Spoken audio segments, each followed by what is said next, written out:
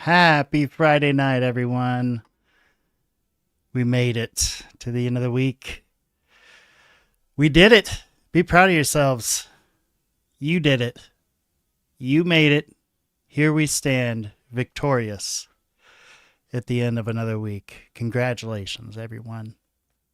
And I'm going to reward you with some editing work I did today on the the very old footage that was newly released to the National Archives. So if you recall, part of the first UAP Disclosure Act that got through in 2023 and the push of John Kozlowski, who took over Arrow, this was just this last year, was getting more of this stuff available on the website here. And I'm going to put up, if you don't like typing a lot of things, I'm sorry, but this will take you directly to this page. archives.gov/research/topics/UAPs. How easy is that, right? But it's a flippin' awesome resource, right? Like, you can go from photographs, moving images, textual microfilm, presidential libraries. So you can search by the type of stuff that it is. You can search by the group that it's in. So if you go to the record group, then you can determine what group you want to look through. So you have like the FAA, one that I've been really interested in, the U.S. Nuclear Regulatory Commission. You have all kinds of really, really interesting stuff on this website and some really cool ways to research it. Now, it is still populating. So as you go through it, you'll find it will say stuff like, it'll list it, the item, but it's not fully there yet. I think we could probably find one here. So yeah, see how this says partially available. And as you kind of go through it, if you come across one that's not available, it will just tell you. Here we've got a flight report, right? 12 aircraft are reporting a UFO between FL 340 and 400 on the Hayden, Colorado area. No radar return is being observed. The UFO is apparently tracking the aircraft. And that was February 20th of 2007. That's just a random one that we pulled up. But as you go through this, if you come across any of them that aren't there, it will just tell you, hey, this one isn't loaded yet. We're working on loading it. Here's another one from '07. Aircraft reported sighting a UFO, described it as a bright light that moves rapidly, then is stationary, then moves rapidly again. Yeah, well, we've definitely seen that, right? This was December of 2007, and I'm sure there are just boatloads of these reports you can go through. At any rate, some of the video, right? We're talking video from the 40s, the 50s, the 60s, not the highest quality. So I did go through and clean it up the very best I could so that we can sit back and check out some of this stuff that's been released. Now, please understand, this is not new stuff. Right? You probably have heard some of these things before. But this is newly released to the National Archives. So we know this is like stuff the government was holding on to that they thought was important, which I think makes me pause and want to give it another view. So that's what we're going to do. We're going to have Flak Magnet joining us tonight. He should be here soon. And we're going to not only just view this stuff, but we're also going to talk about some of it, because it'd be kind of boring if we don't have any lively conversation, right? Don't be afraid to throw something in the chat if you got any questions, if you got any comments on what you're seeing. I went ahead and threw the chat up on the screen for us here. Okay, so without further ado, we're going to go ahead and launch some of the latest UAP archive stuff. This video is going to start with a couple of older films, and then it gets into a conference that took place with Budd Hopkins. There was actually an international UFO conference. It looks like it took place in a library, but it's actually an official UFO international conference. And there's some other speakers there as well. Now, while they're talking, I went ahead and mixed in some of the new UFO footage because we don't need sound for that. So while they're talking, you may see the screen cut to some UFO footage. That has also been newly released to the National Archives. And again, if you want to go to the site yourself, archives.gov/research/topics/UAPs. That's how you get there. Easy, easy peasy to remember. I assume I'll probably jump back in when Flak's here, so I hope y'all enjoy this until that time. Here we go with some old school UFO stuff. I hope y'all enjoy it.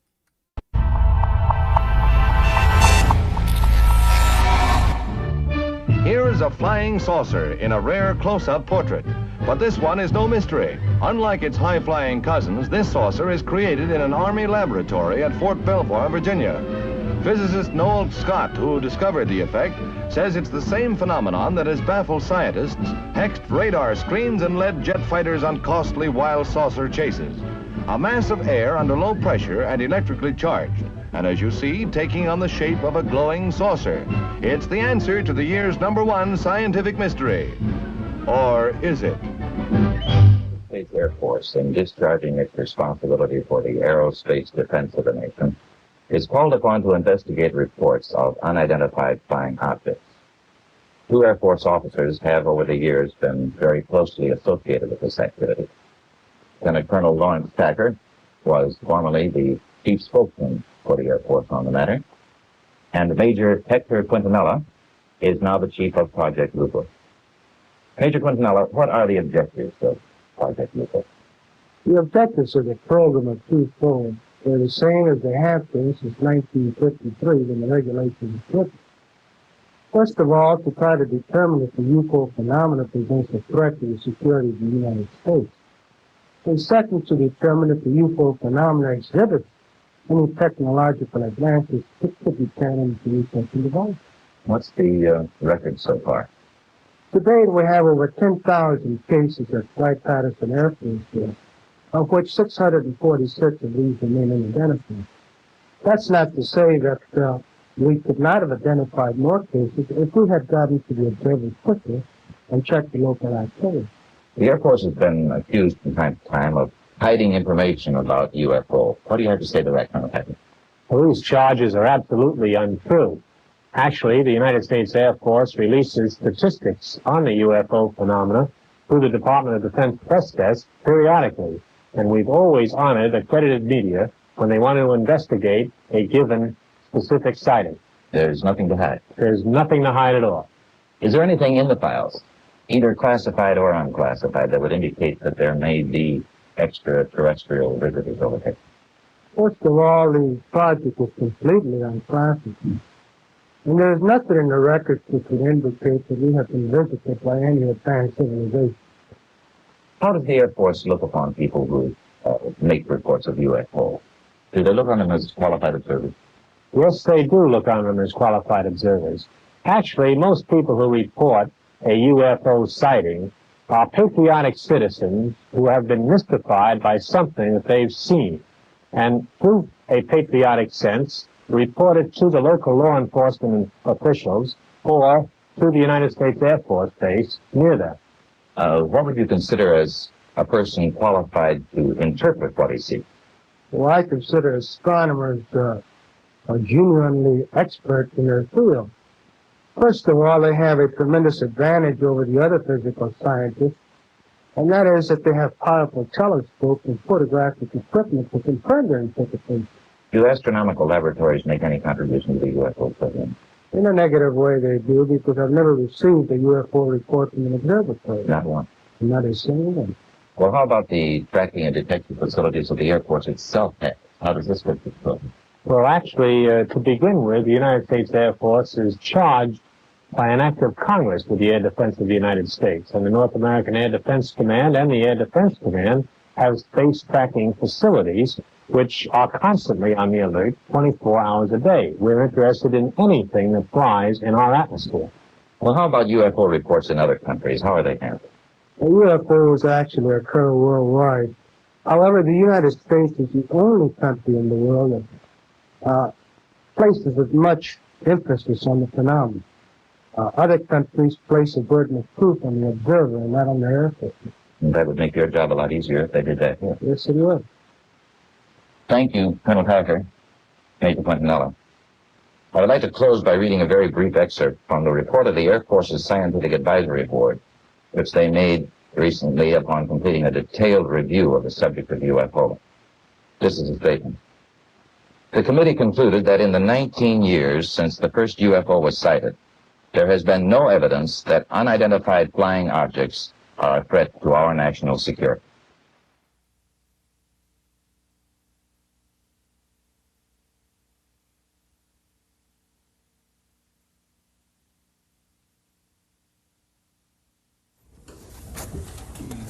Good afternoon. Welcome to the Foreign Press Center. As you may know, interest in the United States and elsewhere in the world in UFOs is now at an all-time high. The New York Times just last week noted that 3 books about alien visits are selling briskly in the United States, and one has been on the nonfiction bestseller list for weeks. Today, we have with us some of the folk who will be participating in an international conference at the American University, June 26-28, on the subject of UFOs from a worldwide perspective. With us today is Dr. Bruce Maccabee, a Navy physicist and chairman of the Fund for UFO Research. Dr.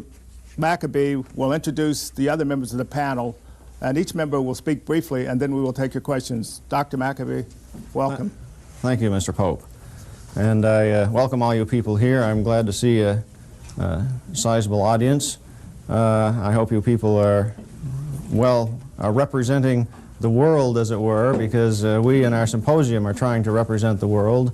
This is a phenomenon which sort of was sprung upon us in 1947 and has become a worldwide phenomenon since then. The sighting of strange objects flying around, doing their own thing in the sky, starting in 1947 and going up as recently as within the last few weeks there have been sightings. The occasion of this week, actually yesterday, was the 40th anniversary, you might say, of the first widely reported sighting. And we are sponsoring the symposium at American University to provide a overview of the subject. I will have a few more words to say on that, and I will later on introduce some of the representatives of the various countries that we have right here at this meeting. But first I would like to introduce the members of the panel and then turn this over to Larry Koss, who will begin the discussion. My name is Bruce Maccabee. I'm a Navy physicist. My work for the Navy has nothing to do with UFOs. This is a part-time effort on my own hobby, you might say. Next to me is Jamie Chandra, who has been investigating the activities of the United States government in regard to UFOs. Next to him is Budd Hopkins, who has been investigating reports of what have been called UFO abductions, people who claim that they've been taken on board craft and examined and so on. He can tell you about that. And last is Larry Koss, who is an educator, and I believe you would like to start the discussion. Thank you very much. I asked Bruce and Jim to be able to speak to you briefly in advance of this discussion to maximize the opportunity here, and I hope you forgive me. This is new for me, so I may read some of this. I've recently entered this field as an educator because I see a pressing need for responsible and truly educational presentation to the public of information in the area of UFO and extraterrestrial activity. For the last 40 years, we have not had that. We've instead been mired for 40 years in skepticism and controversy, which, if we were to have addressed medical phenomena and challenges in a similar manner, would never have allowed us the advances in that field available to us today. The media, you, play a key role in this, for you are a major link in the flow of information to the public. You shape public education, opinion, and response. The people you will meet here today have devoted most of their adult lives to the study of a phenomenon which does exist and is right in front of our faces. It is, however, so awesome, the world has not yet been willing to acknowledge it. These people have pursued this study not only without recognition throughout the world of its credibility, but also in the midst of ridicule, obstruction of relevant information, and in the absence of private or public funding. They have each had to maintain full-time jobs on the side to support an area of study which has implications for all humanity, yet for which that humanity has not been willing to recognize. Characteristically, as humans, we do not move until a new need is literally hanging upon our faces. We are responding to AIDS because people are dying around us. We are not yet responding to environmental needs because it is not quite realistic enough for us. The truth is, UFOs, which we perhaps should call EFOs for extraterrestrial flying objects, do exist worldwide, as the symposium will evidence. The truth also is that extraterrestrials are engaging with us now, as Budd Hopkins will define for you. And the truth is that our governments know these truths, as Jamie will point out to you. I invite you, therefore, to have the courage and vision to listen and respond to your public with new eyes and ears. I invite you to have the courage to move beyond the skeptical and sensationalized and controversial treatment which for 40 years has gotten us nowhere. And I invite you to take an honest look, examine the data, be willing to see a new reality, and have the courage to share that with your countrymen. Thank you. Thank you, Larry. Now we'll have a few more words from the people on the front panel here, and then I will introduce our international guests. You'd like to say a few words, Jamie? I think Bud will probably pick up first. Well, okay, I work in the area, which is totally outrageous, of investigating cases of people who have been picked up by UFOs. Now, most of us have heard of the Betty and Barney Hill case, the very first case to make the headlines really internationally. It occurred in 1961, and the case was publicized widely in 1966. At the time I heard about this, even though I had had a UFO sighting myself and was very interested in the subject, I simply said, this can't be. I cannot believe this. And I had a very good reason for not believing it. I found it unbelievable. Not because the evidence wasn't there, not because these people weren't credible, or that the case hadn't been thoroughly investigated, but I simply found myself unable to believe such a thing. We're in the middle of what is the ultimate Copernican revolution right now. We're having to come face to face with the idea that, in fact, there is an intelligence out there that is different from ours, superior to ours in certain ways. The cases that I have looked into, and I have dealt over 12 years with 140 some different people who have been abducted. Of that 140, about 5 have allowed their names to be used. There is a tremendous hesitancy, a tremendous desire to hide from the people like you who would like to talk to these people, because there's a sense of shame connected with it, a sense of being involved in something that the abductee himself or herself believes is almost unbelievable. It's a very emotionally rending story. These people come, though, from every walk of life. 3 of them hold PhD degrees. 5 of them are psychotherapists. 1 is a microbiologist at a New York City hospital. 2 are police officers, 1 a New York City police officer, and so forth, a museum curator. These are people who we could interchange with all of you sitting right here, and there would be no apparent difference in the way people look and act. It has happened to them. They have been picked up, taken into craft, put on tables. There's a physical examination. There are physical scars that result. There are ground traces when the craft lands. There is a tremendous amount of evidence, and that's something I hope that we'll have a chance to look into later. Just one quick thing. I'll just show you some of the drawings that have been made by some of the individuals who have been abducted, of their abductors, of the occupants of the UFOs, incredibly similar. And just one last little note. A man who had remembered a great deal of his abduction experiences without hypnosis, it's a myth that hypnosis is essential to these cases, took one look after he made his drawing of the figures that he remembered. He took one look at these pictures and jumped almost out of the chair. This is a big man, a businessman, burst into tears. And then he said to me, "Bud, where did you get those pictures?" And I said, "I got them the same way I got your picture." The evidence is there, gentlemen and ladies, and I hope you consider it. Can we ask you a follow-up? Go ahead. Since we have an international audience, what countries did these take place at? Well, pictures I showed you here, one took place in Mexico, one in Canada, and the other 4 in the United States. We have them from all over the world, and Cynthia Hine from Zimbabwe has cases that parallel these, South Africa. It's international. You want to say some words, Jim? All right, the area of investigation that I and my associates, Bill Moore and Stanton Friedman, have worked in primarily is the area of what does the government really know? The first question you have to try to get at is who is the government? I mean, the government isn't one body that that you can approach and they can either tell you the truth or not tell you the truth. The government is broken down into a whole series of agencies and groups. There appears to be, and our investigations indicate very strongly, there appears to be one group responsible for all the information regarding UFOs. And in fact, the government has a term that they've coined, which is IAC, which stands for Identified Alien Craft, as opposed to Unidentified Flying Object. We decided primarily that the best route to getting good information was to try to aggressively pursue and cultivate strong contacts within the government, within the intelligence community. We have been successful in making inroads in that direction, and some of the fruits of our research came up with a presidential briefing document for President Eisenhower, which I believe you each have in your packet there, which is probably the most significant document ever to surface if we can ultimately get the final absolute validation on that. Our belief at this point is that it is true, but we can't absolutely certify that. We've researched that document for 2.5 years. We have been able to determine that all of the individuals involved are the right kind of people, both background-wise, the government affiliations, their science and intelligence or military backgrounds. Everything interfaces perfectly. We've found support information through the National Archives also. It appears that one of the reasons that the government would try to hide this kind of information is not a cover-up in the true sense of the word cover-up.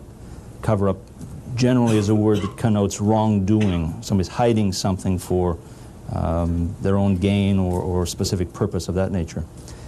From the beginning, it appears that the government would have been grossly irresponsible were they to simply dump this information on an unsuspecting public. They had to put the most responsible scientists, military, professional minds that they could gather to examine what was going on. What was this phenomena? And speaking of the most brilliant professional minds out there, ladies and gentlemen, we are joined by Flak Magnet. How are you, sir? Yee-hoo! Every time you do that, I picture you like lassoing and shooting off. At the same Shooting time, off little hand cannons. Yeah, one lasso. 6 lassos. One I got hand 4 cannon. hand cannons. You know, just going. How do you 4?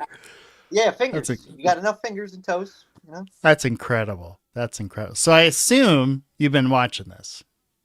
Yeah. Man, I'm astonished, to be honest with you. So this is old UFO footage from the archives. New on the archives, old in existence. And I was showing the folks earlier here. This is the let me see here, the website you can go to, and I even went ahead and put up the URL for folks. It's actually a pretty easy one. archives.gov/research/topics/UAPs. And it takes you to Here, I'll just kind of back out of this one. Takes you to this page right here. It's really cool. And since Kozlowski took over Arrow, I know everybody in this field, Arrow, they say the word Arrow and they have to spit immediately afterwards or whatever, but Kozlowski of Arrow is actually the one that's been pushing to get this stuff over to the National Archives more quickly and get more of it declassified that doesn't need to be declassified. So we're actually seeing in real time some of this stuff populate as we go through it. So this is some of the newer stuff, new-ish stuff that's populated. This conference we're watching here is an international UFO conference that took place, God, I think it said 87. And of course you saw Budd Hopkins talking there. And then we have a couple of other very well-known ufologists in the field speaking there as well. What's cool though is that along with the conference releases, there's been releases of UFO videos and there's been releases of documents, like this one here, for instance. Now, folks that are initiated, I'm sure, have heard of and read the UFO hypothesis and survival questions paper. Are you familiar with this one?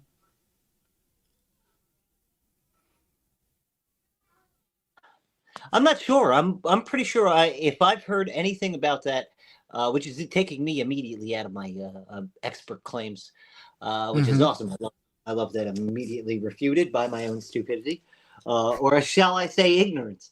But I would have probably heard it from any number of other people distilling it. So I can't say that I have. I've read into it. Never checked this one out. Yeah, no, I have never really checked it out either. The only reason I'm checking it out is because the recent release. But there's pretty interesting stuff in there. I'm still going over it. But at any rate, we'll let these gentlemen continue. Any thoughts you have before we get going back into the video here? I just think as more releases are going to come out, like we're going to find out that a lot of this stuff was probably in plain sight, like where it had been released in other areas without our knowledge, So as we're getting more things in the archives, like start looking at where the people who are giving it to us are storing it, because it's going to say where it came from, what department, this, that, and the other. So that's a good way to backtrace other information that might already be out there. Right. Yeah. I think, well, and here's the thing. I believe that Kozlowski thinks there's an explanation for most of this stuff. And, I think he truly believes that holding it back is just adding to more conspiracy. And so he's like, look, we can probably explain most of this stuff. Just release it, And how many times have we heard government employees in this field say everything's overclassified? Like time and time again. Well, yeah, but that's I don't know. I feel like what he is directly addressing there is a built-in part of the confusion aspect of disclosure in general, right? Like if you can confuse the shit out of people to where they don't know what releases are real or not, then you've done a pretty good job, and that's kind of where we're at, Yeah, for sure. I posed a question in a video I did a couple of days ago, which was like, if a real video of a legitimate being came out, would we even believe it now with all the AI and everything else, that we know is bullshit now? Like, would we even believe a real video if we saw it? Now think of how many different levels and subjects that helped the government out with. Epstein, 100% that helped them. Aliens, 100% helped them with that shit. UFO sightings, like we can go just down the list of where now they can just debunk everything as AI slop, and then we really have to prove ourselves in I guess running down the metadata on some of these things, because I don't know. I'm pretty sure that we can get to the bottom of. They're pretty inept. Also like they're on such a fucking curve with trying to keep up with technology anyway, and I'm just happy that like I'm old now, but I'm still pretty fucking good at things. The younger autistic fucking hackers are gonna tear their whole narrative to shit in the future, like very easily. By 15, in the 80s we had fucking hackers that were awesome. 90s too. You know what I mean? Like at 15 years old, they're hacking fucking government databases and shit. We're gonna have like 7-year-olds with their Neuralink, just like redirecting bombs at fucking Pentagon. Oh yeah. And who is the guy? Gary McKinnon. Didn't he hack NASA when he was like hella young? I think it was like 17 or 18. He might have been a Yeah. little bit older, but I know he was like young enough that the U.S. was trying to fucking destroy him, and his government was like, man, this is considered a prank, on certain levels with his age, like fucking relax. You're not going to get the death penalty for this kid and have him extradited to the U.S. Like, yeah, it Yeah, it was was a wild. big thing.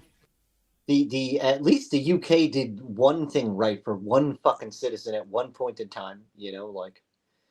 Geez, they would not give him over. Like the U.S. would not shut up about it for a while too. Yes, I remember. That was one of those things that goes political and the news media takes hold and it becomes this thing that everybody argues about at the bar and what do they call it? Wedge issues. Definitely a wedge issue, right? They had to ruin so many lives to discredit that man's story, right? Like think about it, and what he was talking about was essentially fucking 8-bit pixel pictures that took forever to download in the fucking early 90s. Like just think about how much money and resources they had to spend on to just debunk his shit at a time when AI wasn't even an option. Like they couldn't even go to that. They also couldn't say photoshopped because like they would also then have to prove the image that he was talking about was bullshit. Like it was a catch-22 with him that like cost them a whole lot of money. I'm pretty sure they're still pissed off about it to this day. Well, and it wasn't just all the images, right? Wasn't there, like I'm looking at it now, there was references to non-terrestrial officers in spreadsheets. There were ship names that didn't match any known naval vessels. And then, yes, of course, the NASA imagery showed unidentified craft, but was never independently verified. So I bring that up as my big coup de grace on debunking the government's narrative, simply because at that point he was surfing and they were watching his ass. They saw every single thing that he was doing. They were following him across their entire database. And as he's loading that specific image, he gets yeeted to Kingdom Come. And they know where he lives at this point. They found him. They knew enough. So how long were they following? Like think of the movie Hackers, right? Like you're not going to fight an adversary who's on the government side who's a good guy. You're going to fight somebody who has probably been arrested for that same crime elsewhere, and this is their fucking penance to get out of a certain sentencing. You know what I mean? Where their morals are fucked, and they're just doing this because they're being what would it be, coerced or extorted by the intelligence. Yeah. Yeah, absolutely. It's a wicked game, man, when you get into the hacking and the intelligence stuff. It really is. I mean, you get just a teeny tiny taste of it sometimes and you're like, wow, what a crazy life that must be to live 24/7. But yeah, Well, if I can be paranoid for 1 second, like I don't know. I think that's how we should be all now. Every single one of us, with how much of our own data and information is out there, we should all turn into fucking hackers to at least just keep our own privacy to a maximum. Like I don't know. Also with facial ID scans, all the bullshit going around now, where all these companies are trying to get your retinal identification. Like Gap now has a retinal port in some of their dude, places. it's wild. Like they all want you to download their app so they can track you all the time. Why do you need a Chick-fil-A app? Why do you need Well, a this is an app, McDonald's app? like it's a company that gathers data, right? But it's like an orb. It looks like a big orb in the center of the store, and like it has its own little part. Like What company this is started this? in the UK. I don't remember the name of the company, but there's also one in the UK. Where Okay. S. Williamism, he went over and he kind of busted the employees' balls because they're all like 19-year-old college students that stare at their phone all day and then go sell people on, hey, we'll give you like, I think it's like $5 in some shitty lame cryptocurrency in order to get Mm-hmm. their retinal identification data. Like it's a super high def camera that you place your eye next to and it gets everything. Like that's Yeah. the most identifiable thing about you. You know, Yeah. like if the cops had for all of time the ability to just ID people by retina, they'd have done it to every John Doe since time because no one else will have your same retinal signature. Yeah. Well, here's something that a lot of people don't think about is with the cameras on the devices, the cameras on our computers, and now people are strapping the devices to their faces. Think about the privacy and security of your eye and where you're looking.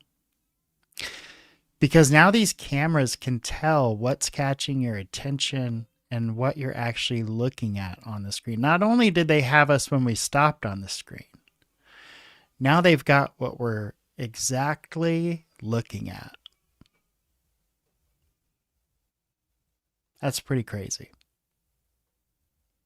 So yeah, privacy, I mean, it's pretty much a joke if you own a cell phone at all, I think, which is what Snowden said, right? Like, unless you have this ultimate stripped down cell phone that just has no real exciting hardware capabilities, then you're part of the plan.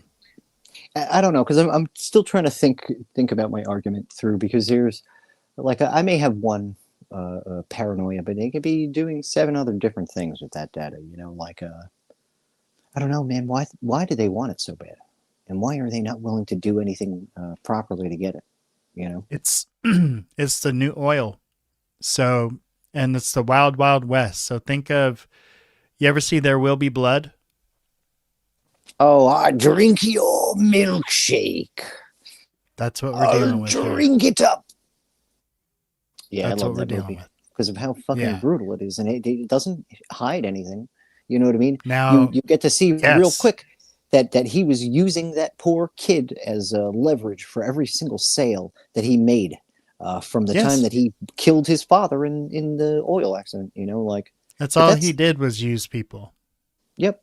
Yeah, but it was an allegory for big business at the time. Like it was for oil, it was for the railroad industry, it was for if you came in contact with any of these that they wanted your land, you were soon whooped and ran out of town or dead. You know, there And was now, yeah. Now it's data. Now it's the Wild West of data. So that's what we're dealing with, folks. Like until, you think of the trials and tribulations that capitalism goes through. It took the giant conglomerate of Ma Bell for us to say, okay, maybe that's a bit much. And now you have companies basically doing the same thing, buying each other out. I don't know how many companies Disney owns now. What is it? 20, 30, 100?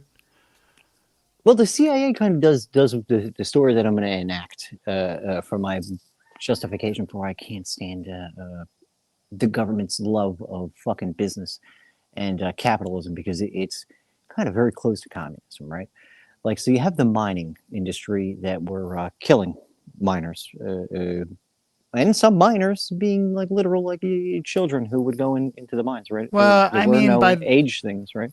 In that manner, you could say we're killing cops or we're killing pilots. Like we're not killing them; they're dying while they're working, right?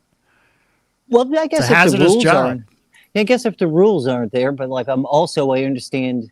I don't know. Maybe I'm going to rail on for the canaries right now because, like, how many canaries had to die just to run a mine at that time? As many as it takes, son. It's fucked, man. But when workers started complaining about the conditions and the fact that you had the company store that was invented by the mining companies, right? So they open up a mine in a desolate area. They get the miners to come in. They get the families to move in. Then the store is run by the company that owns the mine. So basically, you're getting just enough, and they work it out so you have just enough, so you can't pay for yourself to get up and out of there, and you're forever working in a mining. Yeah, there wasn't there some of them that had their own currency back in the day. Yep. That was actually during a time when the currency was broken all across the U.S. and certain states had certain currencies and things, but it's fucked. But you then had the start of the Union, which that was, and this has nothing to do with any racial shit. This was the specific divide from the workers and the company, right? So oh my God, dude, you're so racist. Oh well, check this out. check out how racist the government is. Those pricks. They go and they join side with the miners because they need not the miners, the company men, because they need the coal and things for their infrastructure, whatever fucking wars are going on, and without the mines, without the coal, you have no railroad industry, you have no oil, you have no this because you have no way to power the pumps and stuff. I think you were going to get railroad regardless because travel. I mean, it is a big fucking country to be traveling by wagon. Yep, travel and then also shipment, right? Because that was a big thing. Yeah. You could not have to go over. It wasn't just water that you were subject to, but so the government sends troops to go and shoot the ever-loving shit out of a bunch of pickaxe and shovel wielding angry workers fighting for their rights. You know, when it turned into a big, huge kerfuffle where the Union was that we know now today is the kind of mafia run. What union do you speak of? Because there's not many left. Whether there was Teamsters, I guess the Teamsters would be in some way, shape, or form related to that. So I have a friend that works at a corporation. I'm not going to say which one. And this corporation's huge, and it has a one of those mandatory unions, right? And the local union rep shares the office with corporate and is 2 doors down from the president of the company. How's that a fucking union rep? That's a fucking corporate rep pretending to be a union rep. I'd also like to know how much the shop steward gets in bonuses, because that's supposed to be the liaison between the worker and the union management, because the union already understands that they were a little fucky having union management sit in the same office because it's everywhere. All the places that I had worked where there was a union, the fucking management was right next to the other management, you know, and they were a lot closer than they were to the workers. That's not representing you, folks.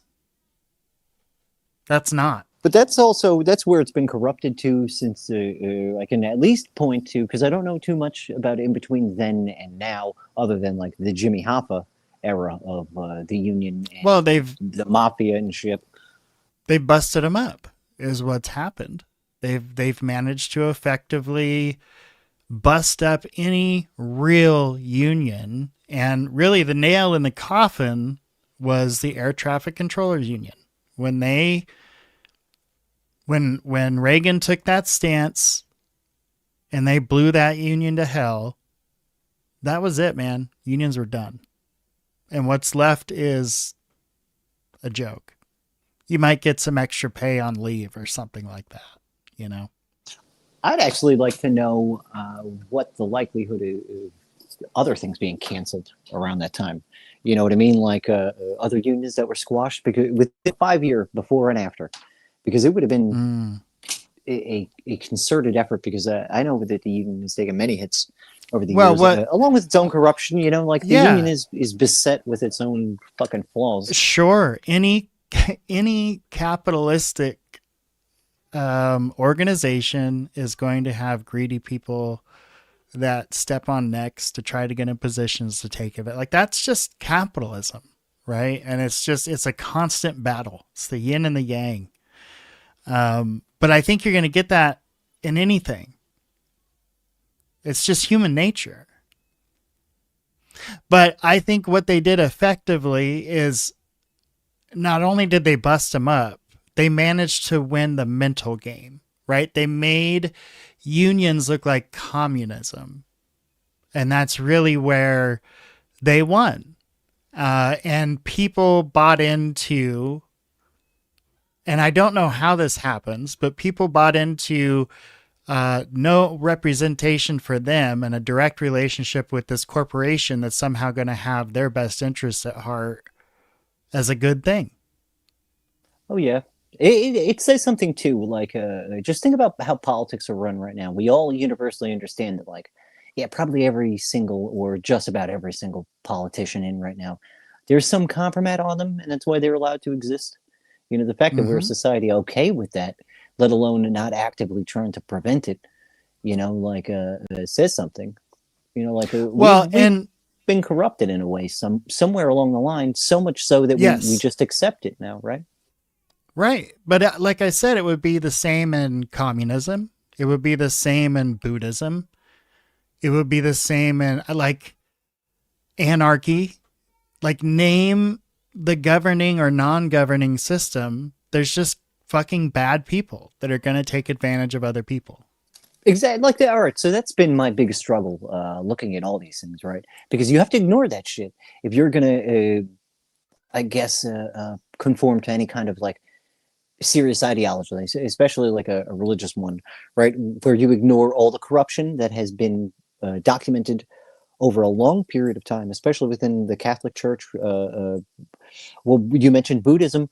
The Dalai Lama, that is some kind of weird fucked up thing they were just allowing to happen. That is some kind of, like, human rights violation for that poor child that's right. Convinced and gaslit into his position at a very young fucking age.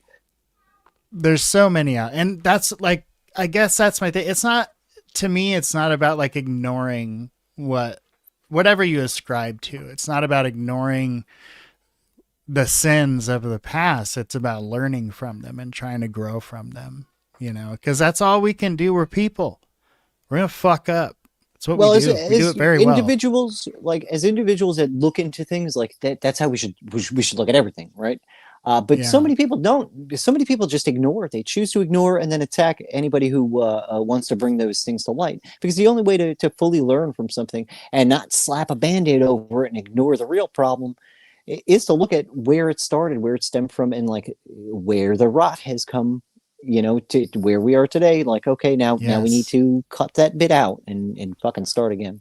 Right. The secret is learning the lesson and not repeating the mistake, right? Like, and I feel like, tying this back into the UFO stuff, this is a field that there's always this conspiracy narrative because the CIA has admitted to programs about fucking with the community. But maybe it's just that the community is so easily fucked with. Yeah, dude, we're a lot of easily agitatable people.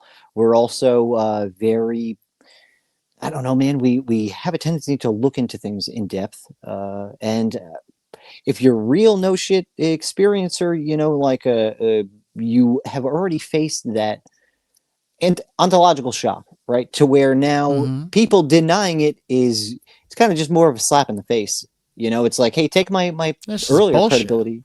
Yeah, take my earlier credibility and just to throw it out the window because I want to tell you about something personal. You know, like something I don't understand that I'm asking questions about.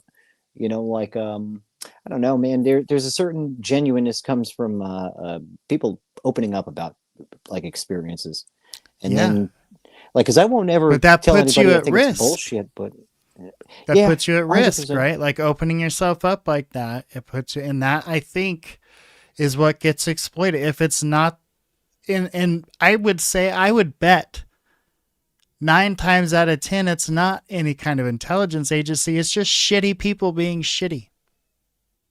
We see it right now playing out in the UFO community on X. Like, it's just shitty people doing shitty things. Yeah, it's also like, I wonder how much of this, right? Like, the poison pill of or the fruit of the poison tree. Like you're like, okay, I want engagement because the platform bases it as such. Like anything where you have to buy a premium, 100% this works with well, it worked with Disney, it worked with every other subscription plan.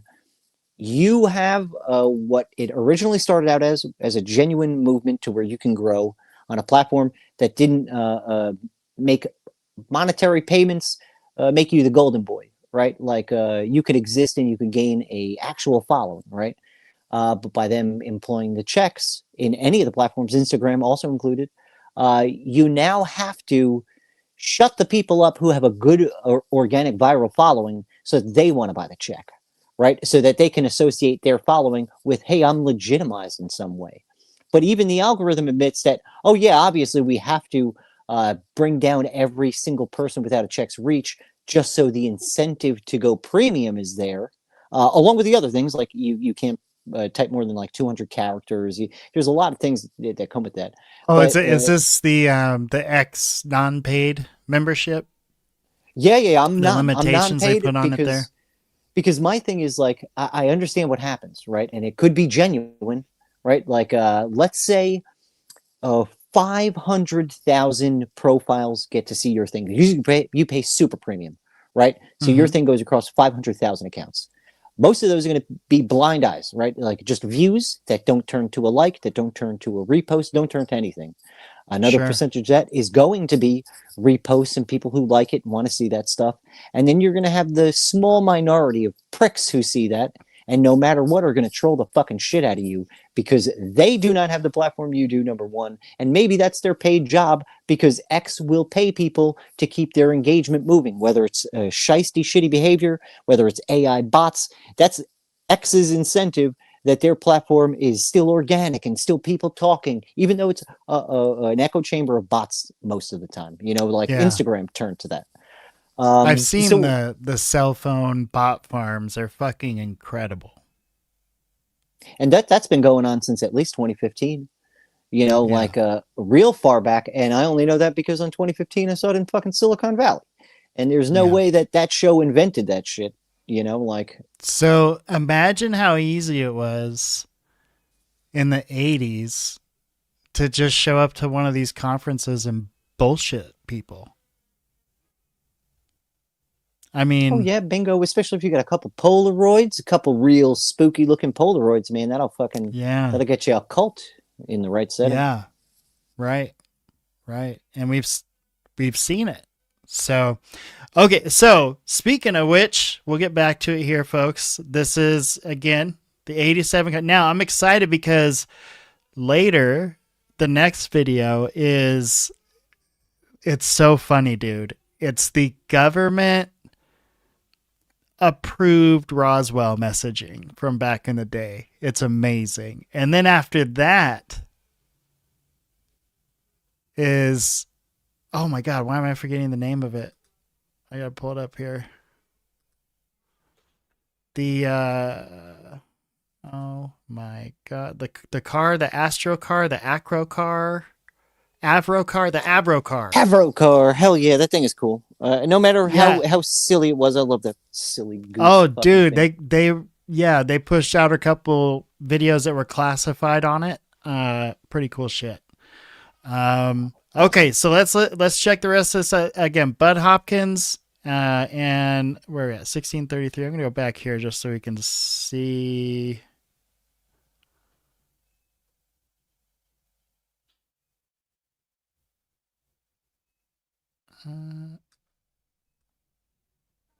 Well, I had unusually good reception, so I kind of stayed very still and was messing around the spaces.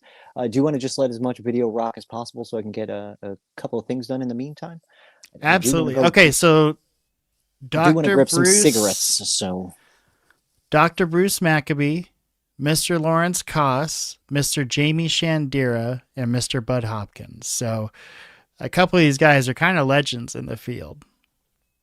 Okay, so here we were here, right about here. Yep, here we go, buddy. I'm gonna play it from here, and we'll check back in a few with the good folks watching. Heck yeah! Was this phenomena? Where were these craft or these things coming from? relative to a crash in the desert in 1947 in New Mexico. Could we duplicate this material? If these people could come here from somewhere else, what was the threat to national security?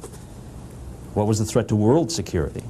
And national security, of course, involves a lot of different levels. It's not just military. National security and world security involves economic, psychological, religious, all ramifications. So all of those areas had to be examined, they had to be studied, and a government or a group assigned to this specific area had to maintain an absolute covert status so that unwarranted conclusions would not be built upon a limited amount of information. So, and I just want to remind folks, you will see some UFO sighting videos come up while this conference is going, and these were just recently released videos to the UFO archives, or the National Archive, full of UFO and UAP stuff. disinformation processes and those things normally attributed to intelligence agencies had to be put into effect. And it was, in essence, for security and security of the world in the United States and other areas, as well as,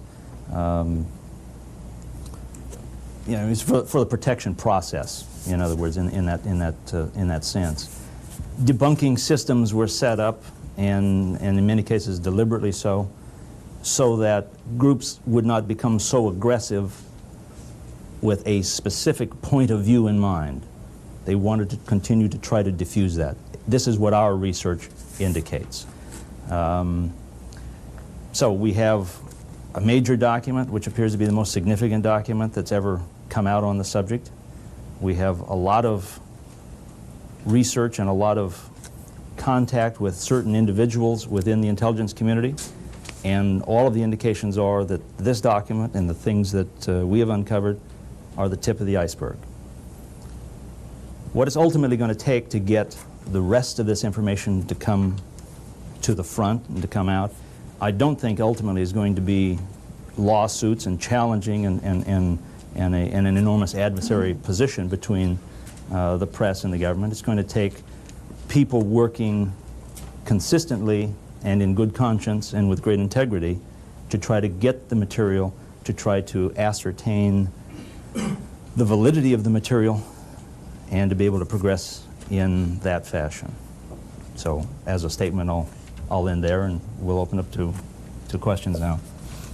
Well, I would like to make a few more comments and then introduce the international guest here. First of all, I should point out with regard to the documents in the press package, although they are the most significant. You don't have a press package? We'll have a sign-up sheet for requests for additional comments. Okay. There has been, over the years, a continual accumulation of tidbits of information. The accumulation rate increased within the last 10 years as a result of the Freedom of Information Act here in the United States, when we could write for documents from the government and begin to put together a story of what our own government in the United States was doing over the 40 years, and it became clear that there were a lot of agencies collecting information. This is not just a problem for the United States. The other governments have also treated the UFO problem seriously without necessarily telling the people in their countries. Dr. Roberto Pinotti from Italy, who is not here today, will be here tomorrow, can talk about what he found out from the Italian government. William Chalker of Australia, who is not here today but will be here tomorrow, will be at American University tomorrow, can tell you what he found in the files of the Royal Australian Air Force. Stanton Friedman, who is here, standing up over there representing Canada, can indeed tell you about what was found in the files of the Canadian government. Unfortunately, an official representative of France, Jean-Jacques Velasco, who is the head of a group called translating into English, the Group for Studying Aerospatial Phenomena, a subgroup of the French National Space Agency, CNES. he can tell us, he will be telling us tomorrow, on Saturday, about investigations by this official French group of sightings in France. So this is an international problem for governments as well. Now I'd like to say a few more words about the symposium. There is a proceedings of the symposium which will be available at the symposium, already published. These are the papers of the invited speakers. And there will also be a press conference tomorrow at 2 p.m. in the Ward Circle building at American University. During that press conference and afterwards and during the symposium, there will be visual and graphic materials for people who come to the symposium. If you want to see photographs, you want to see videotapes of documentaries that have been made, all that material will be available. Okay, now I will introduce the international guests that we have here and then open up the floor for questions. I've already mentioned Stanton Friedman from Canada. Yes? I might ask him to stand. I want to catch him on camera. Okay, Stanton Friedman is standing already. Sit down, Stan, so they can get you on camera. Starting over here in the back, Paul Norman, would you please stand? From Australia. Willie Smith from the United States, however, he is representing Brazil and Uruguay. Captain Daniel Perese from Argentina, who was actually involved in some UFO sightings in 1965. Vicente Juan Ballester Olmos, who is representing the Iberian Peninsula, mainly Spain. Cynthia Hind from Zimbabwe in Africa. And Hillary Evans from England. Have I missed anybody? Bill Moore. Well, Bill Moore can stand up. He's representing the United States at the present time.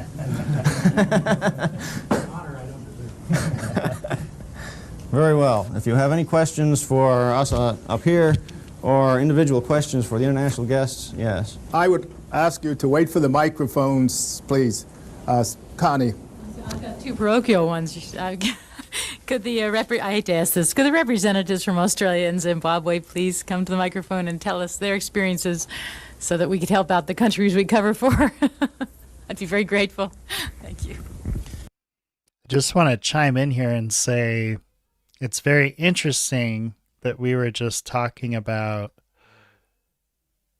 people misleading the UFO community, and here's Bill Moore at this conference here, this international conference. And this is 87, so we know what he was doing during that time. Pretty interesting stuff. In Australia, our main case is the disappearance of Frederick Valentich, a 20-year-old pilot who disappeared over Bass Strait while he was flying to an island called King Island. He was describing a long-shaped object with maneuverable characteristics far beyond anything that we know about. He was describing the maneuverability of an object similar to the ones being reported from all parts of the world. And there have been no rubbish or anything found from that plane, or the pilot hasn't been heard from since.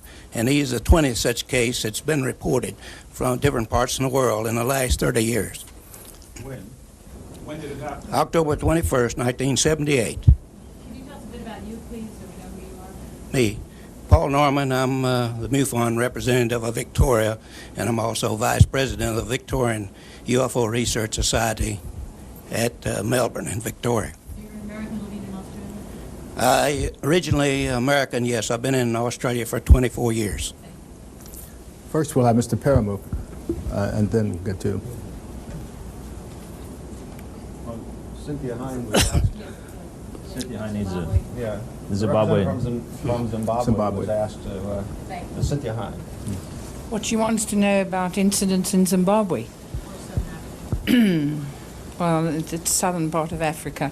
Actually, I must tell you to start with, I'm absolutely shattered that the Americans know so little about Africa, because I think you give millions of dollars a year in aid, and I think the schools want to get together a little bit and describe what you're giving away.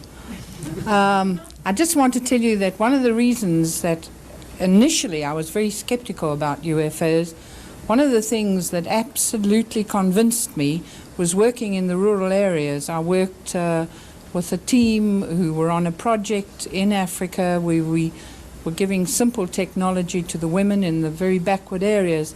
And I came across a particular case there where there were 20 witnesses, and they'd seen a ball of fire rolling across a lawn, and eventually, I won't go into details, it's too complicated, but eventually there were 3 men in shiny suits. Well, they actually said shiny, and I was eventually able to obtain the information that the suits were in silver.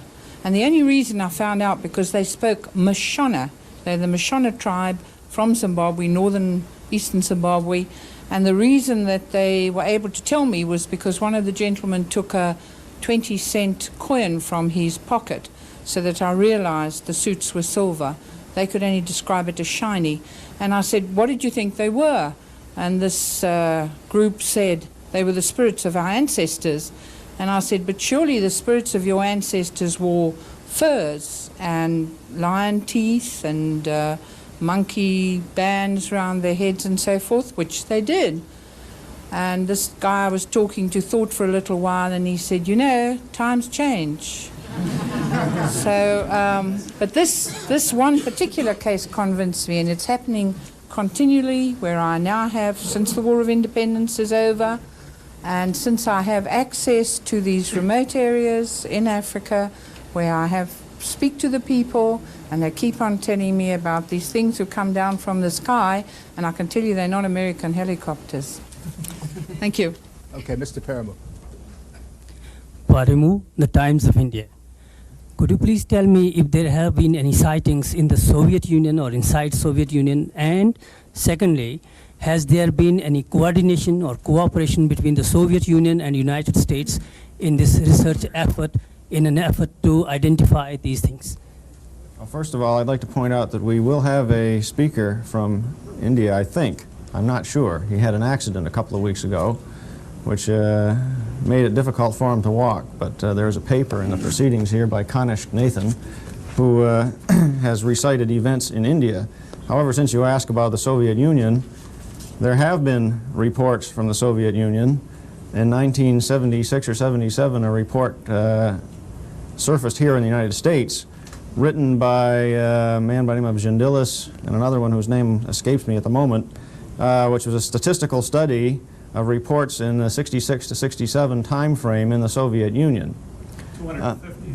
250 reports. I might add that I believe it was, let's see, 1987, I believe it was 2 years ago that an incident in Gorky evidently was so convincing that the Soviet government allowed an announcement to be made that they were setting up a special UFO investigating group headed by an ex-cosmonaut by the name of Popovich. That was close. The group that they set up was supposedly going to investigate the Gorky incident. Not very much information has come out, as you may well understand. And so far as I know, I don't know whether that group is active or not. There was a press announcement that it was formed, that Popovich was heading it, and that was about it. As far as cooperation between the United States and the Soviet Union is concerned, I'm not aware of any. I personally wrote to, tried to contact 2 people in the Soviet Union whose names have turned up with regard to the UFO problem. That is, they do have people there who write articles about it occasionally, and I never got any answers. So that's about all I can say about that. Would you like to say something? Just to add that there has been put together a report by Felix Ziegel at the Soviet Institute of Aviation, whatever the literal translation of that is, in which he gives these couple hundred sightings that Gindelis and company officially investigated with the backing of the Soviet Academy of Sciences. I have a translation of that report. It's about 160 pages long. The point that must be made is that these sightings were compared by Gindelis to sightings in other countries, in France and in the United States and in other countries.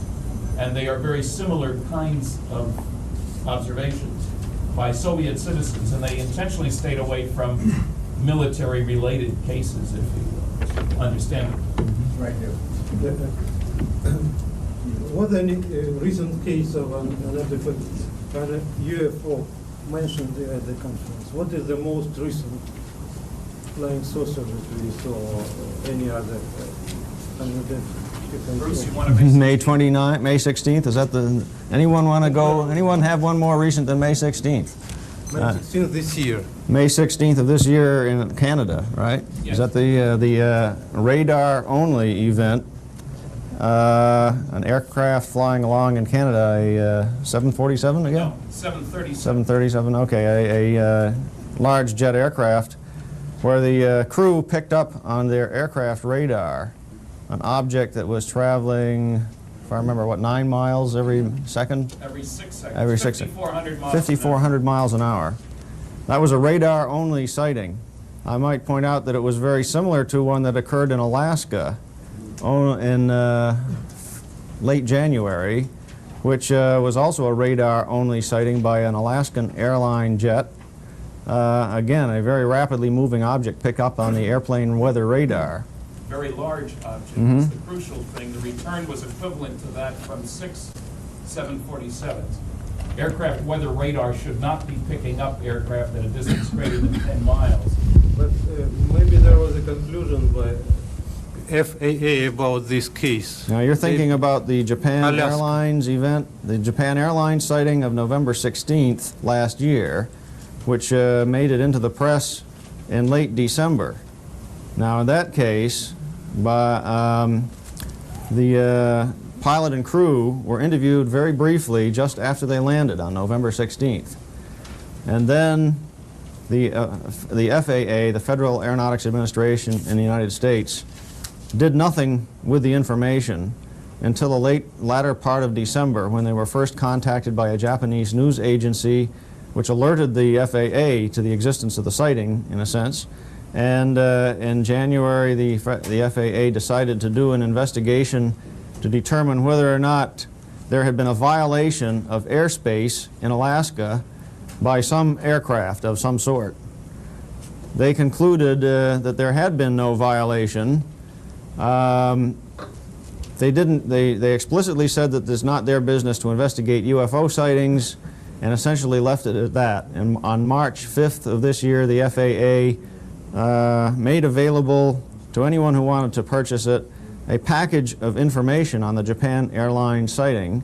That package included personal testimony by the captain, Mr. Tarauchi, and interviews done by FAA agents, interviews with the captain, the pilot, the co-pilot, and the first officer. It also included supplementary information such as the transcript of the tape recording made while the plane, the people in the airplane were talking to the ground air traffic controllers. All that information has subsequently been analyzed, and it seems clear from the description of the pilot, the co-pilot, and the first officer that whatever was seen right in front of their plane, a very complicated array of lights that moved in an unusual manner, has not been explained. Jim, we're going to take several questions over there. Yes. That's fine. To Jim Chandra, I'm from Brazilian television. Specific about the case of the 1947 incident in Roswell, right near Roswell. I couldn't find here in the reproduction of the memorandums or documents any reference onto what might have been done with the 4 bodies. And I'd like to ask you if through information or you mean where they might be today, that kind of information? If they were preserved or not, or what happened? It seems very clear to us, yes, they were preserved. We do not know the precise location. There have been various locations suggested. Now, in case you haven't looked at, what he's referring to is the document I made reference to earlier is a presidential briefing document for then President-elect Eisenhower. The document is dated November 18th, 1952. And at that point, Eisenhower was in fact briefed that there was a crash of a craft in the desert, and that 4 dead alien bodies were in fact recovered from that craft. Yeah, obviously it indicates there that the medical conclusions were that they were non-Homo sapiens. Now my question to you is, do you believe that parts of those bodies have been preserved up to today? Let's say that the individuals, very competent, need-to-know position individuals that we're talking with, all indications are yes, they are. Any indication on where these bodies or remains might be now? Not specifically. That is not information they would like to have out. If I, as a reporter, call the Navy or the Air Force and just ask about this incident, obviously what I'm going to get is a no comment. You get a no comment, or that they do not involve themselves in that kind of thing. And the reason you get that is because the group responsible for this is called Majestic 12. Majestic 12 controls all of their own material. So they might function through normal agencies, be it the Air Force or something else, but all is then controlled by that group. I can quote in a story of mine that there are people who believe that the remains of these bodies are still to be found, in some way preserved. Yes, that's all indications say that is true. Yes. Thank you. Right here in the front. Jaap van Wezel, Trouw newspaper in Amsterdam. So what reason would the US government or any other government have to conceal the existence of whatever? Of alien contact? Of alien contacts for such an extended period? Well, there's two ways to look at that. First of all, if you look at it from the standpoint that the document that we're releasing at this point is a standalone, that incident happened. Okay, let's for a moment say, okay, yes, we believe it's true, that incident did happen, the government was there. Why would they hold that document secret for 40 years and then release it? That is a good assumption. I mean, the government would be wrong to do that, to hold it for 40 years for that one isolated incident. However, if what they determined and discovered was that was only the beginning and that this began to escalate, that it has not been a void for those 40 years, that there's been a considerable amount of activity within that time frame, then there becomes a much greater justification for not releasing that at that time, because they had to continue to study and investigate and to deal with the situation until they could determine they were satisfied that they had a grasp of it. May I add just a quick little comment on that? If there has been, let's say, no contact between governments and the occupants of UFOs, and all a president could do would be to announce to the public that these things absolutely exist. They can outfly anything we have. They can pick our people up at will, paralyzing them, then returning them. There's been no communication. Just say they exist, they can outfly anything we have. They haven't talked to us. We'll let you know when they decide to talk to us and when we know whether they're friendly or not. And I said, if that's all they could say, I would rather be in the liquor business at that time than the real estate business. Because for 100 cases, for this reason, 40 years, that's not a threat. for this reason, if when you think of how all of our basic economic decisions that are most important are based on long-term assumptions that 20 years down the road it's going to be pretty much the same world as it is today. If you threw that information out in a world where people are taking out 30-year mortgages and saving for college education and so forth, you might truly panic people and turn the economic world into something rather chaotic. It could happen. I'm not justifying the government's position if, in fact, that's what the way they are reasoning. But you see, without that possibility of communication, without being able to make an announcement saying not only they exist, but we've talked to them and they're really very nice or they're very friendly or whatever, or something. If it's left completely open, I think you have the setting for real panic. One other question. On what you say the dead bodies probably are still somewhere. On what is that information? Is that information you have? On what is that based? It's based on our contacts within the intelligence community. Those in an active need-to-know position actively within the intelligence community. They would tell you but not release that information? Right.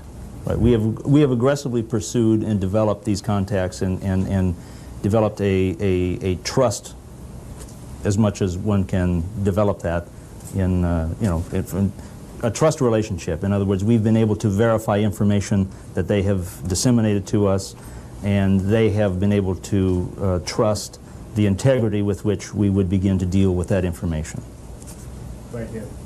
I'd like to ask Mr. Chandra, what does the Air Force say? Presumably the Air Force has got control of the radars, NORAD, and so on. They must have all kinds of official information. Which is this not available under the Freedom for Information Act? And can you say what happens when you've been trying to get this information, which you're evidently... Well, what you find is through all normal official channels, you cannot normally find anything.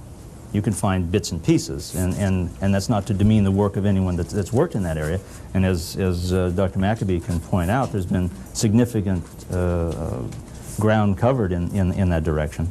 But the official thing and the official method and the method of operation, it appears, that the Majestic operatives work in is that anything that is significant that relates directly to the things that they're dealing with goes into their category and is therefore then outside of normal channels. It is exempted from access from any any normal method, FOIA or whatever. Could I just follow that? Yeah. In the case of the Japan Airlines thing, there was radar, that's surely official, isn't it? Is it just not available? Okay, so I just had this thought, and forgive me for interrupting, but I just had this thought. What if what we refer to as the legacy programs today are what they referred to as Majestic 12 back then? You know, because they came out with the Majestic 12 narrative. The FBI immediately said everything in that leaked paper was bogus. They wrote bogus on every page. And ultimately, it's still up for debate whether MJ12 is real or not. Some people will tell you 100% it was bullshit. Some people will tell you 100% it's real. Both with a lot of conviction. And I wonder if in 10, 15 years, I'm going to feel silly for saying we need to find these people in these legacy programs when we find out it was actually something completely different. Sort of like MJ12 was. Interesting. Thoughts you have when you watch the older interviews here. Well, certain aspects, and I think Dr. McAbee pointed out, that you can purchase the results of those things. And they are... The difference between the Japan Airlines incident and actually having bodies or pieces of a craft. The Japan Airlines incident, is a sighting, and the governments of the world, if let's assume they are trying to cover up something, have had a tough time doing it because there have been so many sightings that are essentially in the open record. That is, anybody can go and interview numerous witnesses to events. Even official government witnesses can be interviewed. Pilots, military people on duty, and so on. If you just had the open record, what I like to call the open record that anybody can go and look at, if you just took the open record of thousands, literally hundreds of thousands of sightings throughout the world, and studied that very carefully, you would have a very strong case for something flying around. Then when you add in all this information which has been leaking out literally over the years, you have not only a strong case for something flying around, but a strong case for governments knowing more about it than they've told their people. Now, let me just pick up on that very line. Is this the greatest secret that's ever been kept? No, the secret really has not been kept. They have been leaking things out about the secret for a long time. It is nothing new for us to sit here and talk about aliens from outer space, about the possibility of crashed craft, about the possibility of bodies. In the 50s, it was an enormous threat. Movies, everything portrayed it as an enormous threat. the possibility of that threat. War of the Worlds, all of those kind of, United States versus the flying saucers, you name it, you know, all of those kinds of things. Evolving into the 80s where we have movies like Close Encounters and E.T., where the aliens now are so friendly that kids will hide them in their closet because the big folks will want to lock them up and examine them. So have they kept the secret, per se? No. They've kept the evidence. You have to understand that we're not sitting here in 1987 saying, before you, as if this is the first time that anybody has ever talked seriously about flying saucers. The largest press conference in Washington after World War II occurred in July of 1952 as a result of sightings, radar, and visual over the Capitol here in Washington. And at that conference, the general who carried it, who put it on, General Samford, made the statement that there are incredible sightings by credible people. So that's as long ago as 1952. Okay, we'll go over here now. Kathy Gerchik, Washington Reporting Service. Does there appear to be any kind of pattern to the sightings, geographic or otherwise? Sightings have occurred over the last 40 years throughout the world. If there is a variation in that, it is in the times at which sighting maxima occur. In other words, the number of sightings per unit time. In the United States, we had a big flap in 1947. That is, the term flap is used to refer to a large number of sightings in a short period of time. Actually, there were sightings around the world in 1947, but the United States got most of the,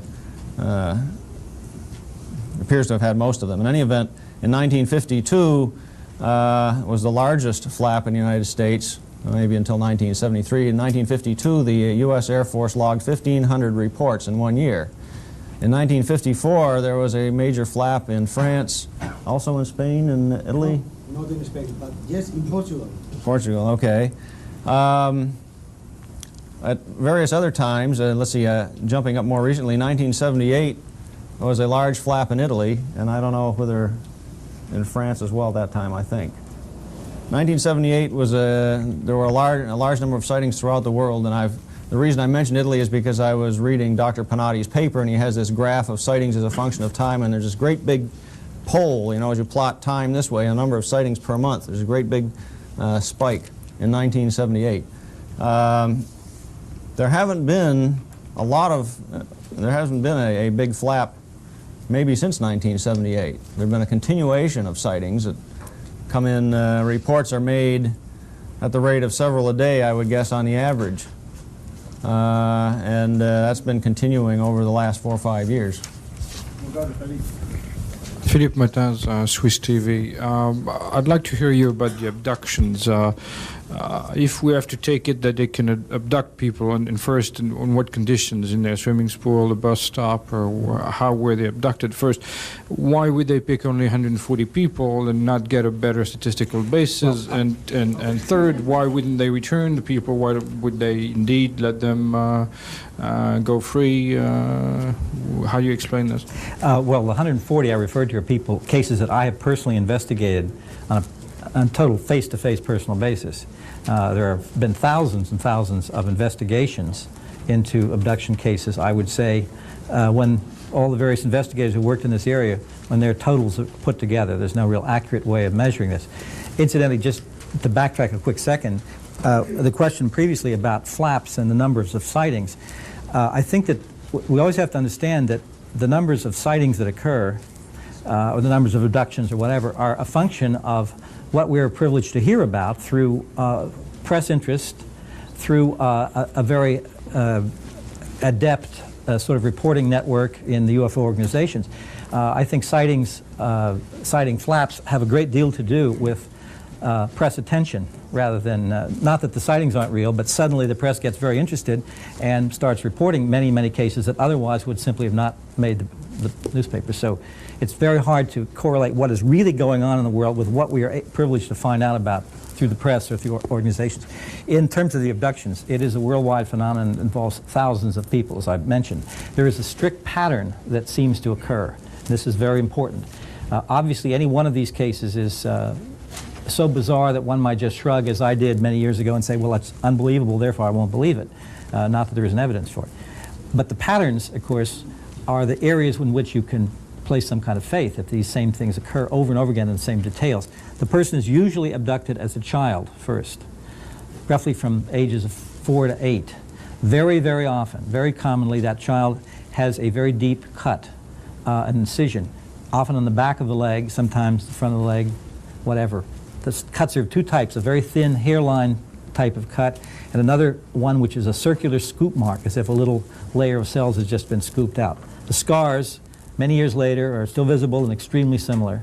And very often, if the child's memory has been erased, which occurs in these cases, we don't know how that operates, obviously. If the child's memory is erased, very often the family remembers this very vividly because perhaps the child has disappeared from the front yard. Turns up 2 hours later, the child doesn't know where he or she has been, and then the mother will say discovers a very deep cut on the back of the leg, and the child is wearing blue jeans, say, and there's no tear in the pants. That child, as a young adult, is then usually re-abducted, as if he or she has been tagged the way we might select an animal, perhaps at random, and follow it in a sort of zoological investigation. Very often then, when that child has passed through puberty, in another abduction, ova and sperm samples have been taken. This dates right back to the Betty and Barney Hill case, which is one of the aspects of that case, the first one we knew about. And that person who has been abducted is liable to have this happen 4, 5, 6, 7 times. We don't really know. How many times has this happened? To an individual? Yes, for one child, maybe 5, 6, 7, 8 times. It's hard to know. For that case. For this one person, yes, as if they are being followed, tracked at intervals through life. It's a long, complex story. But I should point out, it doesn't happen just to one person at once. I have one case in which 7 people were abducted simultaneously, 5 people, 4 people. Their recollections are extraordinarily similar afterwards. So I think she was asking about that specific case. You named the name of the person? No, I didn't name the person. You named the case? I referred to the Betty and Barney Hill case as sort of the prototype case, the first one we heard about. Has that specific case, the person involved in that case, been abducted 3, 4, 5 times? Barney Hill died shortly after that case came to light, not long afterwards. Betty Hill has, so far as I know, there doesn't seem to be an earlier abduction with her. It hasn't really been looked into, I think, very seriously. We've had long conversations.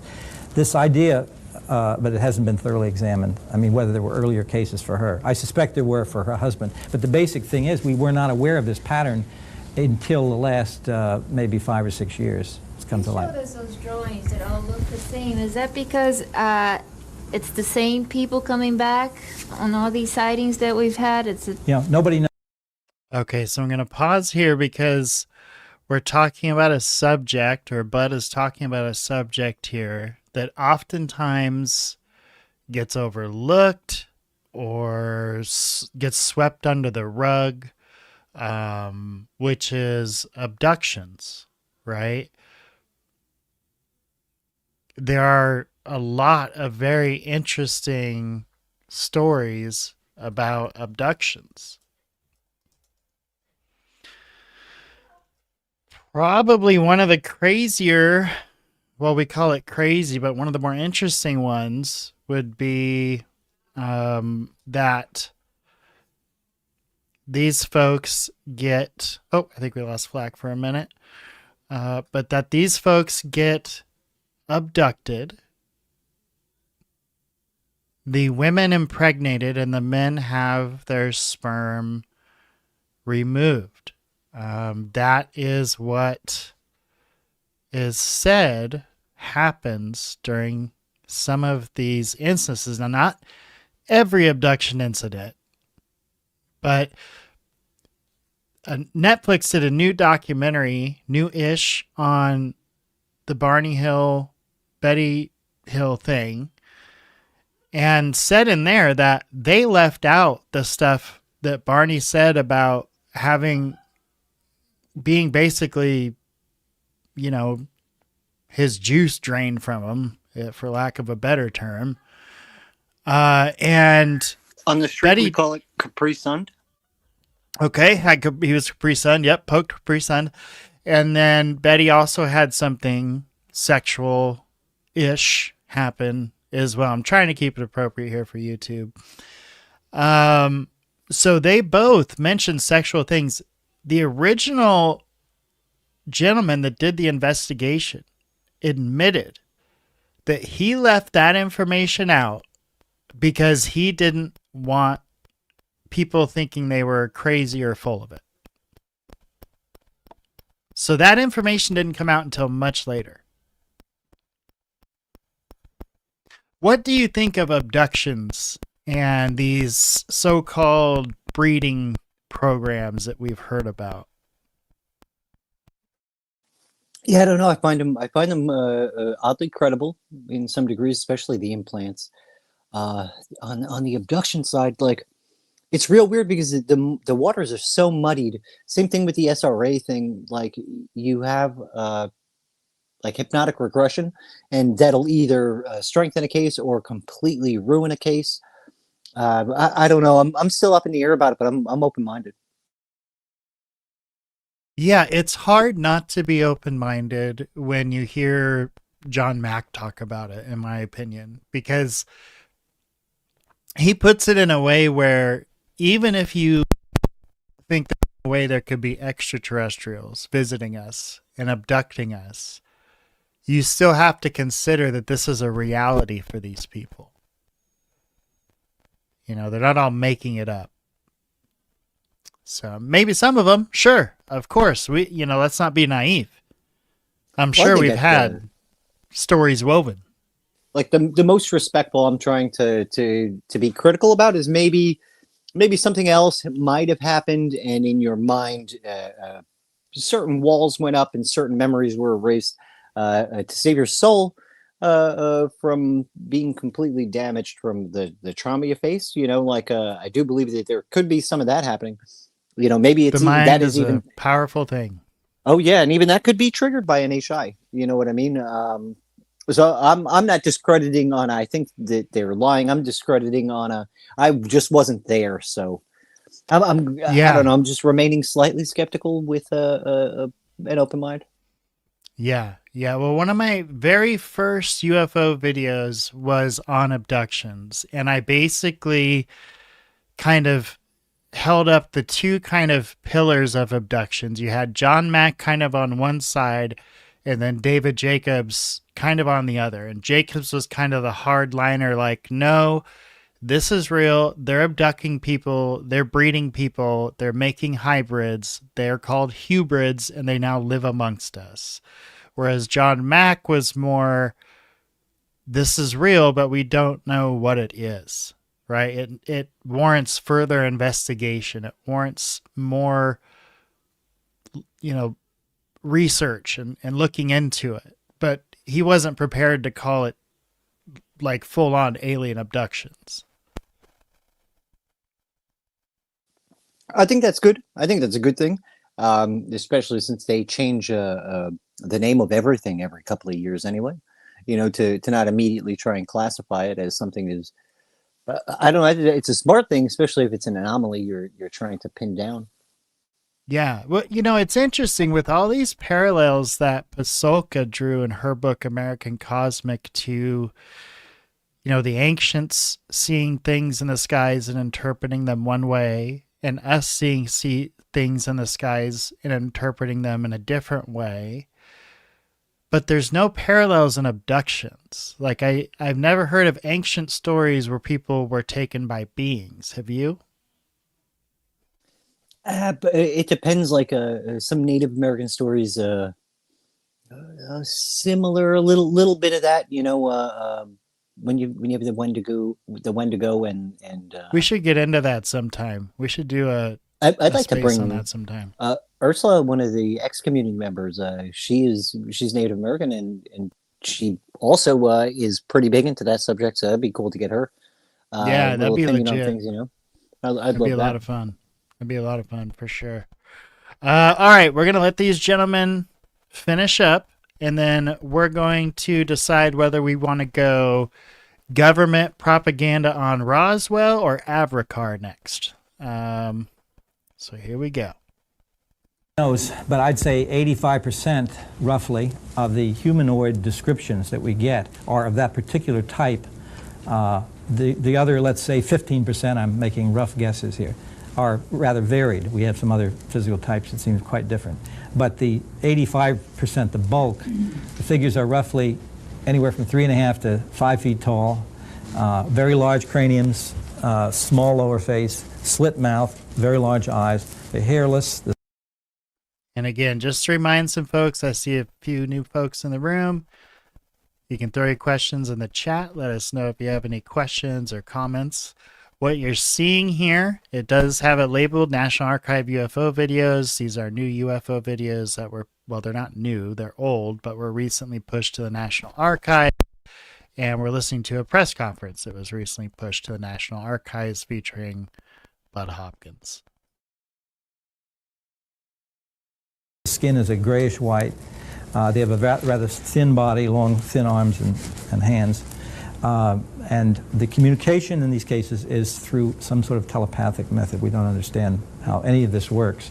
But over and over and over again, these details emerge. And what I've done in this book, and I've done previously when I published something, I have withheld certain details that are very specific, so that when new cases arise, I have a way of checking the veracity of the new case against material that's never been published. And I can say that I've already gotten, say, about 9 new cases that echo certain details in this book that have never been known, never been made public. But they're very tiny details, very specific. But if I were to come to you and tell you have been abducted and describe, you know, the alien as looking like a box of cornflakes, you'd probably dismiss the theory as being not fitting the pattern, no? No, absolutely not, no. You'll find me very open-minded.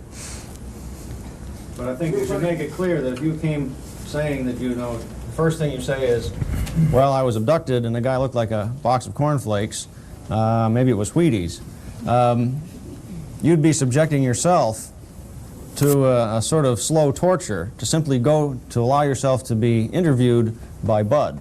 In other words, the people who that Budd is willing to say have been abducted have been intentionally interviewed over many, in some cases the investigations have taken several years. You'd better have a very good story. Furthermore, you better come out with something under hypnosis which is completely consistent with what you say when you're not under hypnosis. And your whole lifestyle had better check.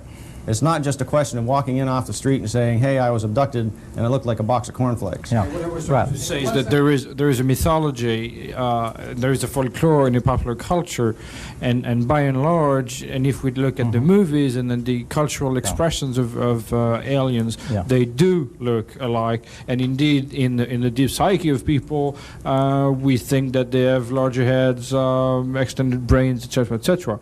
And I'm trying to that's what I was trying to say. How much is it? I don't want to go into the descriptions of the figures. Many of the drawings that were used as the basis for the drawings in Close Encounters of the Third Kind, because of Alan Hynek's being the technical advisor, actually there was an attempt to base the figures on the drawings of previous cases. You mentioned folklore and mythology, which is extremely important.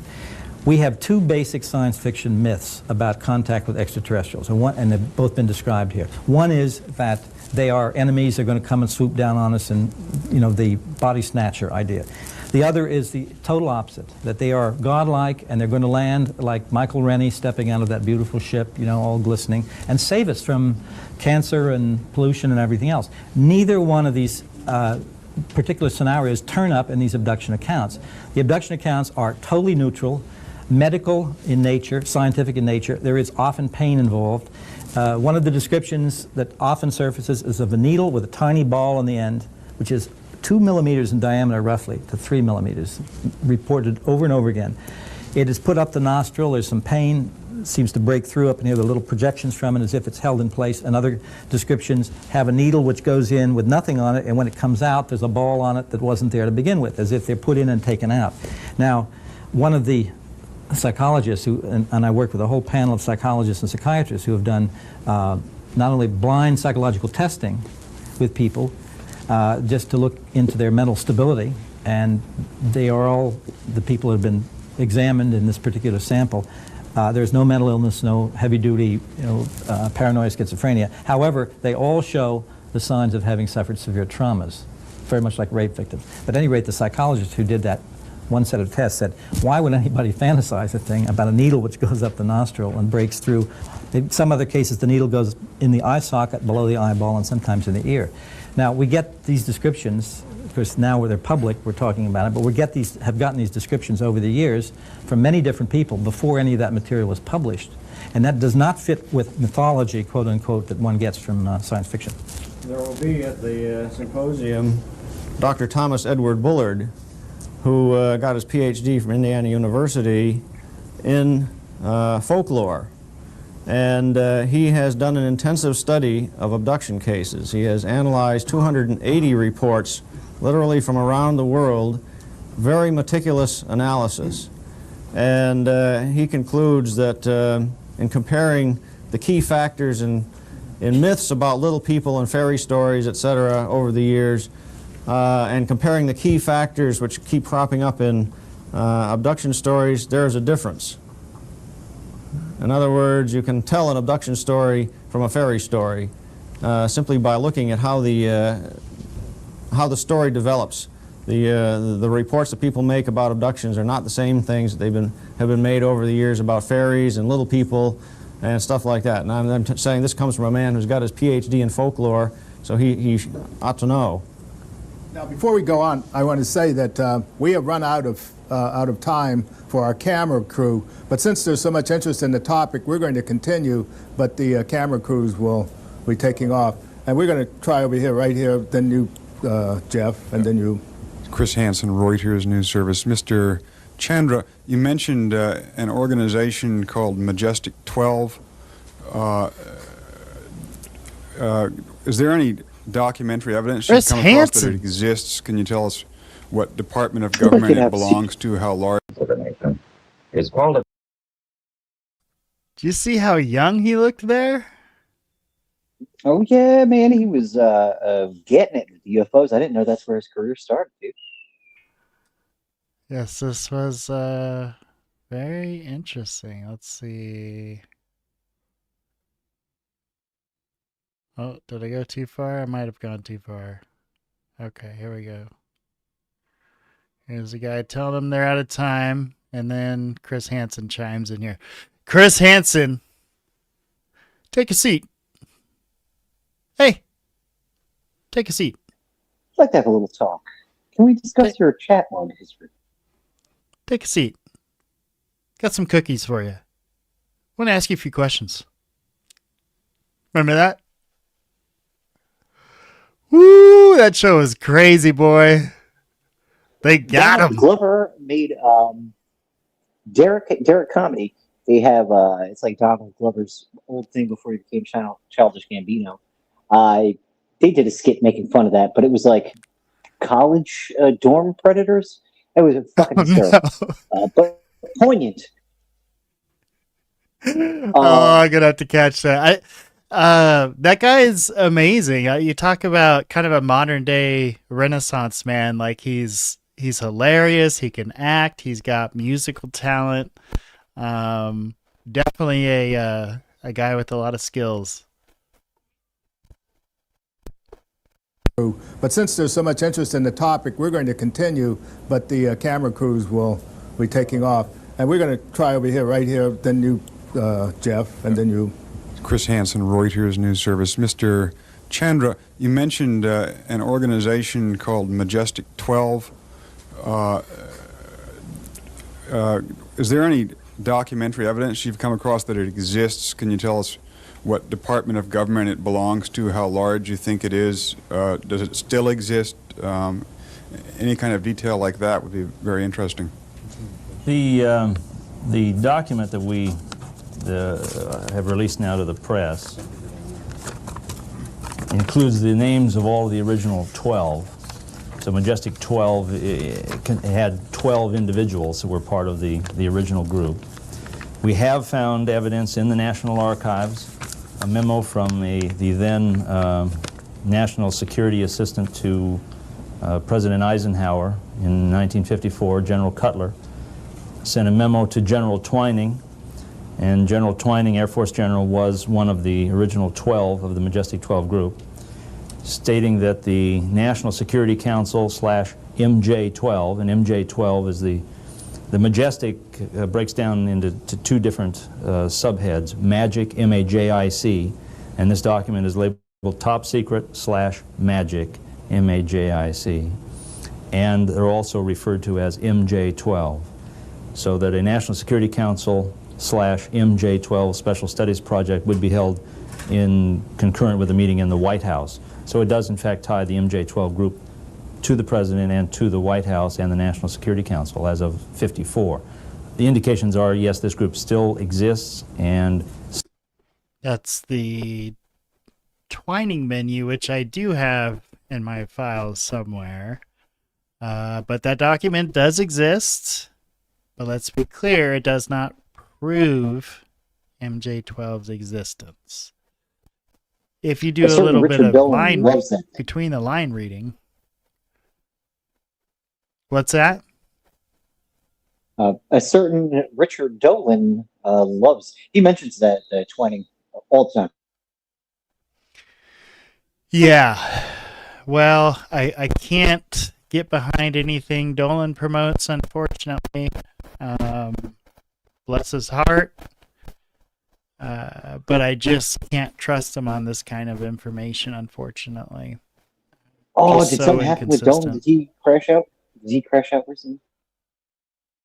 I don't know. I mean, if he crashed out, that was a long time ago. Unless there's something new I didn't hear about.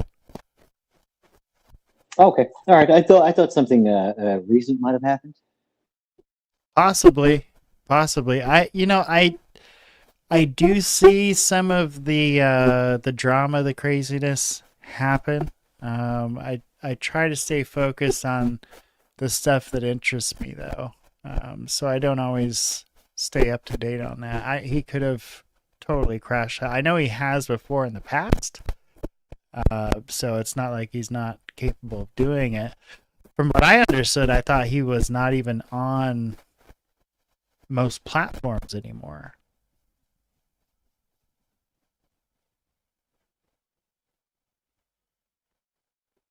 Yes, no, maybe so. I don't know. Okay. The same Richard Dolan? I thought he was cool. Oh, I thought you said Richard Doty. Oh, no, fuck Rich Doty. Oh, that was one hell of a miscommunication. I was like, whoa. What happened? Yes, please. He's so level-headed. Yes, please disregard what I said, folks. Richard Dolan, yeah, I think he's great. Definitely got respect for the guy's theories. And I think he, for the most part, tries to be fair and authentic, and he tries to view it from both sides, I think. Yeah, same. That was one hell of a mix-up. Now you understand my apprehension at first. I was like, with sweet Richard Dolan. Oh, I can't believe it. Yeah, Doty no, Dolan good. Doty no, Dolan yes. All right. D&D.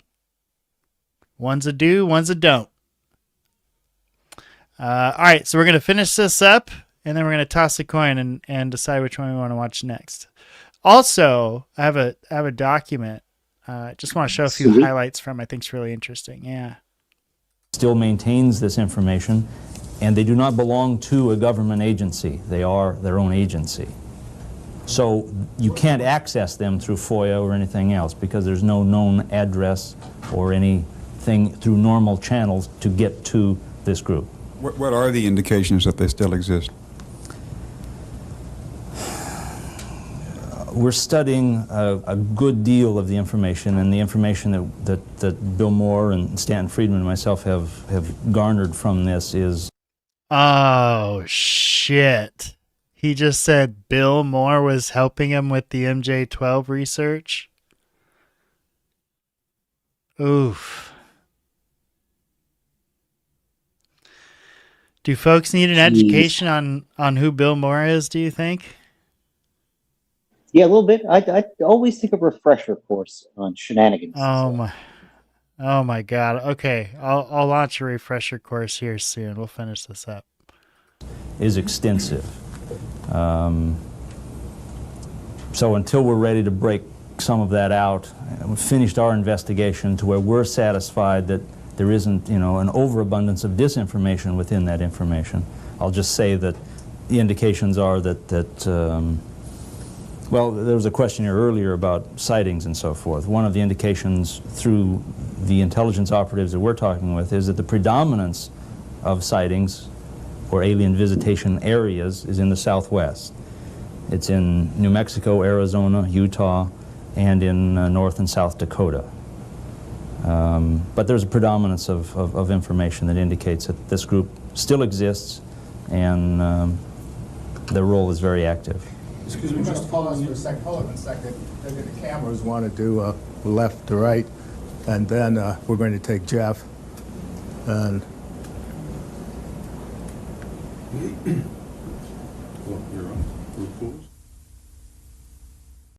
This game involved a meeting between the cattle mutilation researcher in question, Agent Richard Doty, and others at the AFOSI office at Kirtland Air Force Base, wherein the researcher subsequently claimed to have been allowed to view certain purportedly sensitive documents about the government's alleged involvement with UFOs. Part of this material included information about an alleged UFO crash retrieval at Aztec.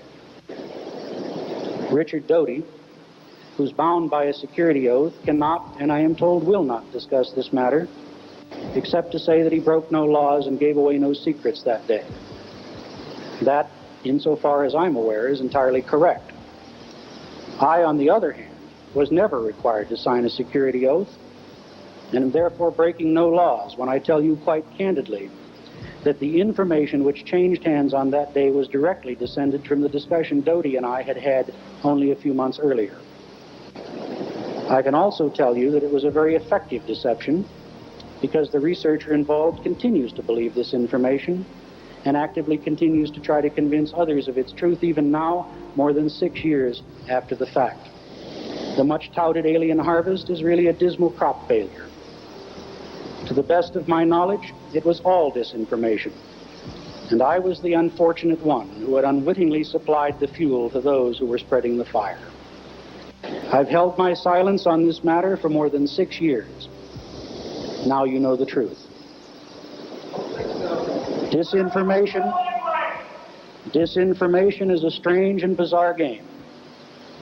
Those who play it are completely aware that an operation's success is dependent upon dropping information upon a target or mark in such a way that the person will accept it as truth and will repeat and even defend it to others as if it were true. Once this has been accomplished, we certainly have a number of rude people in this audience. That's too bad. Once this has been accomplished, the next section of this presentation sure are rude.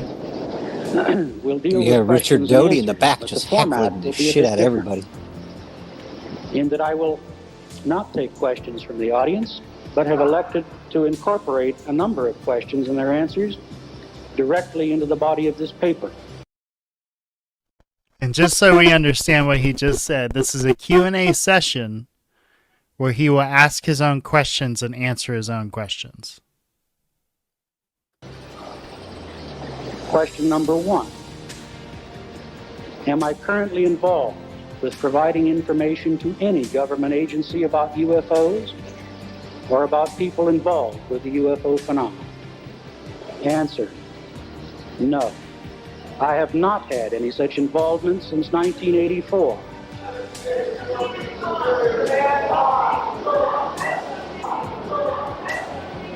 Frankly, I'm a little ashamed. I think Richard Doty is totally credible, regardless of what and you I am believe, also what not you hear, Rich or Doty not. in a mask. This is not a debate. It is a paper trying to be presented. Now, please show a little courtesy. So look, I keep that video in my back pocket so I never forget. It's like a little reminder. See your own personal 9/11 in your pocket. It is. Too soon. You know what? I'm going to take my little joke back. That was too soon. Not at all, because 9/11 was like, that was a life shifter for me. That's what got me to be crazy in the military. So yeah, that was a big fork in the road where I went a certain way. I could have went two different ways, and I went the old service to the country route. And you sweet boy, thank you. I'm glad I did it. I wouldn't do it again, but I'm but I'm glad I did it. Well, we learn from our lessons in life, you know. That's right. We learn from our mistakes. No, I'm just kidding. I'm just kidding. It was an honor. Okay, so next up we have some new. This was previously classified Avracar footage from the U.S. Air Force. This was the initial Avracar report, followed by the first of, I think, a couple Avracar progress reports. I imagine they got worse as they went along. Yeah, dude. The Avracar was a mess, bro. And it was like 2 or 3 different countries. Like, right. It very, very strange. They didn't want anyone to know about it, but they also wanted people to know about it. Like it was an odd time for, I guess, what would you call it? Like the compartmentalization. Yeah, there's clearly, you know, that's the thing. Like, was that whole thing just like to mislead people? Who knows, man? Like, I don't know if we'll ever know. So we've got that. Now, we also have Roswell. Now, Roswell, this is propaganda from the Air Force. I'm not going to bullshit you. This is like straight up old school propaganda from the Air Force about Roswell. And then we have another option. We've got, I don't know if you caught it or not, but this recent testimony from Jacques Vallée, I think it's like 8 or 9 minutes, that he gave at this Virginia presser. I'm not sure. Did you catch that? It's pronounced Virginia, but so he says in this video that there's 7 different species that he's regarded over the years, right? Like he's up to 7, and he says in it that all 7 breathe air. So pretty interesting. He says a couple other interesting things. Dude, so what do you say? Huh? Yeah, let's kick it all off. If we can play all of them simultaneously, the day will be made. Just I'm 3 so boxes. happy about the Avrocar thing, and now we're dipping into we're into Roswell too. This is fucking Christmas for me. Oh man, the propaganda is beautiful. I couldn't watch it because I gotta save it. You know, I was like, I gotta save this. So I just edited it. I improved the audio, tried to improve the picture a little bit, and rolled it out. So okay, how about this? We'll start with Jacques on Varginha, and then Varginha. And then we'll do Avracar and then Roswell propaganda. How about that? Yeah, that's fantastic. I'd like to do a little, I guess, trailer intro into the Roswell one, if you don't mind. Oh yeah. All right, so here we go. Here's Jacques Vallée. This was video testimony he gave at the recent hearing. Well, so it wasn't a hearing, press conference at the National Press Club in D.C. And this was a video statement that Jacques Vallée gave at that presser. Good afternoon. My name is Jacques Vallée. I'm speaking at the request of Mr. James Fox, because a few years ago I initiated the system of multiple databases used by a DIA-sponsored program at Bigelow Aerospace as a cleared member of a scientific team charged with study of UFO, UAP phenomena.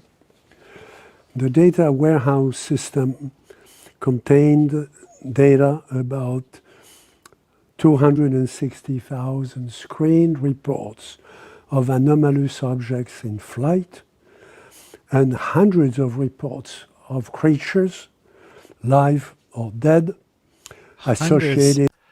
Hundreds of reports of creatures alive or dead.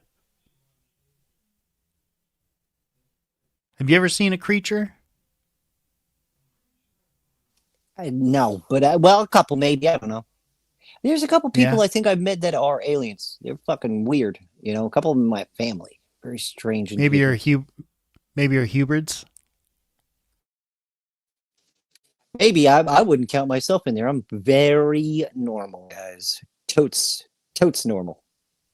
Yeah, exactly. Totally normal. Say fellow humans, fellow human being Earthlings. Hello. All right, let's go on with Jacques here. So that's wild. So he says 260,000 reports of in-flight UFOs and hundreds of reports of creatures dead and alive in this warehouse database he kept with Bigelow. With crashed or landed vehicles of unknown provenance, including some similar to those in Virginia, thus providing useful multinational and historical context. My current research is taking us to deeper levels with new on-site analytical and physical research on historical cases such as the 1945 case in San Antonio, New Mexico, the 1964 case in Socorro, New Mexico, also, and the 1965 case in Valençol in France. In those and several others, new physical and environmental data was collected. The observations involve a total of 7 creatures, generally similar in size and general body shape to those described by the witnesses in Virginia, Brazil, and by Mr. Fox. 7 creatures that match the description of the creatures seen in Virginia, providing both context and statistical support for current and future findings. In particular, all the creatures just mentioned breathed air normally. Now I had to pause there because that's kind of a big statement, right? Yeah, big time. How big were these creatures supposed to be? Because I'm trying to think like, how can I debunk this without making the government the good guy? Right? I'm thinking like cheapest would be like wetsuits and like latex masks, but I'm also trying to think of like maybe when were the reports first coming in, official and otherwise, to when Right. like where he's finding this. Because if this is like local lore and then there's official reports, that gives it more credibility to me. These were reports kept in a Bigelow warehouse that were part of a program he was involved with. And we know Bigelow won't release shit. He just won't do it. Well, yeah, but where in the timeline is it to where he worked in there and had those files to when we like first started hearing the stories in the mainstream, I don't know. I mean, when did Close Encounters of the Third Kind come out? I think that was kind of the peak of his 80s, popularity. early 80s. So it would have been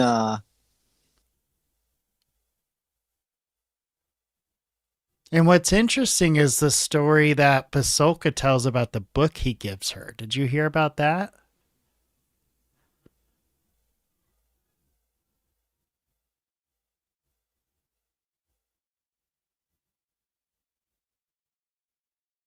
Are you muted if you're talking? But he gave Pasolka a book about the devil.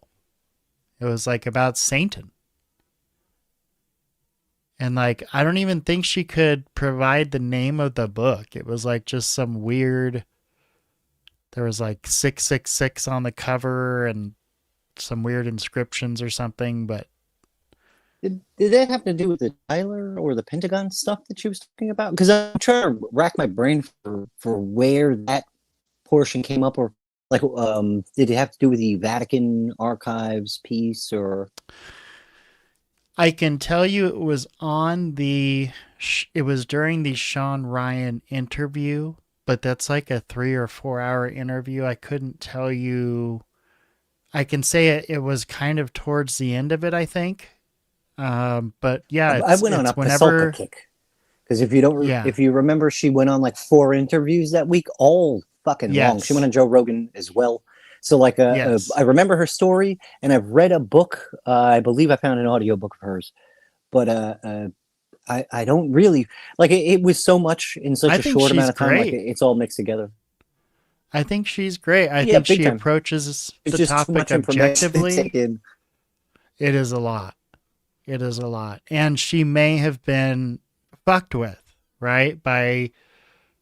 She may have been kind of biased or maybe led down paths she wouldn't have normally went down because of the people that all of a sudden found themselves in her life, right? For instance, Just think of the one Vatican thing, right? Like the dangling Right. of the arms, the secret, super cool friendship archives of the church. Come on in. There's no strings attached, as it's like a whole mousetrap setup in front of the fucking archives. Right. The famous or infamous, depending on how you look at it, Tim Taylor. Right? We got some people calling this guy out. I think we have an employee of NASA filing a complaint because of some of the things that he's been doing. Yeah, there's. I don't know. I'd like to see some of those HR reports from from some of these groups, man. Oh my Like, God. Could you if you're imagine willing the, to do this shit the to the public- NASA HR file? That's got to the be fucking terror pretty that some of wild. these people are.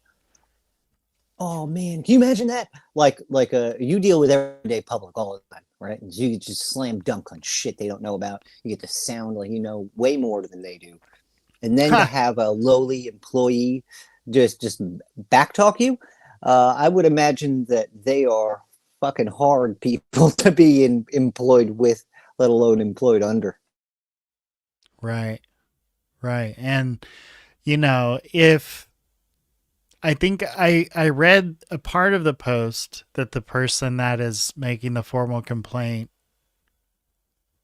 if they do make the formal complaint, because all we have to go on now at this point is their word. But if they do make the formal complaint, part of what they were saying was that you have this guy out there spinning these tales that are touching so many aspects of this topic that he's either, you know, not a suitable employee because he's lying about what he's doing, or he needs to come out and say exactly what he does, because you had Chris Bledsoe on Jesse Michaels saying, oh no, he controls every launch. He's the dragon. Every launch. How can you control every launch? There's how many launches in a day? That's kind of wild. I would have imagined shit 0. I don't know, 100. I don't think we find out about enough of these fucking launches.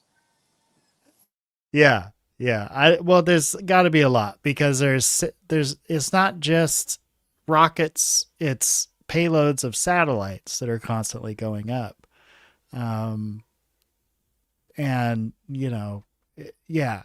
So there's always something shooting into the sky. It seems like to have one guy in charge of it all seems a little silly to me. Seems a little far-fetched. Seems a little story time-ish. Well, you know what though? Like, we cut back to the Jack Parsons stuff, right? Like, they were all ritual based. The launch Whoa, dates whoa, for these whoa! things, We like, never said it still Jack follows Parsons. certain patterns. That's good to know. You know, We I never didn't say said Jack You said Parsons. Jack, not me. You said It wasn't Jack me, Parsons. dude. You said, let's cut back to the definitely- Jack Parsons. I didn't say Parsons. What you said was, you said, remember our Jack Parsons episode where you had said nothing about Jack Parsons the entire time. I Never. agree with that. Never. No, but it's weird, Never. man. It makes a little bit of sense now. We bring back into Mr. Parsons' fucking shenanigans. You know? Oh God, don't get me going on Parsons maybe there was one guy because behind the scenes figuring it out. yeah, I don't know. Parsons is a crazy one. Yeah, Parsons is a crazy one. All right, so just so crazy. Those it are the might work. those are the those are the most interesting things I thought Jock said. So okay, so what's next? Are we going Abercar or Roswell? Let's go Abercar. I wouldn't mind diving into Abercar. a couple of flying. All right, these looked fun. These look pretty cool. Here we go. News.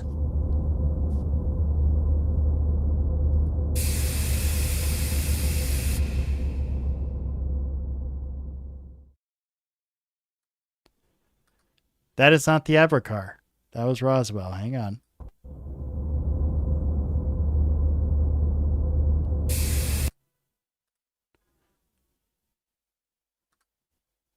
Do you have any Rick Astley?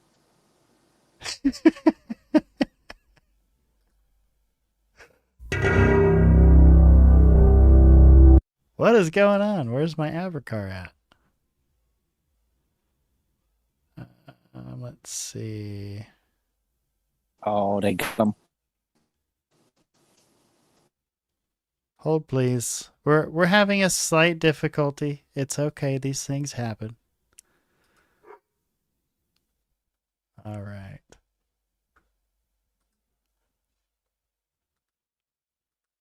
Okay. Here we go. Abercar! Yay, yay. I told you I could do it, dude. You didn't believe in me, huh? See? Won't even respond. Because he knows. He did not believe in me. But here it is, folks. Abercar time.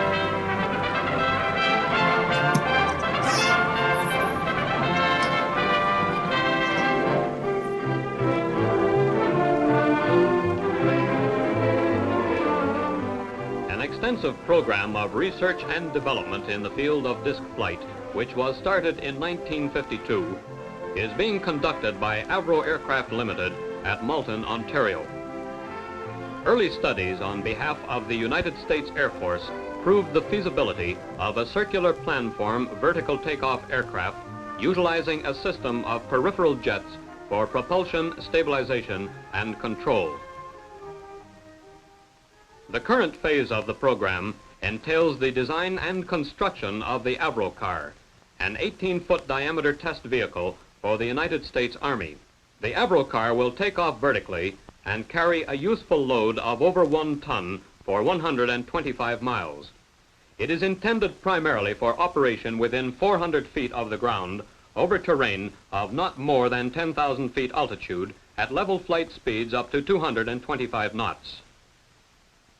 When the basic design criteria for the vehicle were established, construction of a full-scale wooden mock-up was started. Pause, Gabriel, pause. If I can find it. If I can find Yeah, it. I have found it. We are paused. I just want to interject for a second. These are wild numbers. This is like if a 7-year-old came up with his idea and then they were like, oh, give us some numbers. And he was like 4 million feet in the air at 70 million miles an hour. And I only say that because test flights of this thing, it went like 6 feet off the ground. What? Now, it was interesting because I thought I heard him say 400 feet, and then all of a sudden he said 10,000 feet. So what was he saying there? 400 feet to 10,000 feet? Yeah, Let me but rewind it that. wasn't supposed to go above 400 feet. Like I have it to was rewind, 'cause contradictory. Yeah, it was a little confusing, right? I'm not crazy. Of over 1 ton for 125 miles. It is intended primarily for operation within 400 feet of the ground over terrain of not more than 10,000 feet altitude. Okay, so it can only go 400 feet off the ground at an elevation of 10,000 feet. So I'm just stupid. That's what they say. That's what they were saying. Okay. All right. So, and then he said, what else? It can go how fast? Like 220 knots?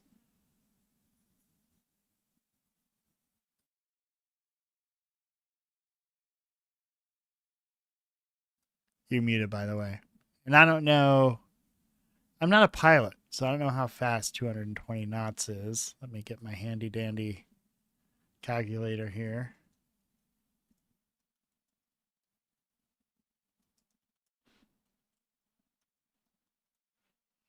So 220 knots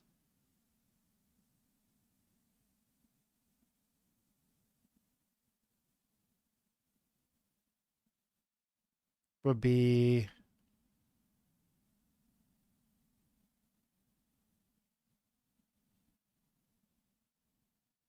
Mach 0.33 at sea level and slightly higher Mach number at a higher altitude. So pretty fucking fast. Mach 0.33 is 220 knots. So they're saying at a height of 400 feet, it can go 1/3 the speed of Mach. At level flight speeds up to 225 knots. When the basic design criteria for the vehicle were established, construction of a full-scale wooden mock-up was started. Radially disposed ribs with covering skin form the primary structure. Unlike the actual vehicle, which is manufactured in 3 segments, the mock-up was built in 2 halves. A covered superstructure of beams and partitions form compartments for the crew, power plant, equipment, and cargo. The vehicle is powered by 3 Continental J69 engines driving a turborotor located in a central air inlet. The turborotor expels air through ducts formed by the ribs and skins to a nozzle at the wing periphery for propulsion and control. A separate fuel tank is installed for each engine. Exhaust gases from the engines, which act as gas generators, are directed through tusk-shaped ducts onto the turbine section in the turborotor. As detailed design information became available, the installation of systems and equipment progressed.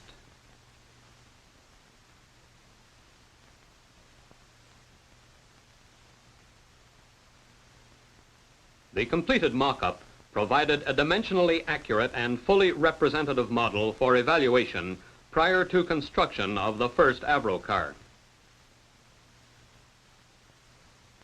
During manufacture of the first vehicle, the mock-up continued to provide an invaluable check on the arrangement, location, and clearances for various installations.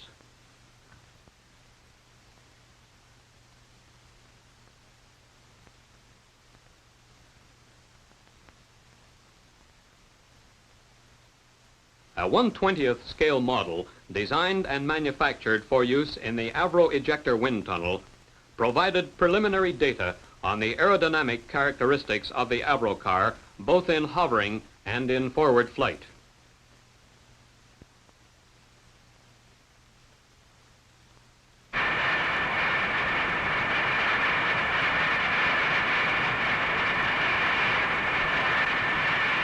To provide more detailed aerodynamic data, a 1/5 scale model of the Avro car was designed and constructed for testing in the Massey Memorial Wind Tunnel at Wright Air Development Center.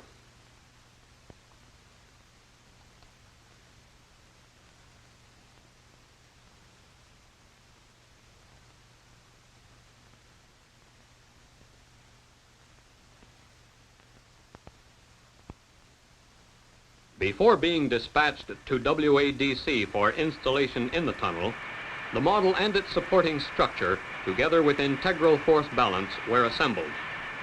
Tests were carried out to check the functional behavior of the model and the balance.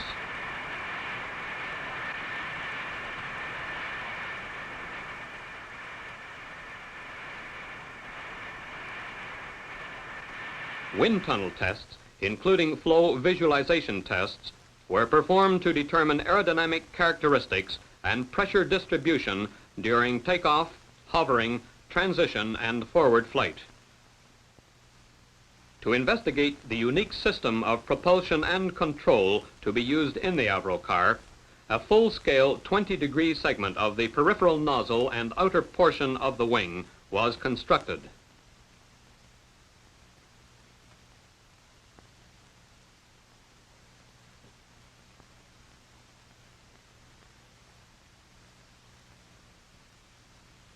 Tests were performed at the Orenda Engines test establishment at Nobel. Here, airflows and pressures could be provided to the segment to match those supplied by the turborotor in the actual vehicle. Two spoiler rings in the throat of the peripheral nozzle deflect the jet flow for pitch and roll control.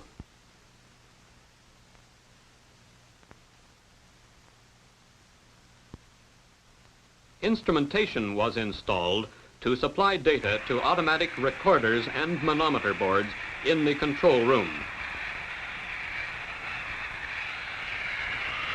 Vertical takeoff and hovering are achieved by downward deflection of the peripheral jet, which in the proximity of the ground produces appreciable thrust augmentation. Transition from hovering to forward flight is achieved by rearward deflection of the jet.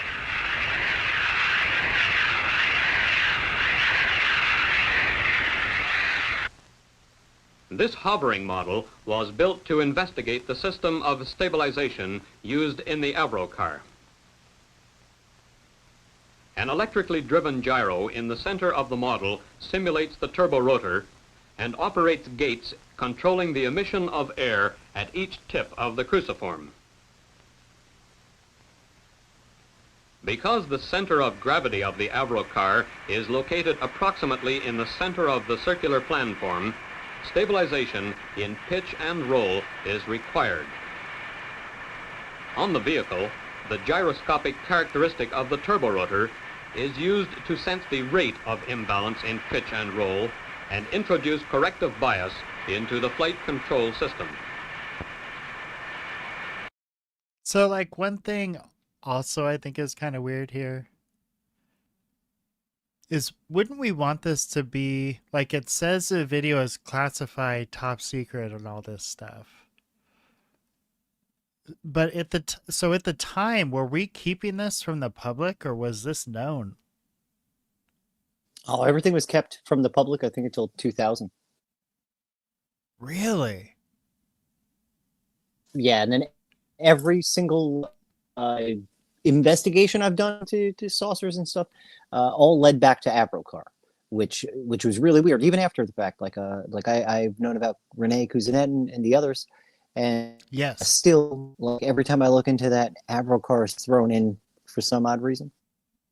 Yeah, you know, I asked Steve Long about Cousinet, and he was like, "Meh."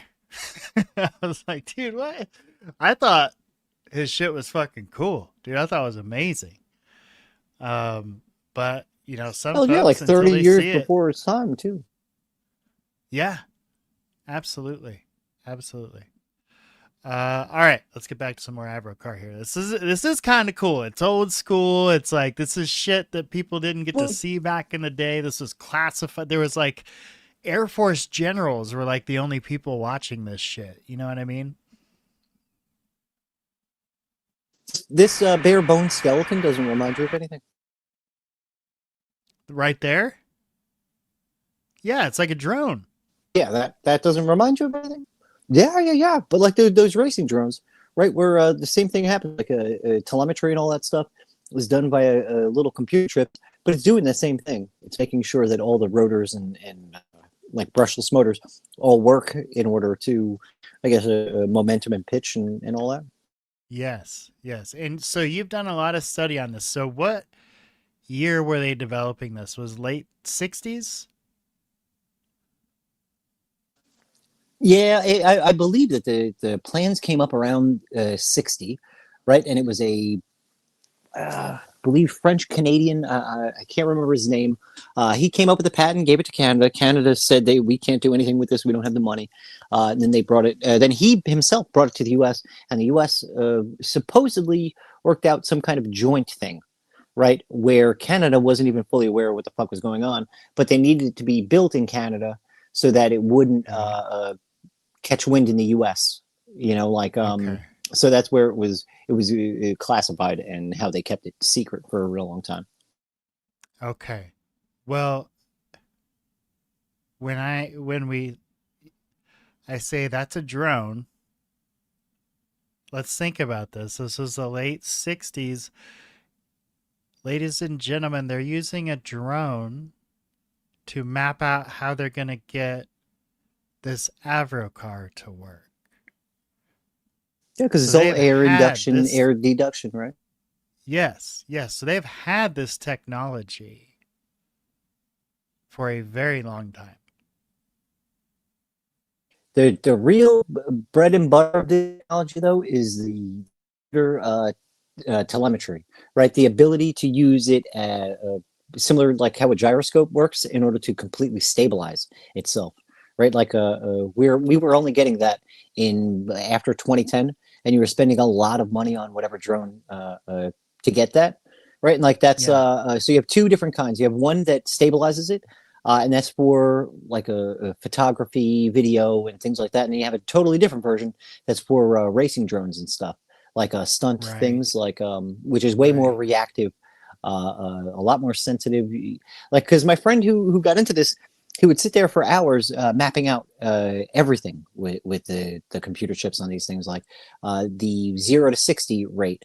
The pitch that this thing takes off, because he had it set that the second that he turns it on, all he has to do is push two buttons and the thing lifts, like the back two rotors lifted off the ground slightly to where it's fucking vertical. This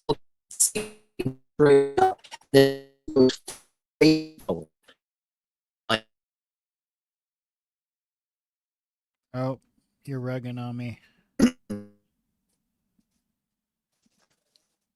Ooh, sorry. Where did you lose me there? Are you there?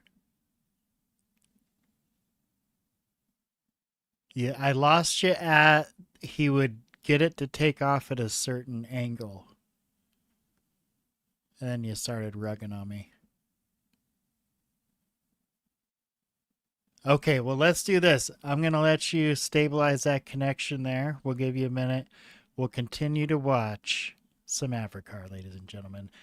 I give you, look at this. This is a drone. It's the 60s. And this is a drone in a warehouse.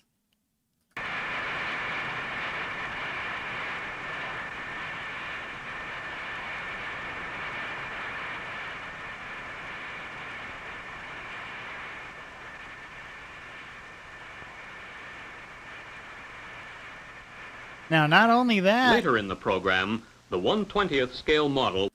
I must have missed it. Was it using that like electric type energy to get it to levitate that I've seen folks do in their garage? What is that called? Electrogravitics? I don't think so. This one, I think you're just using thrust vectoring, like via air induction. Wow, okay. But that's not too far off, like because what I think you're talking add about a couple is blades. Boom. Yep. Plus, they did work on that later on with NASA. Like you're thinking of the singular thruster that was able to stabilize itself with like all those jet bursts. I believe they have one of those that's very similar, where it kind of looks like a lampshade. Insane that these gentlemen were so far ahead of their time. I mean, we watch it now, and it is kind of a bad joke in a way, but they were close, and they were really taking this seriously. And I'm sure, though the Avrocar failed, that several technological developments probably came out of this. Oh yeah, and just remember this: like von Braun and his V2 rocket, and the Germans were the first ones to really try and do like computer chip flight as opposed to manned flight. So they were working on remote controlled things before the end of World War II, because in reality they really wanted to get their atomic bomb program off the ground. They also really wanted to be able to get it to its destination without killing the pilot. You know, like so they had to do that via long range rocketry with yeah. They had cameras. They had working cameras at the time that would be attached to things. You know, they didn't get perfect, but they were able to use that and dial certain things in. Like they were on the path. If things didn't happen the way they happened, the future would have looked a lot worse than it does now. Isn't it weird how some of our biggest innovations come out of trying to figure out ways to kill each other? Yeah, it's fucked up. It's terrible, but it's the truth, right? It's like this. I don't know if it's necessary, but it's definitely an evil, right? That happens. I mean, like on the opposite, you would have like the World's Fair, where it wasn't a war type thing, and there were magnificent marvels created during that time. But war is way way more of a technology burster or creator. Right. Well, and at the end of the day, it gets everybody focused on, you know, what matters and what you need to do to win. So, yeah, some crazy innovation is going to come out of that. You know, I think didn't Einstein say if he knew that we were never going to need the atom bomb, he never would have worked on it.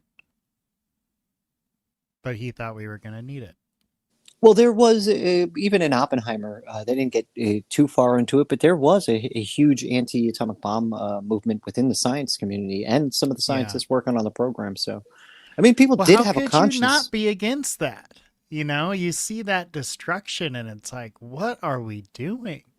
They didn't even have to see the destruction, because remember, there are two things going on. One was the massive amount of death if the bomb did work, and if the bomb didn't work, everybody's death. You know, like they thought there was a 0.0001% chance of maybe it wiping out the planet, but there was still a chance. Catch the atmosphere on fire, right? Yep.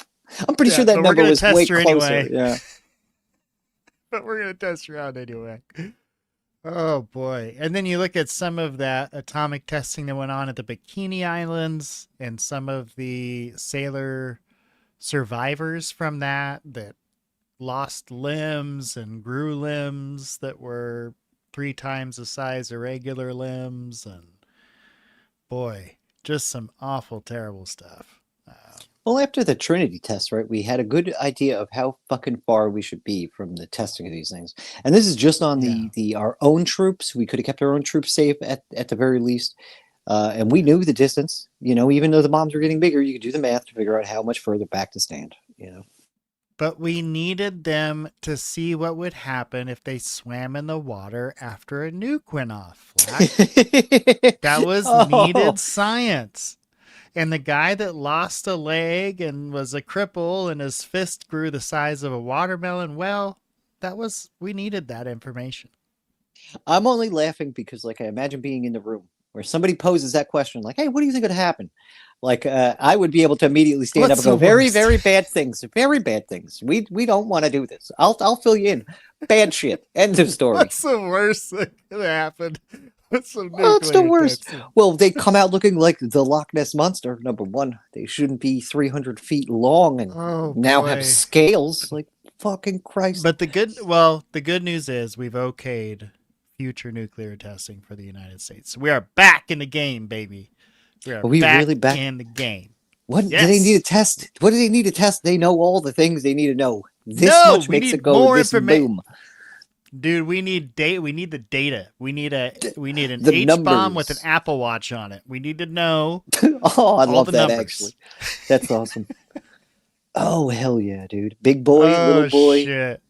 Oh, yeah. No, we're way past that, bro. Just Starbucks drink sizes is what we're going to classify. I don't know if you caught any of my video earlier talking about the directed energy weapons, but holy shit, dude. We got a whole new ball of wax now. It's pretty crazy. Okay, I'm sorry. We keep interrupting, folks. We're going to get back to this Avrocar. I know that's why you're tuning in. So here we go. Back to the Avrocar. Was modified to provide vertical damping data. This information, together with results from previous tests, was used in conjunction with a simulation study being performed on an electronic analog computer.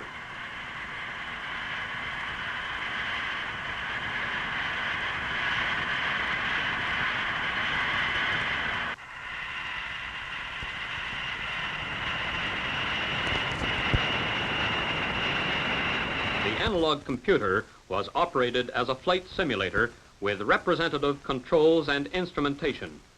Response of the airplane to disturbances of varying magnitudes and frequencies, together with coupling characteristics between the turborotor, pilot, and spoilers, and the ensuing effect on handling, was investigated. From this, the most satisfactory control system parameters were determined.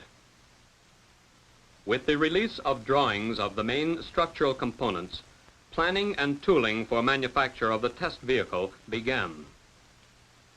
The circular plan form resulted in an economical tooling program requiring only 10 subassembly jigs and permitting the use of many identical parts. I just point out, a lot of people give Japan and China shit for putting spoilers on One cars final and all assembly that, jig but is like used for America assembly was of the the first to main put a spoiler on a UFO. Boom. Mic drop. structural components.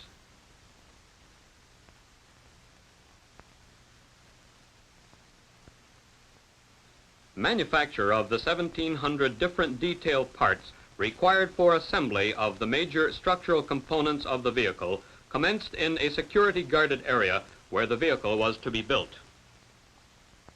The basic structure of the Avrocar comprises a center base around which 3 identical wing segments are assembled to form the circular planform. The wing segments are separately fabricated from radial ribs and upper and lower skins.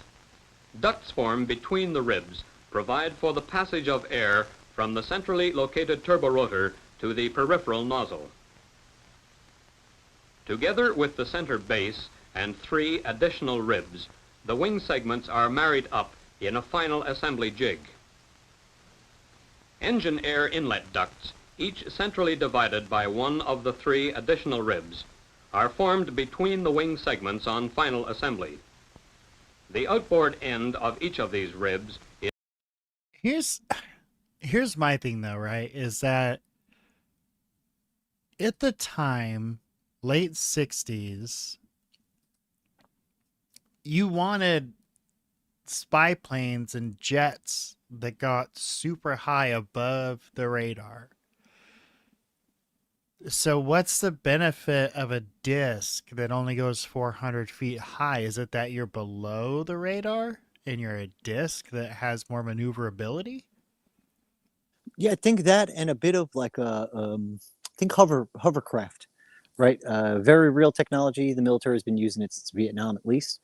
But that was a great way to get over really rocky terrain, things that will eat your tank treads up and stuff like that. Right. I think that's what they're trying to do, because all their early testing was over terrain and stuff like that, like almost like you'd be a bit higher than a foot soldier. I mean, right. We're driving one of these, it's kind of like well guarded as a tank, like you're kind of doing I'm recon with this, maybe a little backup, but you'll see when this thing flies, like it's kind of vulnerable. Yeah, and well, and mines, like just imagine you'd be able to hover mines. Yeah, that's a lot of the flight that I did see did not look very high off the ground. So, but I think they do have some more video of different flights. So we'll see. We'll check her out here. Is reinforced to carry a landing gear leg. As assembly of the primary structure of the first vehicle neared completion, manufacture of detailed parts and major structural components for a second vehicle advanced rapidly.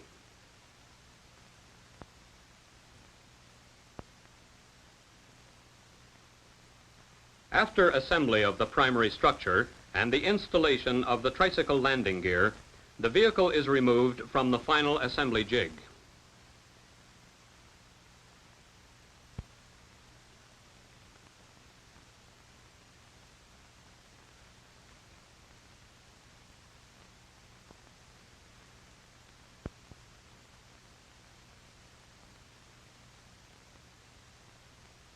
Three transverse beams enclose the turborotor, engines, and fuel tanks within a central triangular compartment.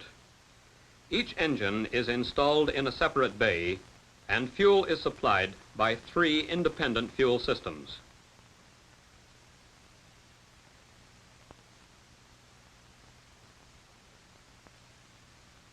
You have 3 engines and 3 Crew and fuel cargo systems. compartments are located outboard of the transverse beams. Doesn't sound too streamlined to me. The turborotor, which is a turbine compressor combination, was developed by Orenda Engines Limited. To achieve a lightweight unit, hollow brazed steel compressor blades are used. In this pilot program, one blade was processed to prove the suitability of the copper brazing employed in manufacture. The 2 compressor blade segments, a root fitting and a tip fitting, are installed in a jig. Flux is then applied prior to installation in a bell for brazing.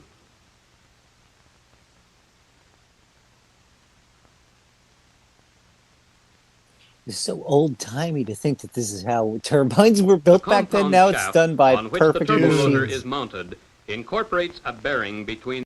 So much work and craftsmanship, like that's why shit lasted. Dude, this thing was beautiful. Even let's say it didn't work at all whatsoever. I would have loved to have this in my fucking backyard or in my driveway, just like shining It's it every still in a week. museum, isn't it? Yeah, but you can't own this. You know what I mean? I would have loved to have been on this Oh, project and dude. them say that they can't use it and been like, take it home, Gary. And be like, all right, go get it. cool. You know, You just and I, every my weekend friend. shining it Listen, up we on the can't- fucking driveway. We can't do this in a live space, but we'll chat afterwards. We will have the Avatar. Gotcha. You'll see. Gotcha. The Do you inner wink, and wink, outer nudge, nudge? components, which permits the turborotor to topple fractionally.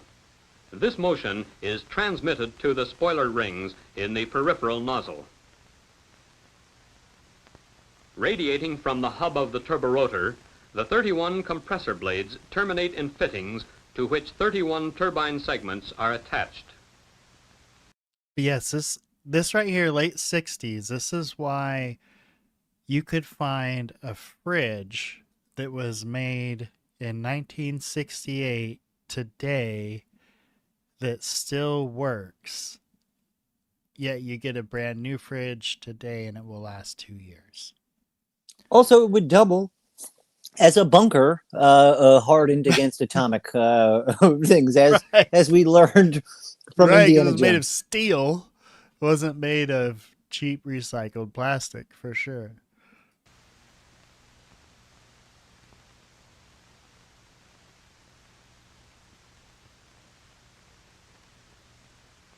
Each turbine segment incorporates 4 blades.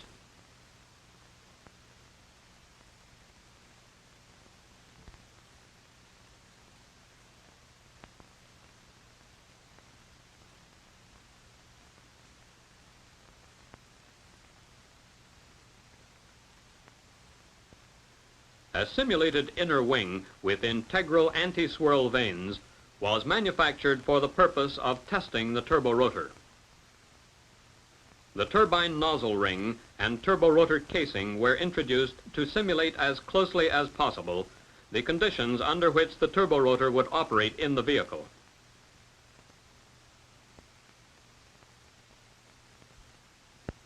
The completed turborotor was then installed.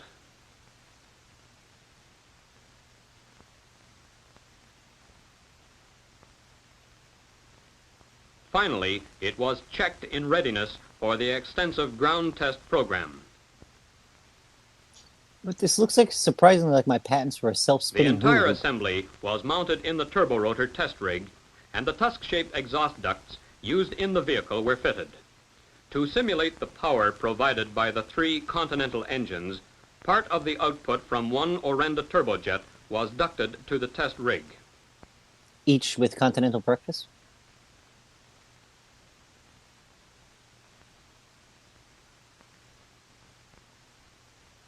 Name is given what speed. That's 36210, 1420.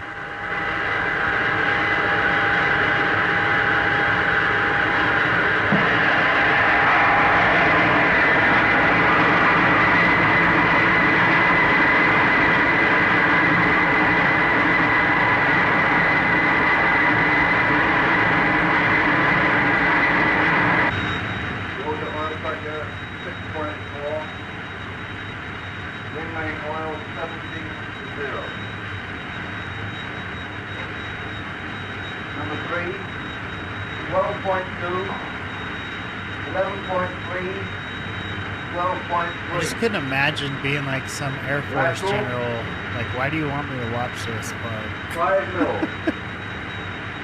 Vertical. I don't need to Like see they- the guys work at the radio. Dude, it's so wild how much effort they put into the documenteering of this when it's never going out to the public. Like, this is all in-house. 150 hours Right, of you testing saw it right were before the video accomplished started. It said, like, satisfactorily classified. on the first turbo rotor.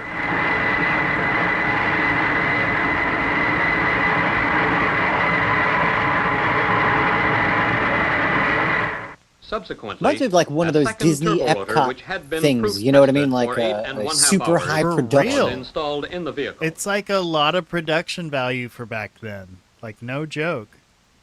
The turborotor casing with turbine nozzle It rings also- was then positioned. When they showed those little rings together, it looked like that case where I can't remember if it was a farmer or just someone random that found it in a farmhouse, where they found all these rings in a farmhouse they thought was from a UFO back in the day. Or Oh, something. yeah. I do remember that. Didn't those rings look like those parts? Yeah. I What wonder if else one of would they these have things been? crashed there or something. Yeah, that would be wild. Or maybe it was who knows? I'm not even Just kept speculating. spare parts there. Yeah, who knows, dude? Like they kept old moon landing footage in a fucking abandoned McDonald's because it had Yeah. fridges. That was the thing. Walk-in box fridges was the main reason why they did that. What a weird. Well, no one checked You there. No wonder one who ever makes thought these to. decisions sometimes. Genius, though. I would have never checked a fucking abandoned McDonald's for NASA No. technology. No, never. It's oftentimes the crazy shit is like right in front of your face, I find. Very interesting, yeah. But yeah, no, for real, those they look exact. I'm gonna find, because the other thing is those were part of the new uploads too. So I'm gonna see if I can find it and we can compare it here.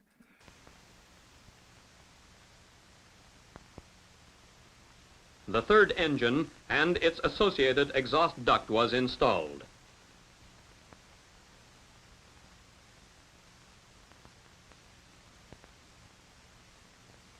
Attachment of the turborotor air inlet fairing followed.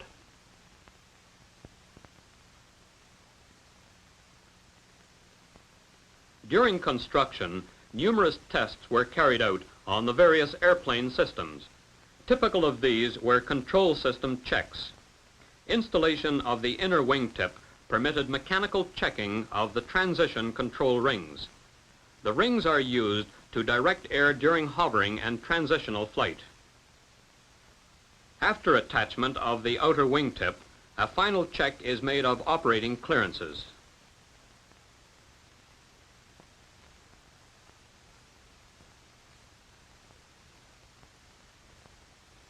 Similar tests were conducted on the spoiler rings and yaw control vanes in the throat of the peripheral nozzle.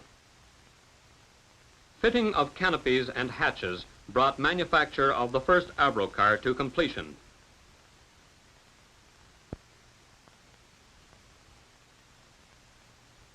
The vehicle was weighed and...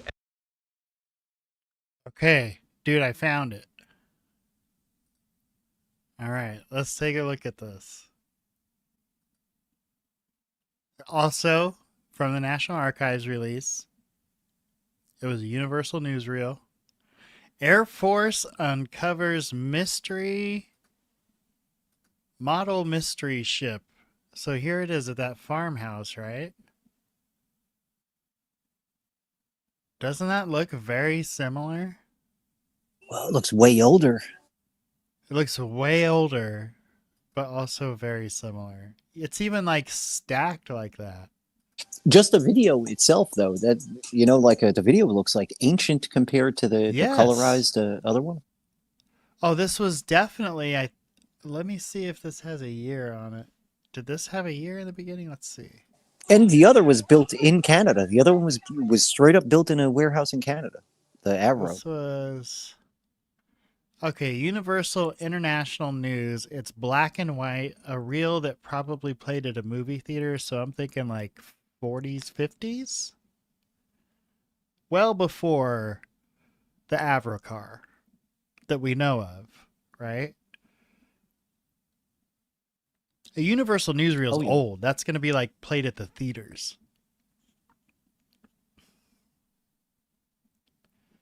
Pretty interesting. There's no sound on this. So we don't get to hear the guy going, "Today in Pennsylvania." That doesn't even look wood either, because remember, wood was the first prototype.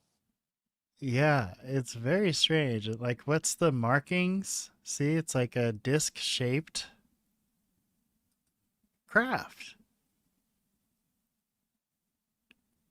So I wonder, were these the guys in their 20s that ended up developing the Avrocar in their 40s or something?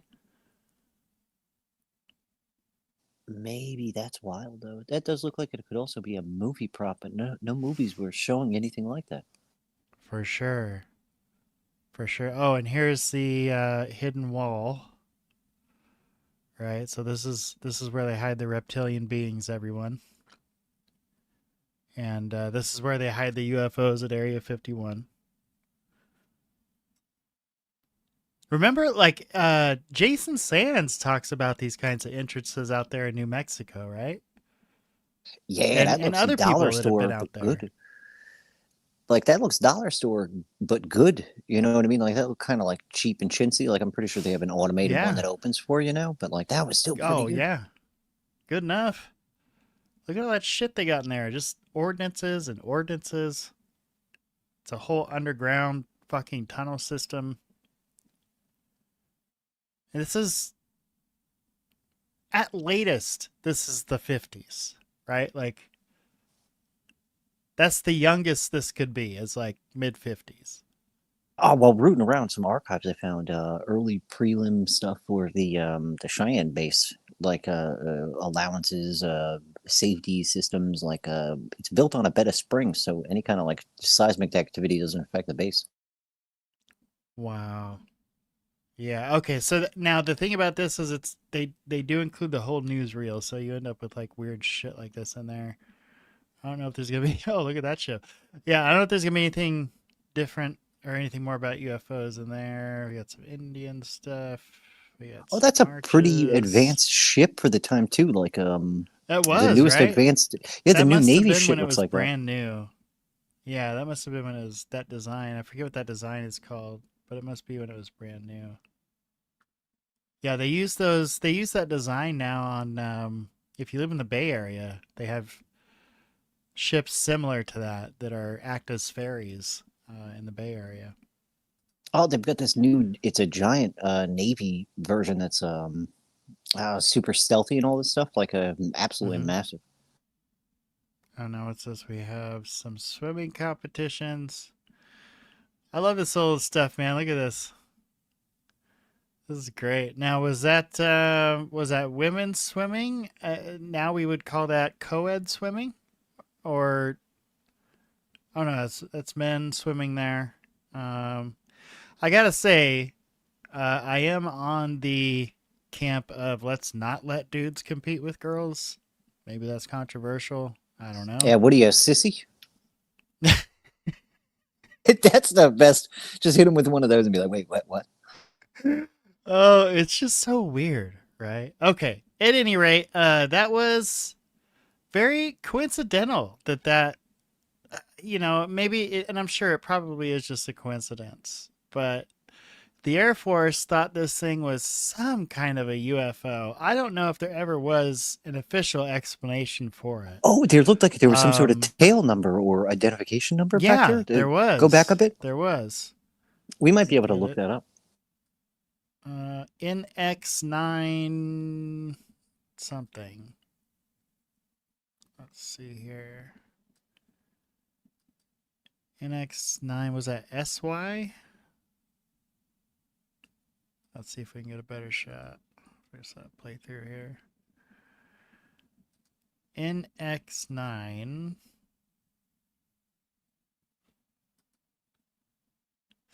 I don't know what that is. Something and then Y at the bottom. I want to say SY. I don't know why, but looks pretty beat up. Or D. Yeah, who knows? But apparently it was then if it had a tail number, it would have had to have been some kind of like authorized craft, right? Unless they were just feeling creative and put the tail number on them themselves, fucking around or whatever. Well, this would be the less expensive wood version, right? Like, I'd imagine the literal mock-up only. Maybe just because it looks like it's done with well, it looked like it cloth. crashed. Maybe it was like a lighter version. Because that's how they used to do planes. Like, it would get a cloth skin to it. They would see the aerodynamics and stuff. But I mean, like, that was real early on, like shortly after the Wright days. Yeah. So very interesting. So yeah, I wonder if that was some kind of earlier iteration of this Was guy weighed, here. and estimated values of weight and balance were confirmed.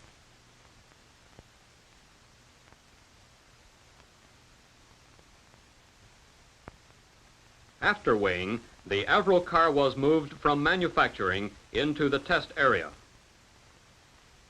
This marked the end of the first part of the contract, some 2 months ahead of schedule.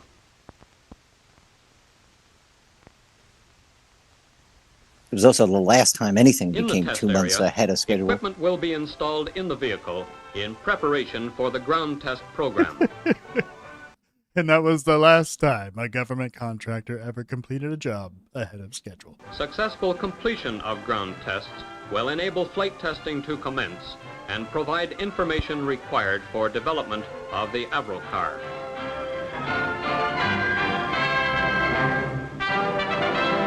Okay, but it's not over.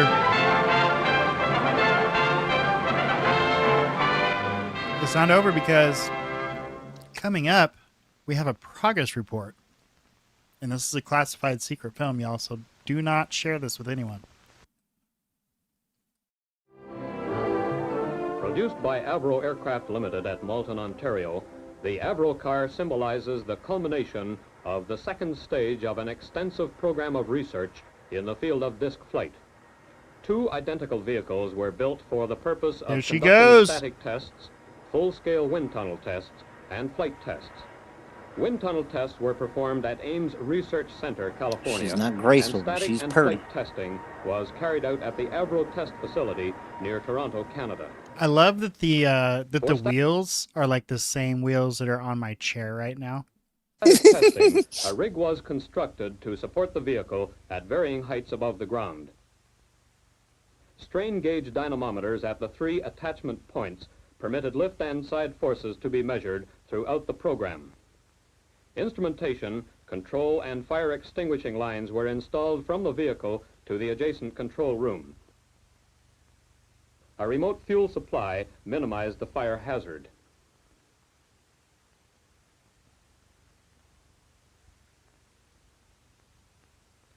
The You know first that vehicle, pilot was like, completed "Fuck in May this." 1959, was installed in I the learned a rig new word for today, an extensive dynamometer. series of static tests before being dispatched to You know Ames about the Research dynamometer? Center for wind tunnel testing. Never heard that word before in my life. That's it. You usually store those next to the flux capacitor. Ah, yep, gotcha. Initially, the vehicle was operated from the control room, where remote instrumentation recorded engine and turborotor performance, duct pressures and temperatures, and spoiler control positions, permitting comparison Turbos between and theoretical spoilers. and The actual U.S. results. beat the Japanese So, to like- rice burners. Are you feeling the difference in energy here between the first video and the second one? I feel like the second one, they kind of know this isn't going anywhere. This is the first progress report video, but they already seem like they're defeated. Like the first video, they were all hyped up. They're showing the wood construction. They're like, you know, all Static excited. testing extended over a period of 5 months. Well, during the which biggest time problem is 32 they've hours got of nothing testing catching were all of that performed air without going failure down of any and major out. component. You know, so Minor they need some kind of modifications skirt for that, proved desirable by or they need to analysis find of some early kind of test data, different system. I would were have gone introduced both into the ducted test fans, vehicle dude, like and into the 6. second vehicle now nearing. I mean, that's what we do now, right? That's essentially what drones are. Yep. Yep. That's how they beat that problem. But see, now you start changing the shape, and I'm gonna drop one on you. Toroidal propellers. $2 million word. Toroidal propeller. Don't repeat that, because that is a patent that is still in production by like maybe 2 aerospace companies. I probably shouldn't have mentioned it in public, but Well, toroidal is it's like a different kind of energy, right? yeah, also shape like wise, like well, also turbine blade propellers too, but in a singular rather than a layered turbine. You'd have a certain set of Well, blades that's like and a what certain. So Dyson, what's the think benefit Dyson of those? fans. Think Dyson fans. Quieter, more efficient.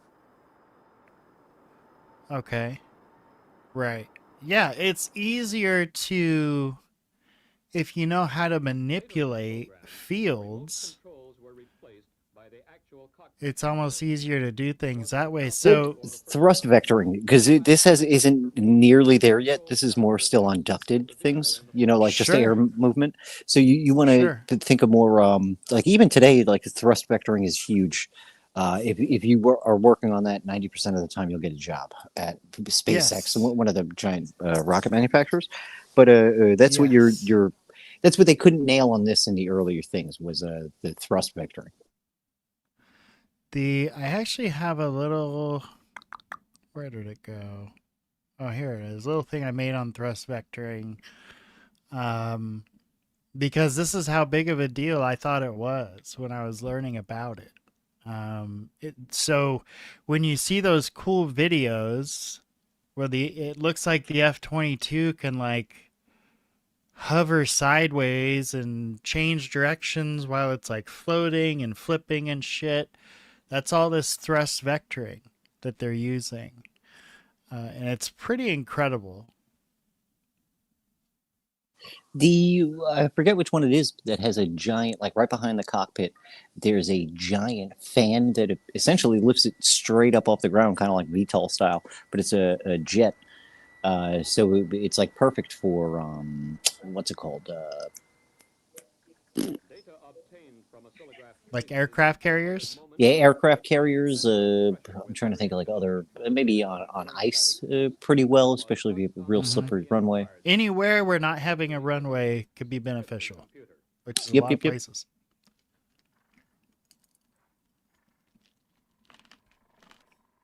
So another thing that's interesting is some of the new drones that have been coming out. Have you seen some of these new drones that have the vertical takeoff and landing? One of them is run completely on AI, 100%, talking like Skynet. Yeah, those are wild. But you also have helicopter like ones. Have you heard of the Airbus ANT? I forget the numbers after it. But those things are pretty fucking wild, dude. And they carry missiles. Wow. Now I have seen the helicopter ones that are like this big. that These the are military uses. these could fit a man, one man only, real small, but the payload it can carry a lot, and I believe the battery life on the thing is wild. But it's like a new advanced weaponry from Airbus. Again, most of the mind-blowing innovation coming from new ways to kill each other. I mean, I hate to make it sound that simple, but that's kind of what it is. Or surveillance too, right? Because like the only reason why helicopters were ever silenced to the way that they are now was for covert missions, you know, like Black Hawks and things with silenced rotors and stuff. Helicopters that we used to get Bin Laden were classified Area 51 copters until we used them to get Bin Laden.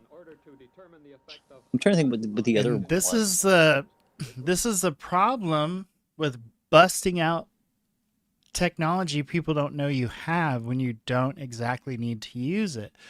This is one of the reasons Venezuela might be a problem down the road, not because all of the political shit, but because we just left one giant radio and electromagnetic footprint for China and Russia to reverse engineer. All right, think of this, right? Because I've been wondering what the hell the deal with was 2015 anyway, when all of our stuff supposedly went over to China, like no questions asked, like all Salvatore Pais's patents, they're all listed for in China as well, Japan, international, which is wild because they didn't even say that stuff works here, yet they approved it for other people's use. So I wonder if maybe that could be like a bit of their paranoia where they're like, well, now we've got to explain this stuff. Also, while I don't know, showing that it works, you know, like maybe this is not so much a catch-22. When you show it works, you give the opportunity for reverse engineering in one way, shape, or another. But that's like the atomic bomb, right? We didn't care at that point because we had it. I think that might be how it is now too. I see. So we care a little, but the intimidation factor behind having it first, being able to wield it properly. You know what I mean? Like they used it. If they used it, they used it, and they used it fucking well. So I mean, what's scarier than a man with a sword knowing the man knows how to use a sword? Yeah, kind of like what we're seeing here, right? We have all these brilliant minds, quick, brilliant yeah. minds. Like they finished early and well. Like that is beautiful work of fucking art. It didn't work so well. Yeah, but so why would you like? To me, that's like the most valuable set of scientists you got because they're honest. It's an honest group of individuals. Like I'll give them the money they ask when they ask it, and just resources, unbounded. You know, because they've proven themselves to like get the job done. It doesn't work, but that's what this is. Also, early prototype. If you look at any rocket, anything like that, it has like 16 to 100 failures first. Like that's also what Elon Musk says. He's like, you're seeing a few failures. Do you understand how many there are in rocketry? Right. And having researched this, have you looked into that? What these gentlemen did after this project? They all get tucked away into weird things, but like I said, they're Canadian, so it's I would imagine it'd be a different FOIA to get some of these guys' paperwork. Most are Canadian, but it's all done in Canada. So, like I said, dude, they did the right thing in weird aspects for decompartmentalization. But like, I don't know, a lot of stuff did come out. So, if you're going to be doing cross checking between two different countries, our stuff and Canada's. Okay, so it's going to be a task if I really want to dig into it. It'll be fun. I'm telling you, I'll help you out. You know, I'd love to find one of these guys and have him on. How cool would that be? That would be awesome. We got an ocean. Man. We can wrangle him up if he's in Canada. Man, that would be so much fun. I'm working on getting a couple of people I'm really, really excited about having on, but I'm not going to jinx it, so I'm not going to say any names. But I am working on getting a couple of fun guests for us, y'all. So hang in there. You could say it. Because I know Bob Flak Laser. is so fucking boring. Like, oh, compared to Bob Laser, hell yeah. We got Bob kid. Laser, I folks. actually love having you on, buddy. You definitely provide a lot of fun when you're here, and a lot of knowledge. Like you know a lot of shit.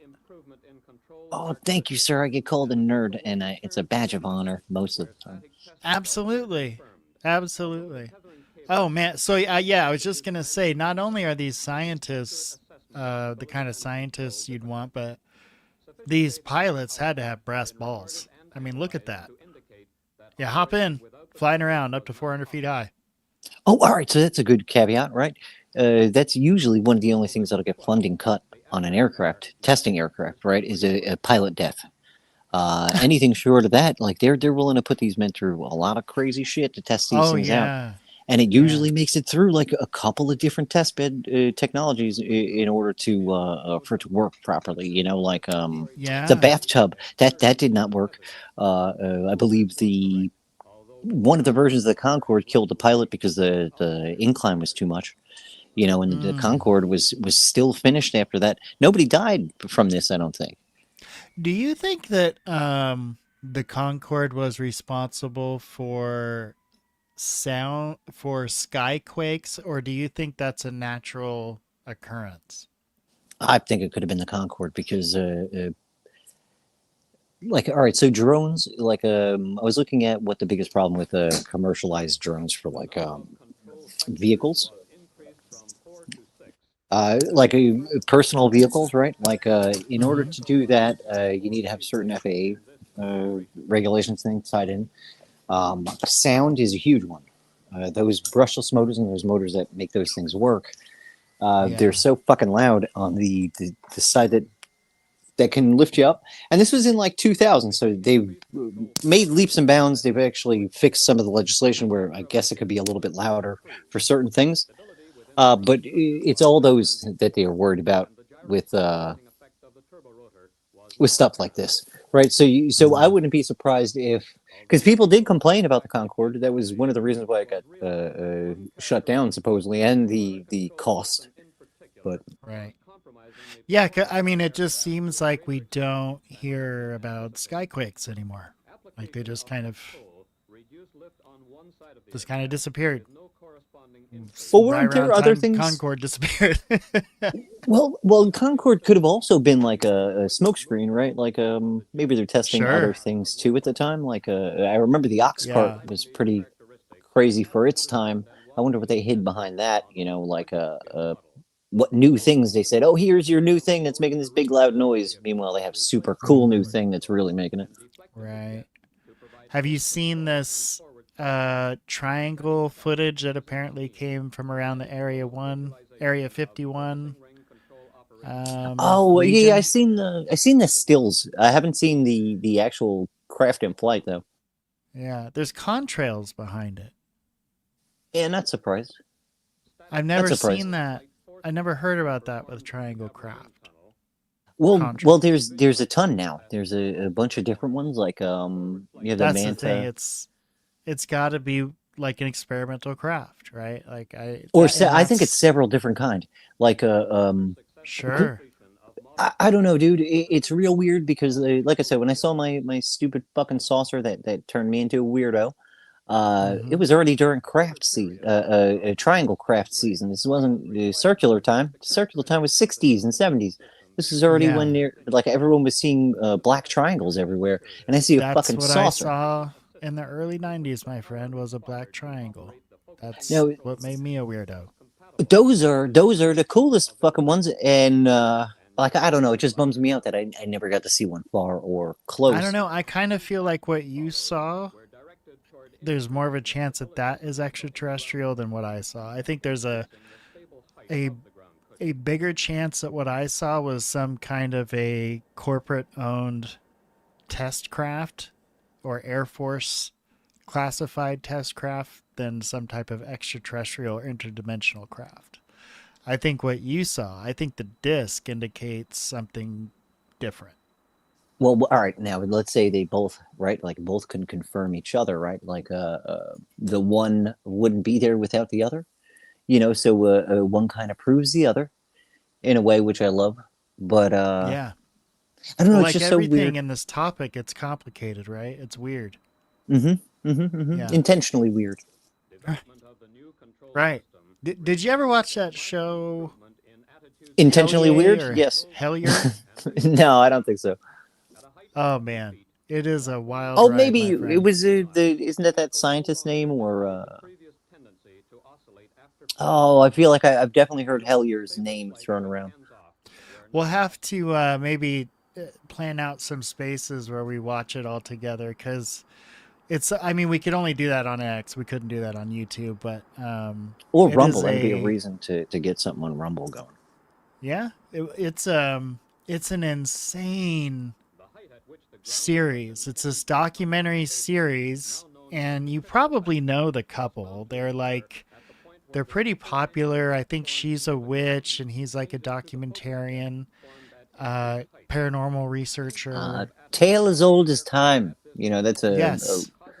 a real stereotypical couple. Really? Well, there you go. So Yeah, they are maybe together in 1980 Salem, specifically in only 1980 Salem. A match made in heaven or I'm hell. all of a sudden hearing the 80s music. Okay, Oh so man. so you got this couple. They decide to make this documentary with a couple of their friends because they hear about these creatures that almost match the description of gray aliens. I think it's in Virginia next to the Appalachian Mountains. And they are rumored to come from the caves that are there in the Appalachian Mountains. That's how this documentary investigation starts. And then, like, I think it's like 2 seasons. And I'm pretty sure by the end of it starts in a cave chasing creatures that look like grays. And they end the show, and I think they're in. Where did the Mothman happen? Pennsylvania? Yeah, I think so. Okay. They end in that area in Pennsylvania, and they end with talking to the lady that said she met. Who is the guy that said he was an alien? Had the long face. Tall hair. He's a known figure in the UFO community. Walked Valiant up to Thor. Yes. So they end up talking to the woman that says she had children with Valiant Thor. And it's just so crazy. Like, how do you start with grays in a cave in Virginia? And all they do is they just follow the synchronicities, and they follow, like, they do all this kind of crazy stuff. The paranormal researchers, how they'll use frequencies to like listen for voices and stuff like that. Yeah. Okay, so they would follow the directions they would get from that in these caves and sometimes around the Appalachian Mountains. That's an earlier form of dowsing. The earlier form of that is dowsing. The newest form of that is bug finding, right? Like testing and seeing where bugs and like surveillance tools, No, what do you mean? It's just the evolution, because that started in like the 1900s, being able to find electronic waves or magnetic waves, having a sensor or detector for those things. But right. But dowsing was essentially the earliest like form of that. Okay, they would do this process where one of them, usually the wife, would wear a blindfold, and the other guy would wear a blindfold. and they would both have on headphones so they couldn't hear each other or anything else in the room. And then they would have these frequencies. They would have this radio skipping through frequencies, scanning through frequencies. And whatever that person heard scanning through the frequencies that stuck out to them, they would say, right? It's like car, wash, 11, 106.7, hello, whatever they would hear as they're scanning through these stations, they would say. And then they would have the other person doing the same exact thing. And oftentimes, I'm not going to say every time, but oftentimes, at least what they showed us on film, was it would almost seem like they were having a conversation with each other.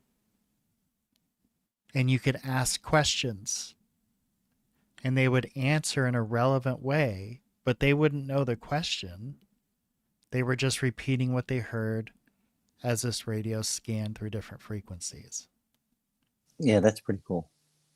Yeah, pretty wild stuff. Pretty damn cool. Especially if we could Yeah. separate them by like one room to one room. It'd be pretty damn insane. That would be better. Now, they couldn't really do that in this case. We had to trust that they had soundproof headphones on because, at one point they're in a cave, so they can't exactly separate. And honestly, half the time I remember looking at it going, there's no fucking way I'd do that. You're not going to catch me in a cave at 3 a.m. in the Appalachian Mountains. I promise you that.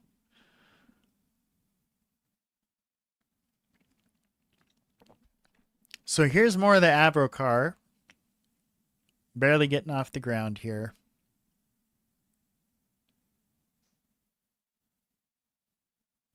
Well, at least at that height, the pilot is probably not too concerned. Other than just, maybe it could just explode.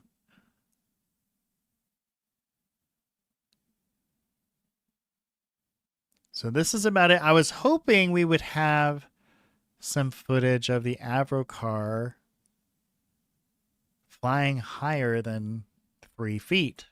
But apparently, that's all we're going to get.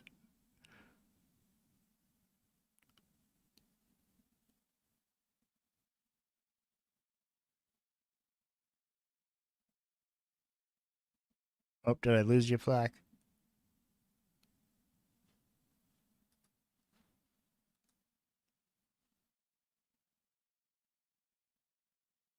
I did. I knew it. I can always tell. Okay. So that's what we got on the Avro car. It is kind of cool to see the additional footage, right? Because I know all I've seen to this point on the Avro car is very brief, just news snippets of whatever they would throw the news for a little teeny tiny snippet, or a documentarian for a small snippet. So this is really the most of the Avro car I've ever seen. And there's still 2 more videos on the Avro car. We're not going to watch those now. But I am going to go through those and edit them and do all that good stuff. Now, what we're going to watch now is Roswell. So I want y'all to keep this in mind, please. This is government propaganda. You'll see at the end of each one of these films that the government, in one way or another, had a hand in producing the film. Does that mean it's false? No. But please take it for what it is, because it certainly doesn't mean it's the truth, right? I think we all know that. That's at least baseline why you watch my show. We know the government lies, right?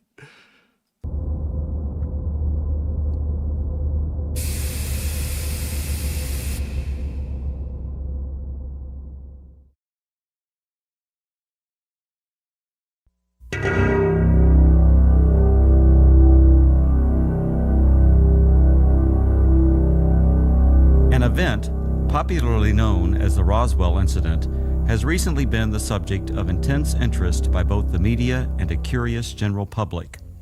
In recent years, numerous speculative books, magazine articles, television programs, a made-for-TV movie, 2 UFO museums, fraudulent documents, and even an alien autopsy film have emerged to exploit the media fascination with the Roswell incident. The story has even gained international attention. Despite the vested interest and questionable credibility of all sources involved in generating the media hype, the U.S. Air Force is routinely accused of concealing a deep, dark secret from the American people. In early 1994, New Mexico Congressman Stephen Schiff requested the General Accounting Office initiate a records review. The purpose of this review was to determine if the U.S. Air Force or any other U.S. government agency possessed information on an alleged crash near Roswell, New Mexico in July 1947 of an extraterrestrial vehicle and its alien crew. In response to the GAO probe, the Secretary of the Air Force directed a comprehensive search for records. The objective of this search was to tell the Congress and the American people what the Air Force knew about the 1947 Roswell claims. If the information was still classified, it was to be declassified. If active or former Air Force officials had signed non-disclosure agreements, they were to be released from these agreements. The resulting 800-page report was completed in July 1994. The report concluded that the predecessor to the U.S. Air Force, the U.S. Army Air Forces, did recover material near Roswell in July 1947. What was recovered was not the remains of an extraterrestrial spacecraft and its alien crew, but debris from a then classified Army Air Forces research project codenamed Mogul. Begun in 1946, Project Mogul was a top-secret attempt to acoustically detect suspected Soviet nuclear explosions and ballistic missile launches. The project was accorded the highest priority because it addressed the most important post-war national defense concern, development of an early warning system to prevent a devastating surprise attack.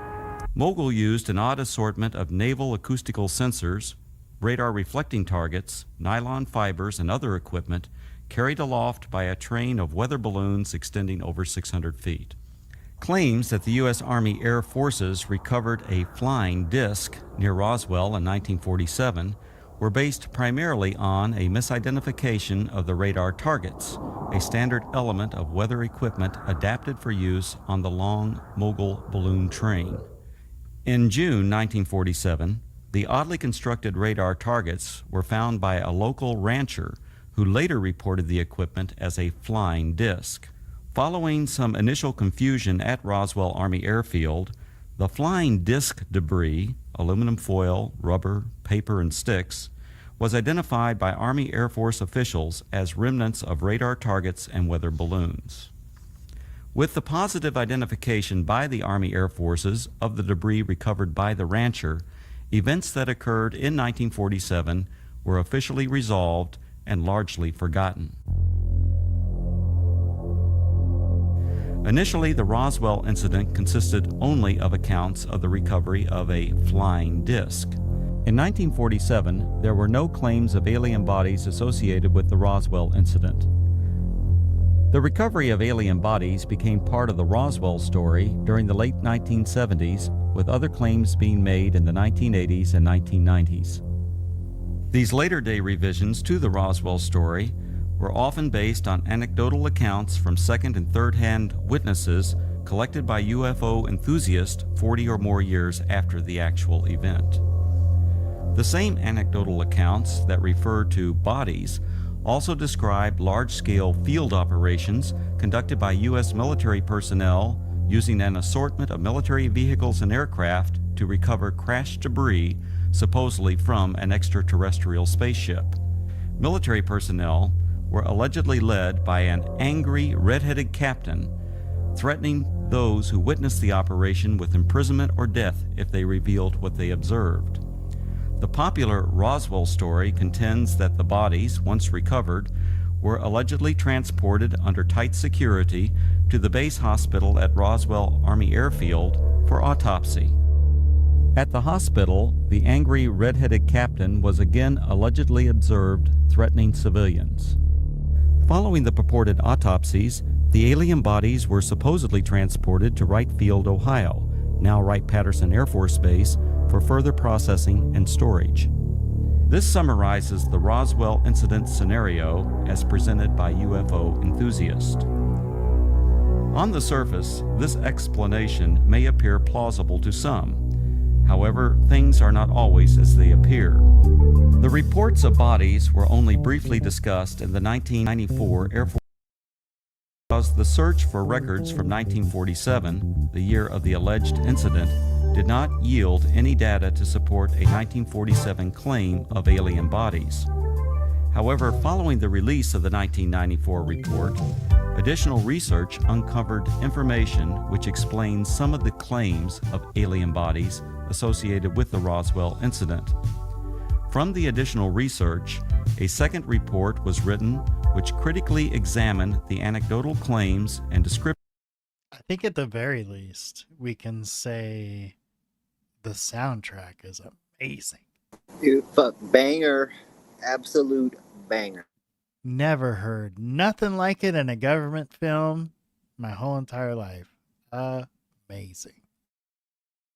Of flying saucers, aliens, and reports of unusual Air Force activities in the New Mexico desert.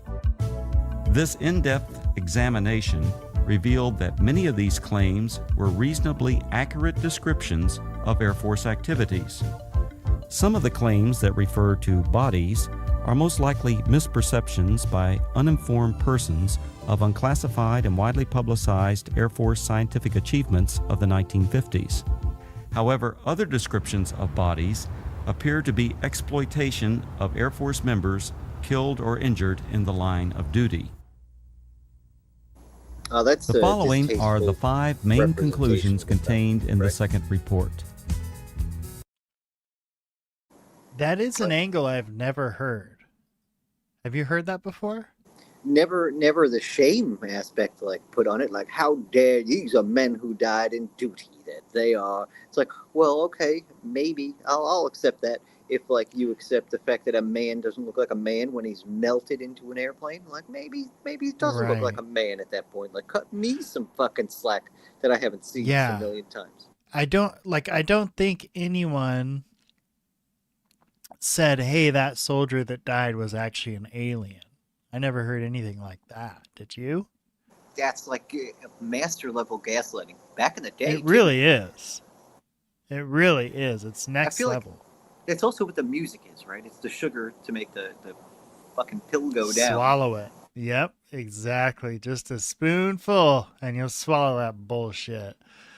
And that's why I keep throwing up on the bottom. Like, this was a U.S. government funded film. In fact, this one and the next one, both funded by the U.S. government. So, doesn't mean they're lying, but it also doesn't mean they're telling the truth, and they're the ones funding the program. There's no, like, independent scientific or journalistic aspect to this. This is just straight propaganda. All right. It's funny because there's another one the day after Roswell. I forget who that one was by, but that was that was pretty good report, and like that was another like one of those weird ones where on the face of it was like there's nothing to UFOs, and then as you read into it, it's like there's totally something to UFOs, but you got to get past page 5 to read into it, you know. Yes, you have to have a little bit of patience and actually read it through. But another thing I've been waiting for them to say is that they have not said, they mentioned the fact that we had this covert team that retrieved this alien craft. And so I'm wondering if there was a real division though. Like fuckers, I'm pretty sure intentionally made it alien craft, meaning so Russian MiGs they would get under that umbrella, you know. Yes, that's what I'm wondering. I'm wondering if they're gonna make that connection here. So this was I think 86 when this came out. So it'll be interesting to see if they make that connection and if they admit that there was a crash retrieval program at this point. And just, yes, say it was for enemy crash retrievals and sometimes friendly crash retrievals. I only found out about that, by the way, in maybe 2017 in a Lear podcast with I think it was like either Michael Schratt or Richard Dolan. It was like one of the big time researchers that was interviewing him. But it was pretty fucking wild to me, because then I looked into it and I found that was the disguise was like, oh no, it's other countries' technology.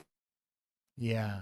That's you got your first taste of the fuckery that is the UFO topic. Well, right? It was my first punch in the mouth, my knuckle sandwich, taste of a knuckle sandwich, intelligence knuckle sandwich. Just son of a bitch. Yeah. Research reveals that actual U.S. military operations, widely separated by time, geographical location, and purpose, have been misinterpreted or deliberately misrepresented. These misrepresentations collectively created what is known as the Roswell incident. UFO proponents failed to establish accurate dates of reported eyewitness accounts, in some instances by more than a decade. In addition, they erroneously linked all these accounts to the actual 1947 recovery of Project Mogul equipment. Eventually, these misrepresentations transformed a series of verifiable Air Force activities into what some have described as the extraterrestrial event of the millennium. Now, that's where they got the DJ from, was the extraterrestrial event of the millennium. Yep. If you haven't made this connection, here's something that's interesting, okay? The 47 Roswell pivotal event, right? Nobody knew about it in 47. It wasn't national news in 47. It wasn't national news until 20 years later when it was in the spotlight. Then it became this huge thing. And you could say, some do say, and they'll say in this film and the next film, that is because of balloons. But think about like how much of a pain in the ass that must have been, right? Like they came out with the story, like the military approved the flying saucer story, right? Then the very next day they had to do the retraction. Right. That was the very next day, or maybe within 2-3 days, I think. Yes. Sent somebody to then start the whole balloon theory, right? Then it went nowhere for a while, and then kind of picked up some steam. But that must have been like a wound that just wouldn't heal if it lasted that long. Because it was like a couple decades. Locals had to have been fucking going nuts about this. Think about any area you've been that you've lived in. Anything weird happens, the locals will talk about it. Some of the witnesses, the local witnesses, their statements were uploaded to these national archives. I am going to download those, clean up the sound on them, and do a space on those as well. But yes, they have several Roswell witnesses that came forward talking about bodies and, military recovering a UFO craft. We even had the gentleman that worked at the local funeral home talk about an order that was inquired about children-sized caskets from someone from the Air Force. Why would a Air Force base need to order children-sized caskets? Actually, that's also in the U.S. National Archives, I believe, on YouTube. If you want to pull that up, because that's a great one to reference here, because it's archived in the U.S. National Archives. The man had enough, clout within the community at the time for them to take him seriously. You know what I mean? Yep. Like, I don't know, you like because I've lived in small towns before, where like you go to local bars, somebody chats, and they always got a story to tell, and it's always a wild fucking story, and then everybody in the bar is like, nah, that's the crazy guy. This wasn't that. This was a non-drinker. You know what I mean? Very, very like an outstanding member of the community. And I believe his dad and his uncle or something were in the military, right? Because he started asking questions, and then when he got home, his dad popped him in the mouth for asking questions to the military. And then he explained what he was asking, and then his dad went and complained to the military about like, how dare you harass my son? I think this is the same story, right? I might be conflating them because there's a few on the National Archives.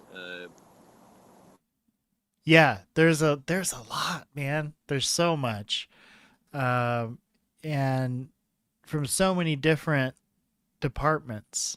It's crazy how many different departments touch this subject, you know, from intelligence to aerospace to national defense, the stemming from the to Navy. the FAA. I mean, it's incredible. But it all leads back to the Navy because before there was an Air Force, there was a Navy, and then when there was an Air Force, it was officially a part of the Navy, like as a branch of the Navy.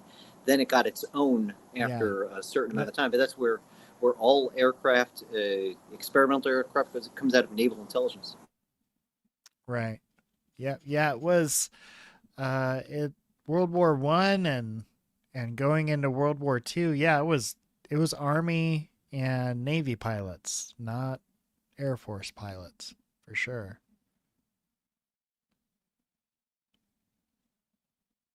All right. So this here says main conclusions number 2 is that aliens were actually dummies. So the bodies, the body. What's fun? What I think is humorous about this is they are confirming. I have never seen a dummy attached to a weather balloon test, but they are now saying that they're confirming sightings of a body, right? And they're covering it by saying it was a dummy. How many dummies get attached to weather balloons? Can we Google or look up how often that happens? How many of the sightings were like, oh man, there's a giant circular craft with a being hanging off the bottom? It's like that was never ever the mention. You know what I mean? So like, no. It's also funny because you would get that along with the, hey, we found this weird mannequin on the ground. You know, like enough would have fallen out of the sky. And these are nosy people in a time before like a nuclear You didn't have cell phones. You didn't huge, have... Well, yeah, maybe you the saw nuclear something weird threat in the was sky. was a little, because this is what, 46, 47 was Roswell? 47, yeah. So they're saying this testing would have had to gone on a couple of years before Roswell then for it to have been available. So I'm assuming like maybe you would have some people spooked about nuclear stuff, but no one would have thought of radiation of something on the ground. You know, like that wouldn't have prevented somebody from looking at it. What looks like a burning carcass or a smashed up carcass. Your instinct is to help. So I can't see. Like, I would have just been in that office going like, dumb excuse, dumb, this is dumb. Yeah. What are you doing, dumb? And how many calls would you have gotten about a person flying in the sky? Because they Yep. It's I'm just thinking crazy. Of the Looney Tunes-esque, like if the balloon pops and if it's just like flying through the air, like, you know, like a wet beach towel. Yep, but this is our government putting this video out to the people. Reports of aliens in the New Mexico desert were actually anthropomorphic test dummies that were carried aloft by Air Force high-altitude research balloons. Critical examination of alleged alien sightings consistently matched the physical characteristics of these dummies, as well as where and how they were used. Vince, that new dummy cam is great. Yeah, it'll sure give people a whole new outlook on what it's like when you don't wear a safety belt. But this is the entire problem. They told us that it was a weather balloon. Not that it was a testing humans at whatever altitude balloon. So why would one be strapped to a weather balloon is what I want to know. They're making it rain, baby. Making it rain. $1 bill. I remember the dummies. Remember the dummy commercials? Oh, dude, I had these because you used to press the little thing in their chest and they would explode. They were awesome. I thought these were the coolest, and then I got made fun of by like an older generation. They had like T-shirts and they had gear. They had dummy gear for a minute, all based on this commercial. And what's funny is like, I don't know, man. The older generation saw it as a ploy. They were like, "Look at you, Mister Fucking, I'll buy anything." And I was like, "I'm dead. I didn't buy these toys for my like. I wanted that, and my parents bought it. Like, fuck you." Yeah, they were cool, man. Buckle your safety belt, dude. Yeah. Identifiable, and are even Speaking stars of their own propaganda, successful auto safety advertising campaign. However, during the 1950s, public awareness was still decades away for these important scientific tools. From 1953 to 1959, anthropomorphic dummies were used by the U.S. Again, that was 6 years after 47. And it would have been cheaper to just send a soldier out there, have him. And it was 47. They would have just thrown a soldier up there. They give a There's no fuck. rules against it. You know what I mean? No one's thought of the rules yet. They'd be like, "Here's a parachute. Something happens. Hopefully it works." Here's a balloon. I think they would have just straight up strapped him to a fucking balloon if they had Yeah. the chance. It'll run out of gas. It should bring you down nice and slow. Nice and easy. Air Force these bricks in Aeromedical your Laboratory and projects High Dive and Excelsior. The project's main objective was to study methods for returning a pilot or astronaut safely to Earth by parachute if forced to eject at extremely high altitudes. So Roswell happened in 47. This was a weather balloon. High altitude balloons. But they said the tests they did with the dummies didn't start until 53. So I wonder if they just set this up The for dummies this were video released specifically. for a free fall period, during which body movements and escape equipment performance were recorded by a variety of instruments. Right.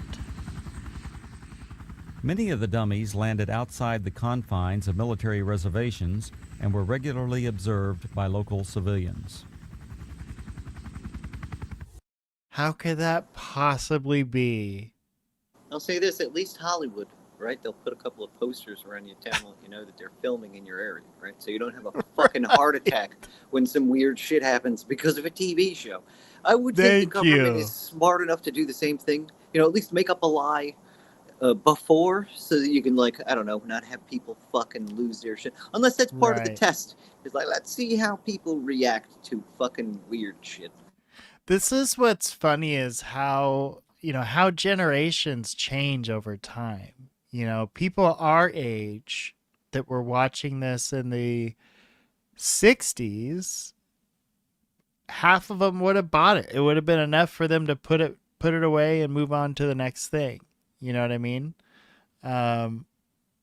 But we know now the lengths to which bullshit happens. And it's very easy to see through them bullshitting back in the day. Yep. That's what's happening here. This is what's happening. This is complete bullshit. This is what this is. Following a series of dummy tests, a human subject, Air Force test pilot Captain Joseph W. Kittinger Jr., now a retired colonel, made 3 bailouts from high-altitude balloons. These and other aeromedical projects that used both dummies and human test subjects were unclassified and widely publicized in the press and other media. In 1956, 20th Century Fox released On the Threshold of Space, a feature-length motion picture based on these projects and filmed on location at Holloman Air Force Base. Air Force personnel, aircraft, high-altitude balloons, and other equipment, including the actual anthropomorphic dummies, were used in the making of this film. The eyewitness reports of military units that always seem to arrive shortly after the alleged crash of a flying saucer were actually accurate descriptions of Air Force personnel engaged in high-altitude balloon and anthropomorphic dummy recovery operations.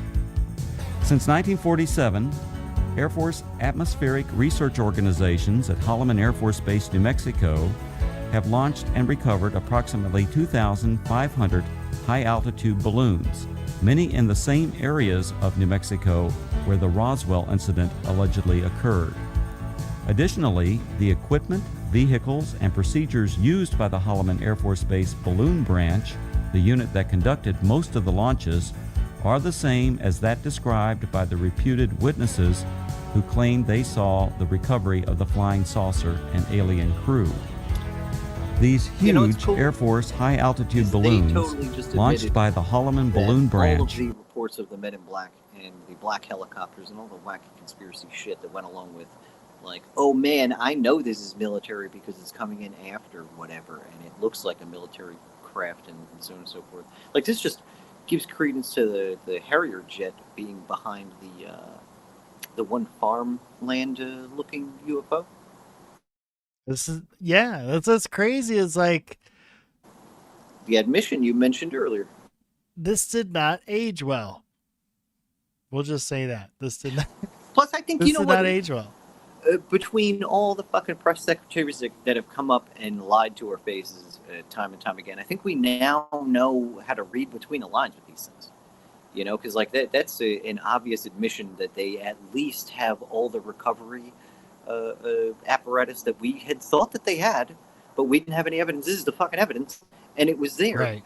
Like you said, this just came out recently, but it was done in the 80s.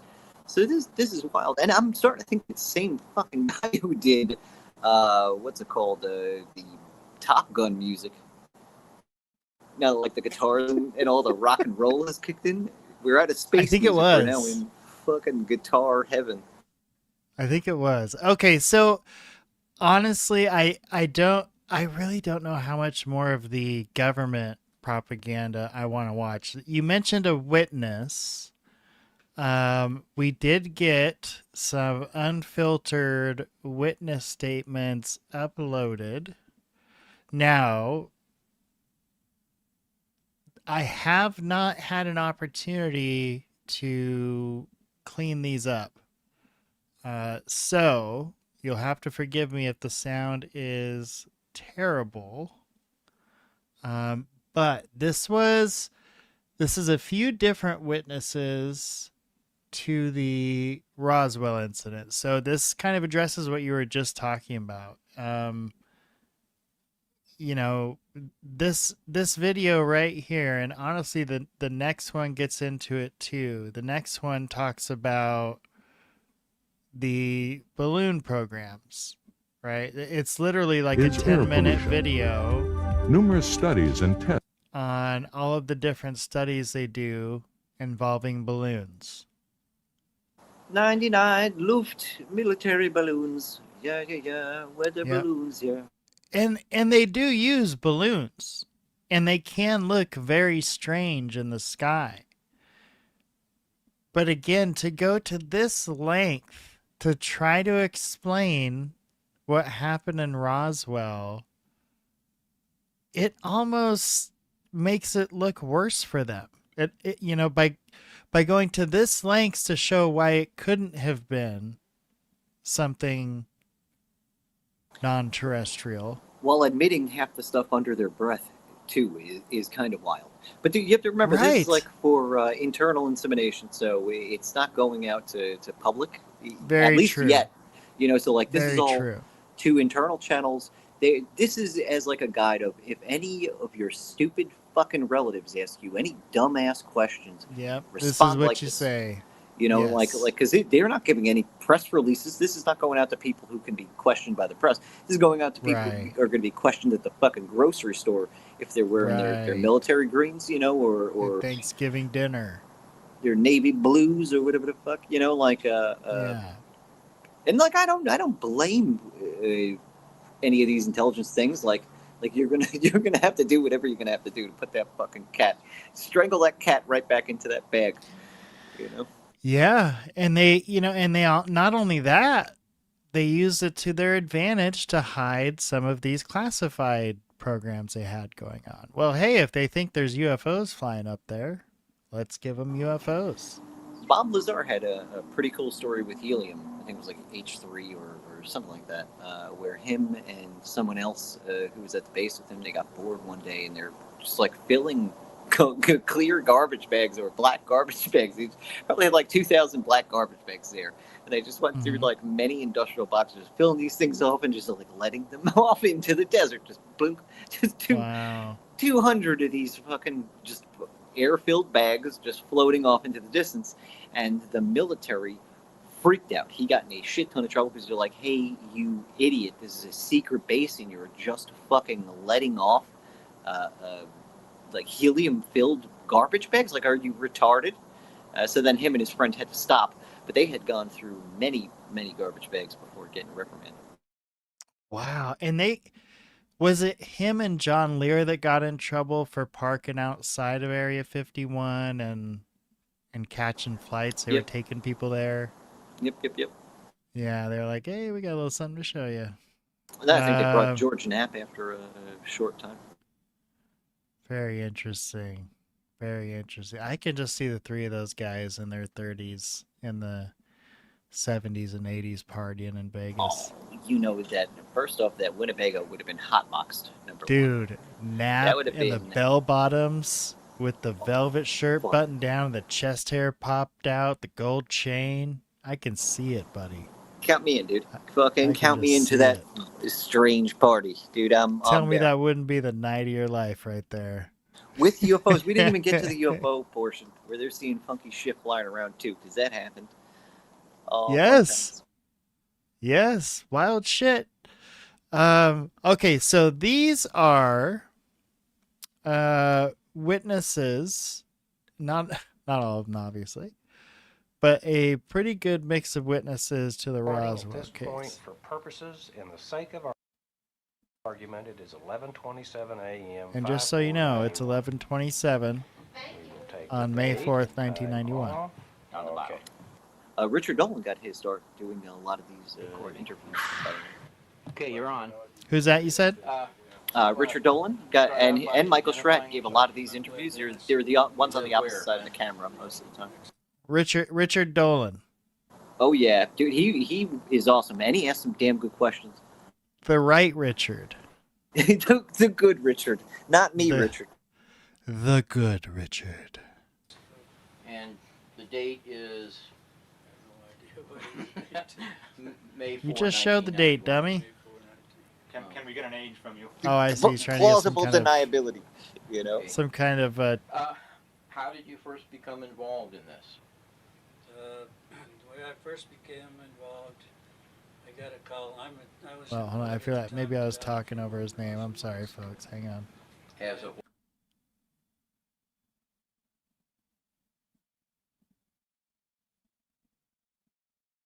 It's important we know who's talking, right? Okay, here we go. Okay, you're on. Want to start out by identifying yourself? I'm Glenn Dennis. You live where, Glenn? In Roswell, New Mexico. And the date is... Okay, Glenn Dennis. So we've heard that name, right? I mean, Yes. I know I've definitely heard that name and read that name doing research for sure. Awesome name to remember. I guarantee you I would screw it up. I'd be like, oh, Den Glennis. I know that guy. Den, it's a great guy. 1991. Can we get an age from you? I'm 66 years old. Okay. How did you first become involved in this? The way I first became involved, I got a call. I was employed at the time at the Ballard Funeral Home in Roswell, New Mexico. As a what? I'm sorry? As a what? As a mortician. And we had the contract for the base that the Roswell Army Airfield. We had the contract for all of the mortuary services. Okay, so we were just speaking about him. This is the actual mortician, is Glenn Dennis. I got a call about around 1:15 or somewhere right after lunch, around 1:15 or 1:30, from the mortuary officer wanting to know what was the smallest size hermetically sealed casket that we had in stock or that we could get. And I think I informed him that. Not a weird question. We usually kept it 4 foot, but I could possibly I feel like also get now they probably three manufacture six. themselves. And I said, I mean, what do you have in mind? He said, well, this would be for future services later on in case he said, we need to know this in case something comes up in the future. And then he said... Do you recall his name? No, I don't recall his name. I had at the time, and How convenient. Stan Freeman and I went over to check the records, but I couldn't find them. Ooh, Stan Freeman, good name drop. Yeah, Stan Freeman. He's definitely Anyway, renowned he said, researcher well, back how long then. would it take you to get if we needed more than one? Because we always just kept it 4 foot in stock. And I said, if you'd call me by 3 o'clock in the afternoon, I can have it in here by 7 the next morning because they come from Amarillo, Texas. And he said, okay, we'll talk to you later. Glenn, had you gotten requests like that before? No, not necessarily. Usually, people not until they really have a need for it, you don't ever have a call for it. But there's very few. At that time, pre-need services weren't too popular at that time. And then about another hour, maybe 45 minutes later, I get a call from the same officer. And he said, I would like to know what your preparations for bodies that might have been laying out in the elements are. He said, could you give me what's your preparation and how you would do it? And then before I could explain our procedure, he said, what we're interested in, and this would probably be for future use too, he said, would your procedure, what you would have to do to the bodies that have been exposed to the elements and everything, what would your procedures do to changing like the chemical compounds, the tissues, the blood and all that, what would that do? Would that destroy any of it?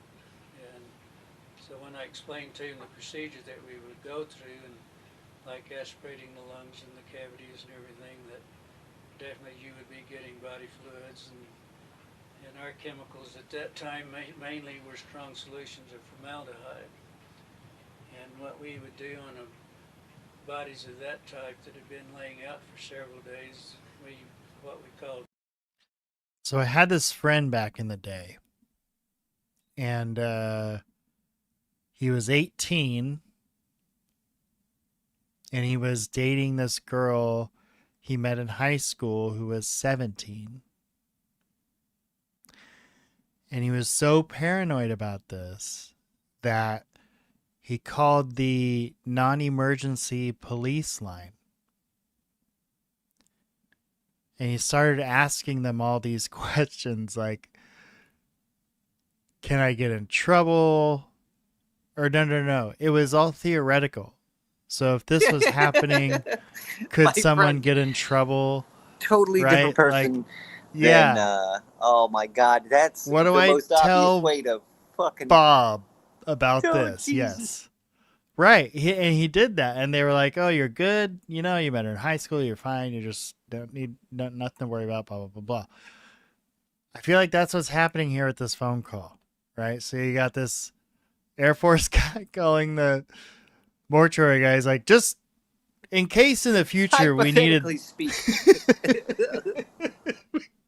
we might have to one time, have this little casket. And let's say, just for instance, that the body was out in the elements.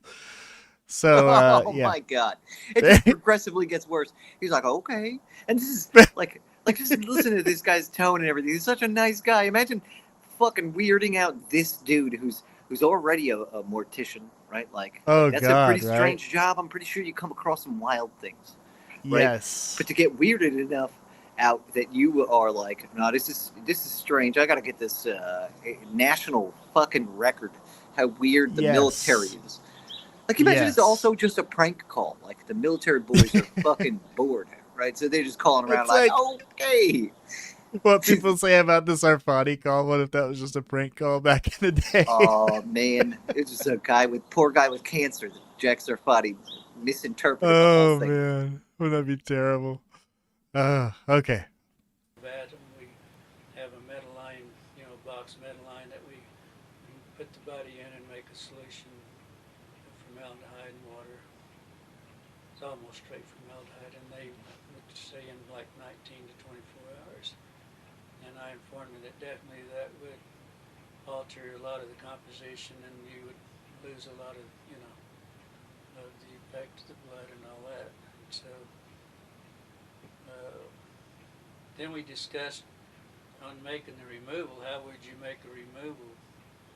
Because if a body had been laying out, like let's say in our country here in the summer in July, the temperatures can be anywhere from 100 to 110, 15 degrees. Again, all hypothetical. Lays out there for, let's say, 3 days. You go to pick up a body, the tissue and everything's going to come right off in your hands, So it's not a procedure that you can just go pick up. So I explained that, yes. Did he give you any idea how long the bodies might have been out? No, and I told him, I said, now listen, I said, whatever you have, I said, I don't know, evidently you have a problem. I said, we have the contract, so I said, I'd be glad to come out and see what you have, and then we could work with you. And then I could tell how we would do it. And he said, no, this is for future use. He's got on a blindfold. They take him out to the base. They take a look at this. And the guy's still going, okay, now hypothetically, I'm going to open this casket. There's going to be an alien. Hypothetically. Don't freak out. You usually don't get, people not. Let's just say under this towel, there happens to be.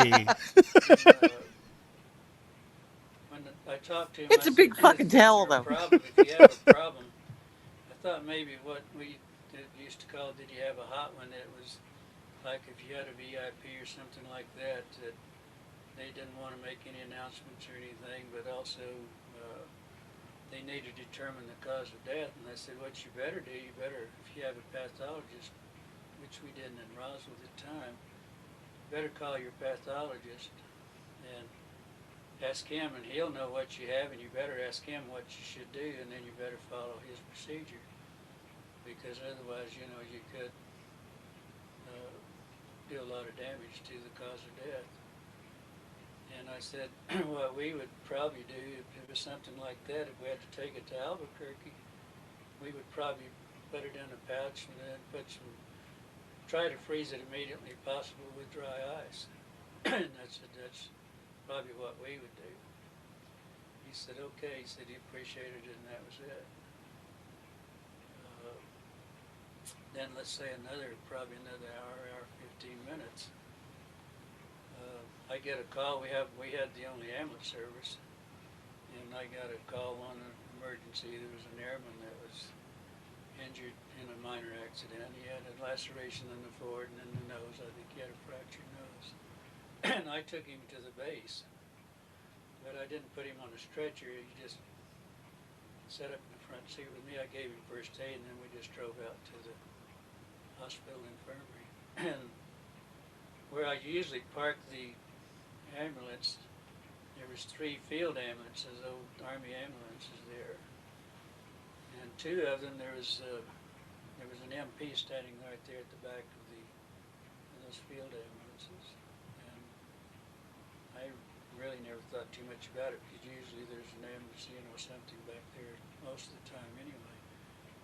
But when I was taking the airman in, when we walked up on the ramp, I noticed the back doors, the 2 ambulances, the old field ambulances were open, and I saw it looked like a wreckage, some type of they might have had a plane crash or something, and I saw some wreckage in there.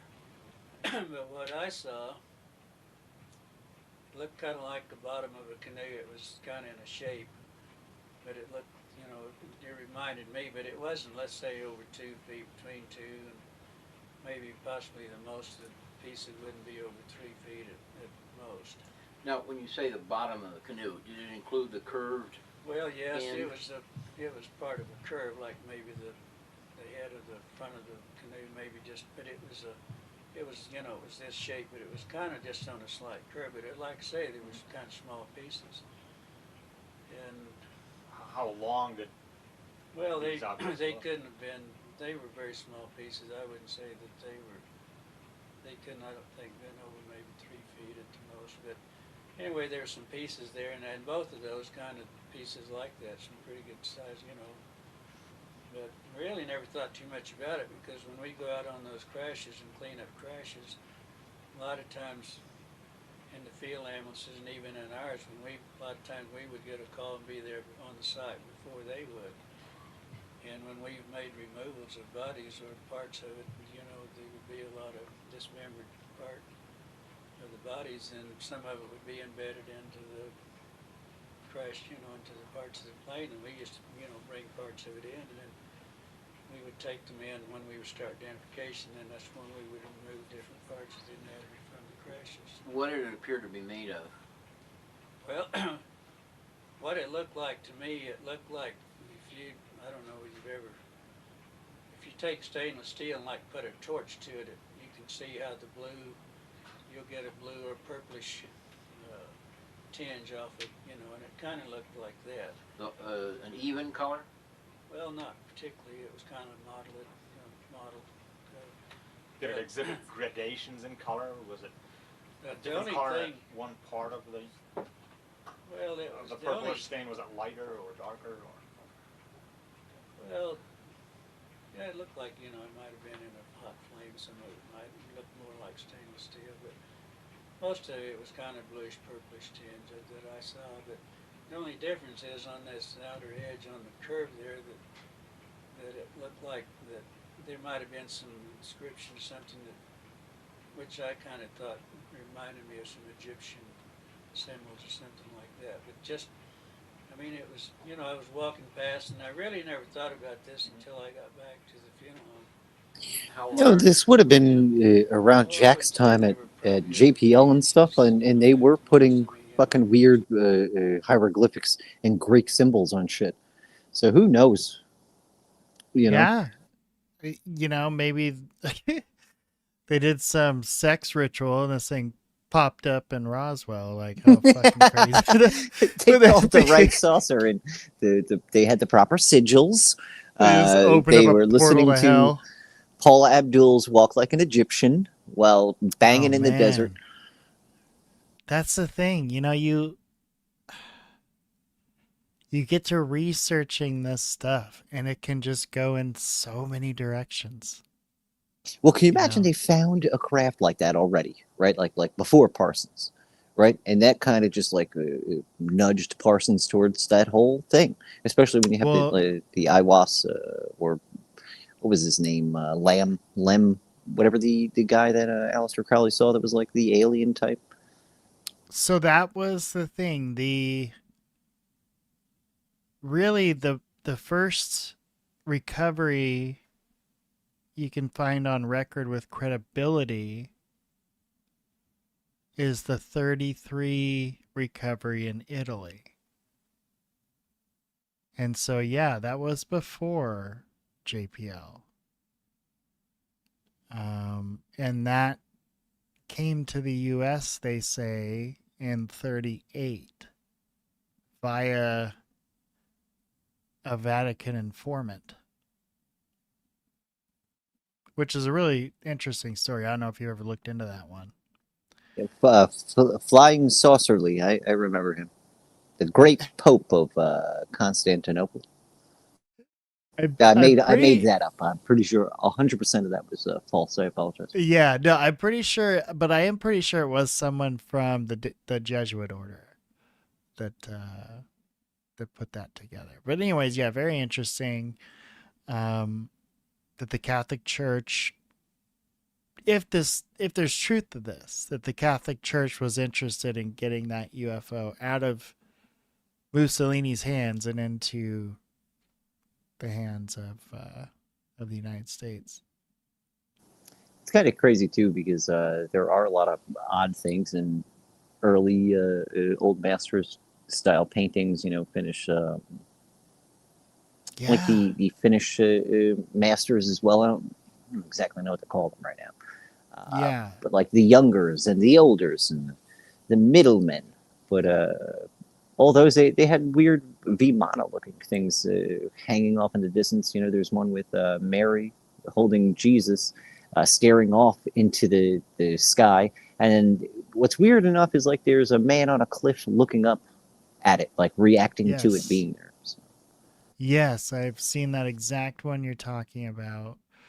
And I believe, the historians, they explain it away with, it's an angel, or it's like an artistic expression of, an angel or something.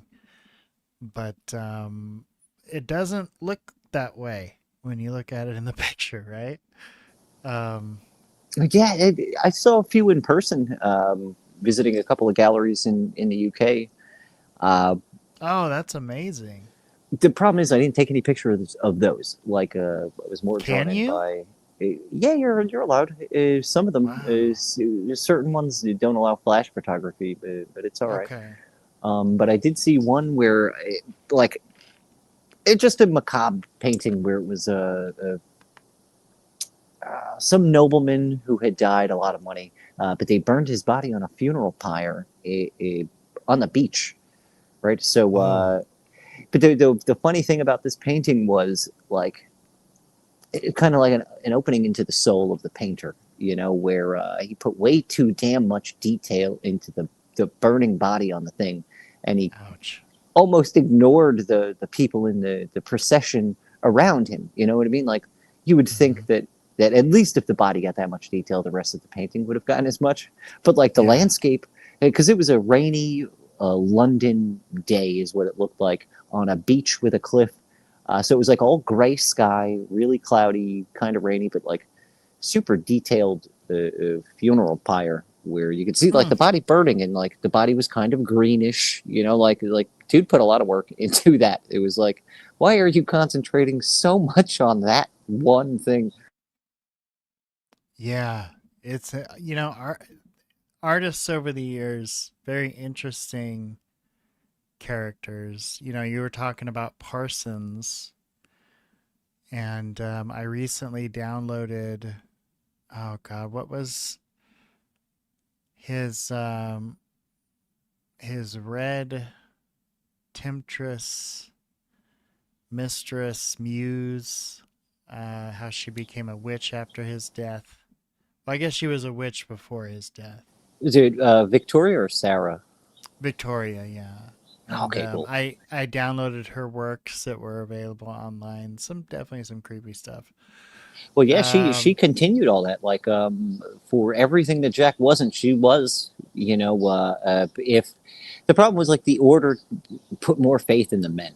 You know what I mean? Like Parsons, L. Ron Hubbard, that like specifically the OTO. But she ran all of the newsletters. She ran the gathering, like all the operations behind the scenes. So like, props to her for doing all the fucking hard work that these wizard boys were too busy fucking in the desert to do. Like she was a real one. She believed in the shit, and she did a lot of work to keep it going. I believe she ran it up until like the late 80s, early 90s. What's so crazy is that Hubbard runs off with Parsons' wife. His second wife. Money. His second wife. His first wife marries, who brought him into the OTO at first, the high priest or whatever of that little group. That's not Crowley or anything. This is the one who introduced Parsons to Crowley. He married his first wife. So she hitched up with him and then continued the OTO with Crowley. The other guy. No, with the other guy. with Crowley's kind of like blessing. But by then, Crowley had moved on to Jack, and Jack was his golden boy. But them Okay. two carried the, because it all goes by lodges, so they carried that lodge into the future. You know what I mean? Like they all have to have little newsletters and stuff. Like Manly P. Hall for his lodge, Well, he and had newsletters. You know, Jack, for a minute, Jack was hot with the JPL thing, and what was their little group called? The oh god, the Rocket Boys or some shit like that. Suicide Squad is Suicide Squad. their street yeah, name. yeah. Because they were ready to blow themselves up at any given time for any dang reason. Right. So, you got to think at the time Crowley's looking at that's like looking at, an X account with like a few million followers. Hell yeah, you want that guy to be into your shit. With his credentials stamped approved by the government, which is probably like one of the greatest little stamps of approval you could have for like, you ever notice like anywhere you apply, they're going to ask you if you're a military vet or if you've served in the country. It's because they hold all of that in such high regard, with due right, but so if you are not only just like within the military, but you're like within the apparatus of intelligence or manufacturing of munitions and stuff, like you're held to a totally different standard. Yeah, very, very true. Especially if you have like clearances and stuff like that.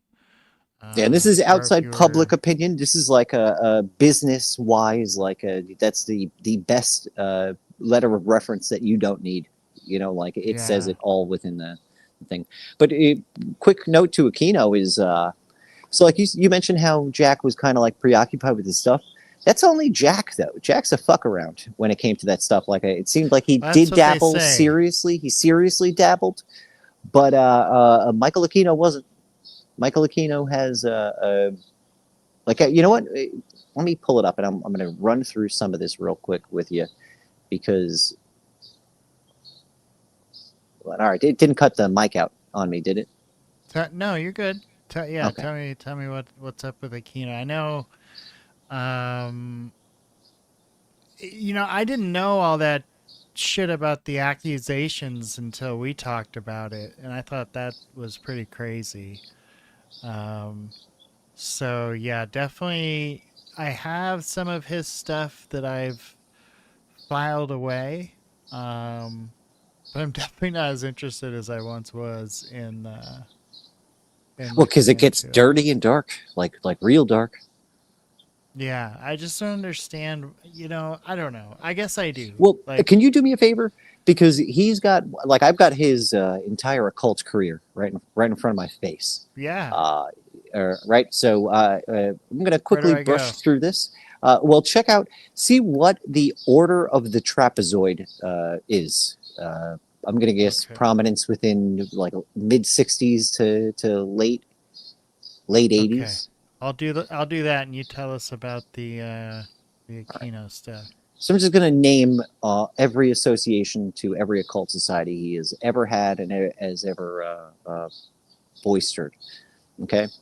I'm not going to go into all that because I want to deep dive on this possibly one day with you. So we'll leave a little bit of meat on the bone. But so he was in the Church of Satan from 1969 to 1979. Started as a Satan first degree and ended as a Magister Templi, fourth degree, 11th chapter, or whatever. I don't know how to read this. 11th something, right? Ended in 1973, but he was in there until 1975. He was also a part of the Council of Nine, and he advertises it as such, like within the Temple of Satan, the Church of Satan, I should say. The Temple of Set, 1975, infinity, because he created that and he never planned on closing it. So that's his words, 1975 to infinity. And he was a Magus, fifth degree starting, and he ended as the High Priest of Set upon his death. Then you have the Order of the Trapezoid, which is a pentagram, which looks like it has a pitchfork at the bottom towards the. I got that pulled up now. Yeah. Okay, do you want to go over that, because I just got to that on his? Yeah, man. The Order of the Trapezoid. A chivalric order of knighthood dedicated to the the Prince of Darkness and the protection of the Black Flame. Fantastic. Oh, that's not weird. Never mind. You know, that's totally totes normal. Anton LaVey.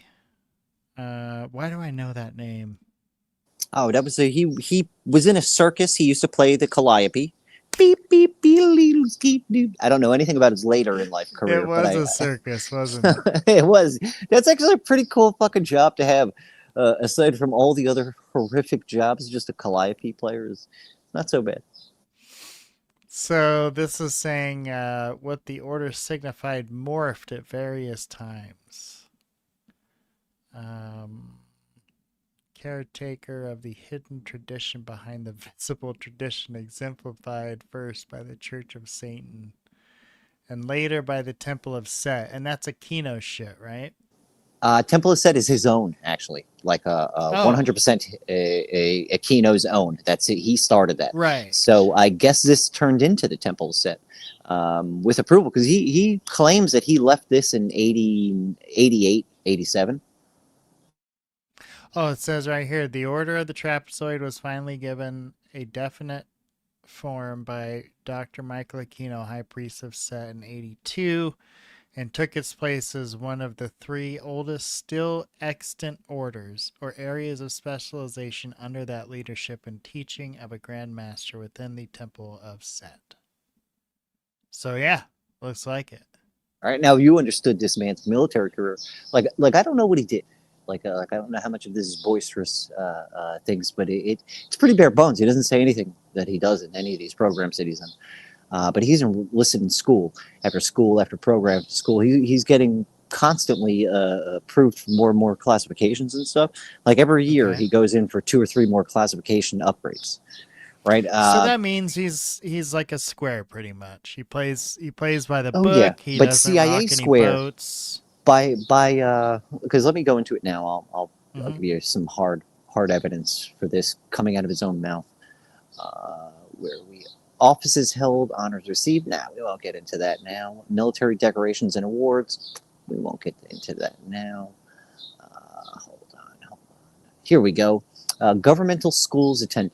Now, do you want me to go through all of them? Because there's about 1, 2, 3, 4, 5, 6, 7, 8, 9, 10, 11, 12, 13, 14, 15. There's over 21 courses Government that he's approved for. Schools attend. So these are courses that he took while he was in the military? Yeah. The area of expertise and the school and location, i.e. Is it always on a post? This is not on a post. This is his so-called resume of sorts. So the schools, personally written resume. The schools for his military stuff, does that all look like military addresses? I'll give you one. Psychological Operations Extension Course, U.S. Army JFK Special Warfare Center, Fort Bragg, North Carolina, 1968. Is that a little too sensitive? That's all advanced individual training. It's the first one. Right? That's the fucking first one, bud. That's the first one that he did in 68. Yeah, I had a buddy that worked in PsyOps. It's pretty wild. All right. Okay, well, I'm just going to read through all these then. Airborne Paratrooper Course, U.S. Army Infantry Center, Fort Benning, Georgia, 1968 as well. Army Officer Basic Course, U.S. Army Center, Fort Knox, Kentucky, 1968. Psychological Operations Unit Officer Course, U.S. Army JFK Special Warfare Center, Fort Bragg, North Carolina, 1969. Armor Officer Advanced Course, U.S. Army Armor Center, Fort Knox, Kentucky, 1976. So that's like almost 10 years later he got that one. Special Forces, Green Beret Course, U.S. Army JFK Special Warfare Center, Fort Bragg, North Carolina, 1976. Command and General Staff. Does it say he completed the Green Beret course? Yeah, these are all completed. Interesting. Okay. Command and General Staff Officer Course, Commandant's List. So that's like teacher's pad almost. U.S. Army Command and General Staff College, Fort Leavenworth, Kansas, 1979. Foreign Area Officer Course, U.S. Army JFK Special Warfare Center, Fort Bragg, and the Central Intelligence Agency, Washington, D.C., 1979. Yeah, we had a word for guys like that. Spooks. If you don't, you know, take your feelings about his personal life and decisions completely out of it. We're just looking at his career. That's a squared away soldier. But we haven't even gotten through half of it yet, right? So this is where That's I'm wild. like, the man has an extensive military career. If the allegations weren't there, like this would be a hero in a lot of people's eyes. You know, you're not looking at his face or the eyebrows. You know, not knowing anything about McMartin and all that. A very accomplished soldier at the very least. But we still haven't even dug into all of it, because that's his first tiptoe into the CIA world, right? And that's 10 years into his military career, or 11, I think, because he started 68. Mm-hmm. This is now 79. So let me pop back over to it. All right. Now, so after that one, is this all like Wikipedia? Secret stuff. Nope, secret stuff. Secret open source intelligence. Is this like as DD-214? No. This is this is what I think he was fishing around to get jobs and things outside of the military. You know, because so it's like a resume. Yeah. Okay, so he could be lying about some of that. Yeah, I guess you could, but would you really do that? Like, if you have any of these, would you if you worship Satan, why wouldn't you? Okay, all right, maybe. Okay. Yeah. All right. So let's because like I said, this is coming from his mouth. This is his bragging. All of those satanic sects were his, him bringing them up in a CV. You know what I mean? Like, I don't know how many jobs you go for where you bring up all the fucking satanic cults you started. So, but yeah. So all right. So where are we now? Foreign area Air Force, Foreign Area Officer Course, U.S. Army. Yep. Okay. Next one, Military Intelligence Officer Qualification Course, Advanced, U.S. Army Intelligence Center, Fort Huacachuca. This is where the weird ties into the Charlie Kirk thing happened, because the TPUSA board member at this specific base at this specific time, they wrote PSYOPs and Mind War. Like, that's when this was written, was when he was here with that guy who's now one of the head on the board of TPUSA. Well, so let me just say that what base was this? Fort Huachuca. Huachuca. Okay, so that's a small town. Like, I think people lose sight of that. They think a military base is like a small few hundred guys. No, it's like a small village. So it's a coincidence, but I don't know if it's there's correlation there, but I don't know if there's causation there. It's a tick in the strange box. You know what I mean? Like, I find that anomalous. For sure. You know, especially since they both tie back to that PSYOPs thing. Like, that's fucking huge. Not everybody in the military was working on PSYOPs, especially in like 69, or what was it, 79, 80? They always been doing PSYOPs, buddy. Well, you see, like, but not everybody's privy that it's a PSYOP. Like, I was listening to this one guy discussing astral projection and the whole CIA angle of like mind reading and stuff like that, like after the Russians, right? But like, this guy was speaking on, he had gotten about 15 different papers from different scientists, different groups within his intelligence bracket, right? Where he was then redistilling that into another book that he was trying to make like a handbook for. It was not so much to teach you how to do the shit, it was to set your mind properly. Like, they were trying to find atheists who had no belief either which way in demons or angels or aliens. They'd rather be a blank slate for that one. To do all the psychic shit. Like the McGonagall stuff, you know what I mean? Like, Have so you this seen is this? That might be it. Yeah, this is the Project Stargate. Let me open it up on my computer so I can actually read it. But yeah, this one's pretty wild. I also recently found some stuff on that on my own searches where it might have nothing to do with this, but it was the primer. This is what you would give, like, in the binder You slap it on the fucking desk of like new recruits that just got into your unit. You know what I mean? That you're trying to fucking prep them for the crazy shit they're about to see and do. You know, so like, because I guarantee you, some people are going to call bullshit, and they go, you're very smart to call bullshit. This is all bullshit. Yes, go ahead, go on your way. You leave now, and then they continue with it while getting to people who discern too much, you know, out of the way, because they don't want that. Approved for release. Let's see, March of 2001 from the CIA. That's scribbled in here. What does that say? MIA suggested, and I can't read what that is. Starts with a P. Psychotronics, MIA maybe? Suggested something. Yeah, I don't know. Or Research psionics, approaches, characteristics, analysis and theory, characteristics, remote viewing, reliability enhancement, role of feedback in remote viewing, role of consciousness, computer-controlled experiments, tracking of targets in motion, measurement of accuracy as a function of repetition role, analysis. Man, I was invited to one of those in my little fucking smart kid middle school, man. To do one of the overnight Monroe Institute fucking sleep studies where they hook you up to electrodes, and because the whole thing was I forget what it's for. No, I did one of those, but it was for sleep apnea. How long ago was this? Because this was when I was like long time ago. This wasn't even sleep apnea, but it was I don't know. They were trying to see if this is early on when they were trying to sell the moving the mouse cursor with your brain. Right, and it works, so you can do it. Okay. But this is early on with that, and my mom was like, "It did work." I'm not giving you away over fucking night to a bunch of no thanks. Like, especially since there's a weird thing with the fucking school too. Like, but we looked into it because I wanted to find out why it takes me about 20 hours of running in a fucking circle before I'm tired, ready to go to bed. You know, like, you ever see why certain synapses are firing at all times, big time. Fucking ring of fire, as the quacks like to put it. But yeah, so I don't know. I just found it real weird. I also found it odd that they were fucking shoving ADHD medication down everyone's throat. You know, very loosely.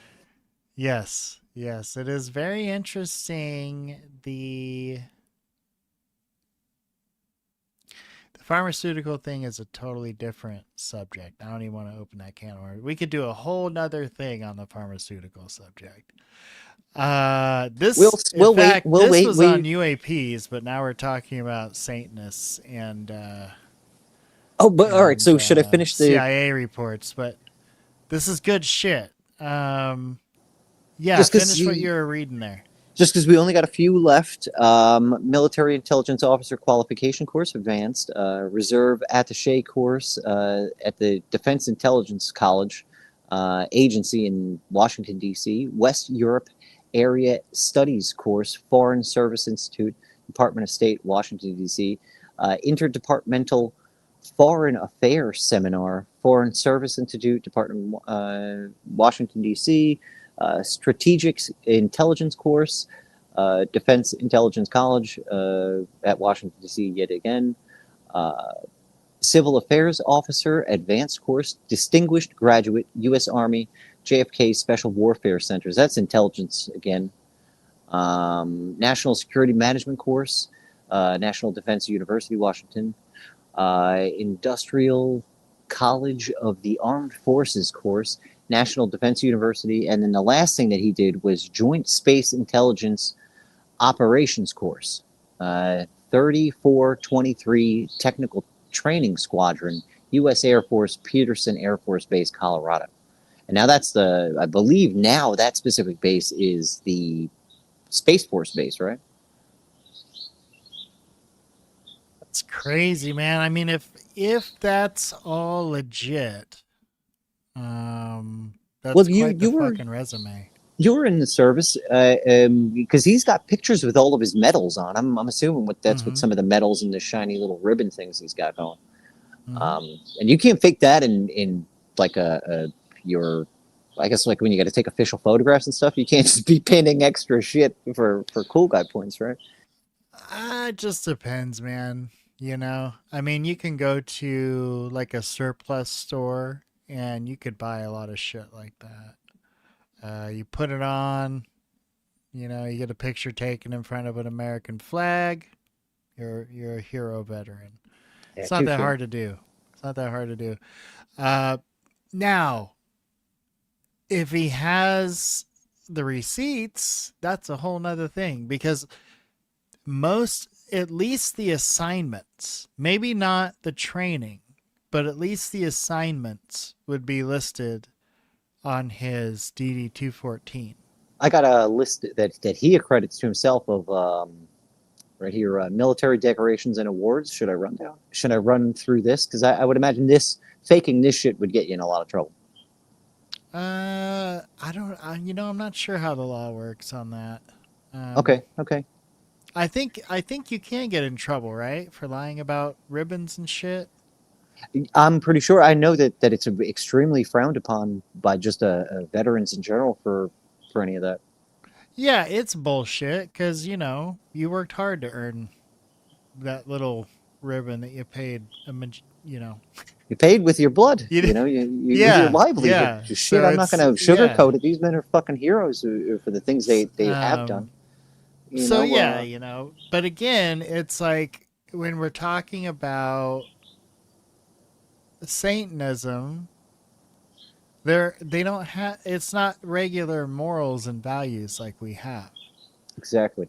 Right? Like it's totally different. It's all about getting ahead. Like he could justify lying about all of that because it's helping him get what he wants, right? The notoriety and the attention and the fame and everything else. So I'm not saying he's lying. I don't know anything about it. I'm Plus, just if saying he's in intelligence, right? Like that's perfect cover for the operations you were actually doing. Is just make up a bunch of bullshit that people can't get anywhere with.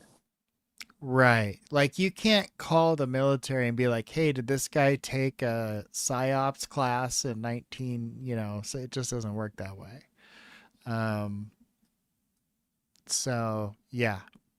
All right, so then we won't get into his medals just yet. We'll deep dive on some of this stuff, but I do want to get through the rest of his weird occult things. Yeah. Because we now finished his intelligence career, but so the Order of the Trapezoid, 1970, then the Rune Guild, which I've never heard of this either. RUNE Guild, and he joined as a Drighton in 1980. But this looks like, dude, it looks like an old, like one of those neo-Nazi things. Especially that looks like a weird, like a Luftwaffe patch. But Rune Guild. I don't know if you want to Google that. Well, why does it look Nazi? Is it the swastika? Does he have like a swastika? Yeah, imagine a three-thinged swastika made out of horns. Don't they say that had some kind of other symbolism before? Yeah, runology. The Thule and Vril Society use those, but that's like goes back to Vikings. But that's what it is. That's all the symbols around it are old runes. So this I've got a couple of ciphers for that. I could tell you what it means, but it's. This is what we got here. The Rune Guild. Founded by Edrin Thorson, Stephen Edred Flowers in 1980. So ancient.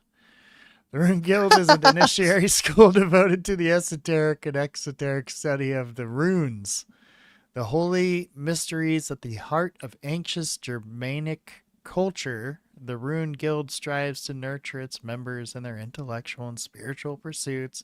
It acts as a catalyst for the mastery of knowledge, acquisition of wisdom, and overcoming of obstacles. Blah blah blah blah blah. In accord with mythic paradigm established by Odin, the first and foremost rune master. I'm glad they went so far back in the history of runes that they ignored the immediate past of the runes, which was the entire basis for the Luftwaffe and their mythical Thule and satanistic shit that they were killing people and doing rituals for. That's its most. It's like 40 years earlier is what those runes were used for. To now be used as this is hysterical. This is their history here. See, it starts in 1980. Look up Sigrun. Oh, wait, it says the first authentic rebirth of the elder runic. So this is like Jesus Christ to the Old Testament, I guess. Look up Sigrun, right? And I'm asking you, just Google. Don't find the book and read the book. I don't want you. Yeah, Sigrun. It's a like 1919 version, right? And it's because this is what became the SS and all that. Like this is Valkyrie in Norse mythology. yeah. That's the one. That's the evil book that Hitler was inspired by, or one of many that So Himmler and. What's your fascination with this stuff? This seems to be going around lately. A lot of people are really interested in. I don't know. I'm not fascinated with any of this bullshit. This I couldn't care less about. Like I don't really care about the runes and stuff. But it's the ties to Parsons. Yeah, like because he doesn't really go into the rune stuff too much. Like he has his sigils and things, but they're more he like Solomonistic and Elizabethan style magic. So it's a different, totally different shade of weird, right? So and I don't want to knock anybody's fancy little occult beliefs. You know, like to each their own. Sure, yeah, absolutely. But they all do kind of like steal from each other. That's kind of the whole point of a secret society, is to amalgamate yourself with whatever culture enough, but just enough to where people understand it a little bit to look into it more, you know. But I got into it, like you were there kind of a little bit for it, like with the Smedley Butler stuff and the that documentary that we watched. Was it Rich Man's Trick? Yeah, dude. Yeah, that was a trip. Right, so to follow all the money back and then find out that it goes back to like weird little secret sects and strange little SS rat holes within Nazism, like I find all this shit weird, and then my pattern recognition that I'm pretty good with anyway. That's kind of like a shortcut to things. I didn't finish that documentary, and did it ever get into what replaced the Nazis? Is it modern corporate structures? Yeah, because that was the infrastructure. Like that's what I learned with Smedley was the Nazis were a ruse and a bulwark. That's what he starts the documentary talking about. Is the Nazis were a bulwark against Bolshevism, which is true. Like they were propped up. That's like the people in the UFO community, like Gabe the schmuck, you know. Sure, yeah, I've heard of that guy. He's a bit of an asshole, but he's kind of like a useful idiot, to where they propped him up and they blew so much smoke in his ass that he thinks he's important to the cause, right? Yeah. So much so that he's willing to put down half the community in his effort to tell everybody his importance in the cause, right? That's essentially what they did to Hitler and the guys who. There's something called the beer hall push that happened several years before it. It landed Hitler in jail, but it basically like how the CIA works now. In another country, they see someone who believes their own bullshit enough to where they try to start a revolution. They get arrested by their government. Then they get funded by somebody else to overthrow their government. Like we were trying to do it with the Contras. We were trying to do it with many different I don't know what things. you're talking about. We've never ever participated in anything like that, sir. I know not of which you talk. But it's like a weird underlying system. I'm just kidding. Set of it's patterns like all our that CIA I notice. did. Yeah. You know, like very, very oddly enough, I notice. I don't know. I notice certain shit, but I also noticed that a lot of the crypto techniques that we got today were basically revived by the Germans from alchemical techniques. You know, not so much the science behind it, but like how they encrypted everything within 3 to 6 levels. You know, our government isn't even fucking that good at that now. But I don't know. I've seen the evolution to certain things, and then watching symbols transcend through certain bits of alchemy, but then also the runes being added in at a certain time, and then where the runes have followed through. It's always neo-Nazi bullshit. You know, they're still using the runes with I don't know, the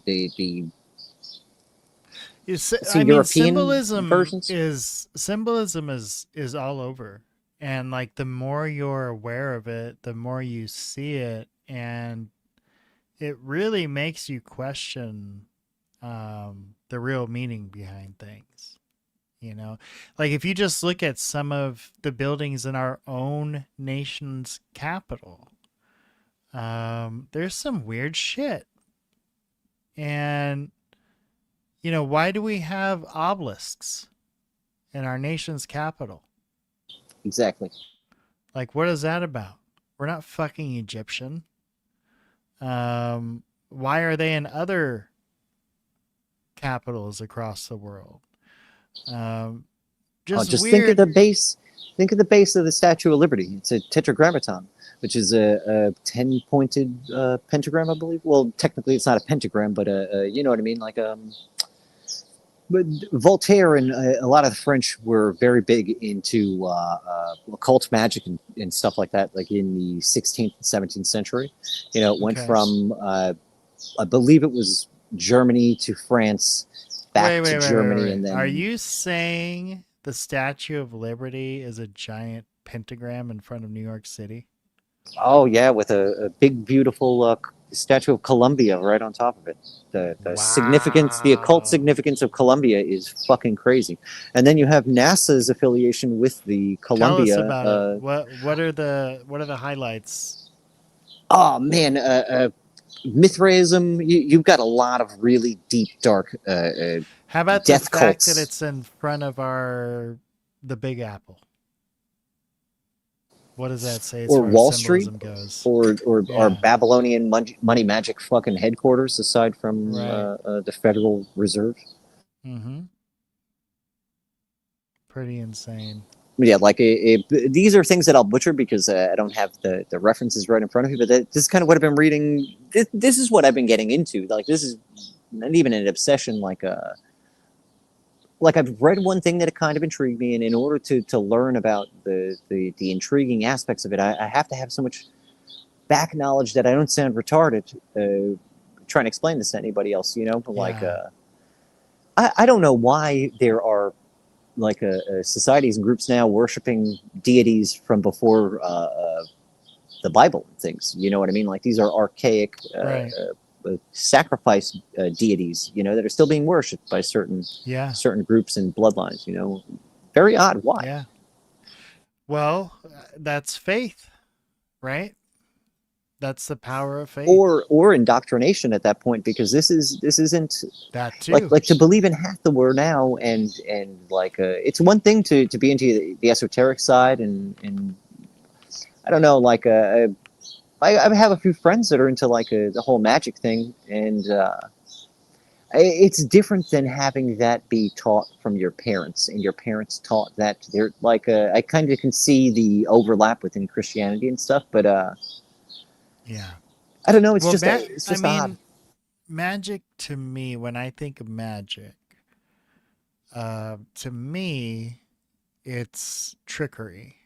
It's not really magic. It's controlling the environment around you and being able to control it so well that normal things appear as magic.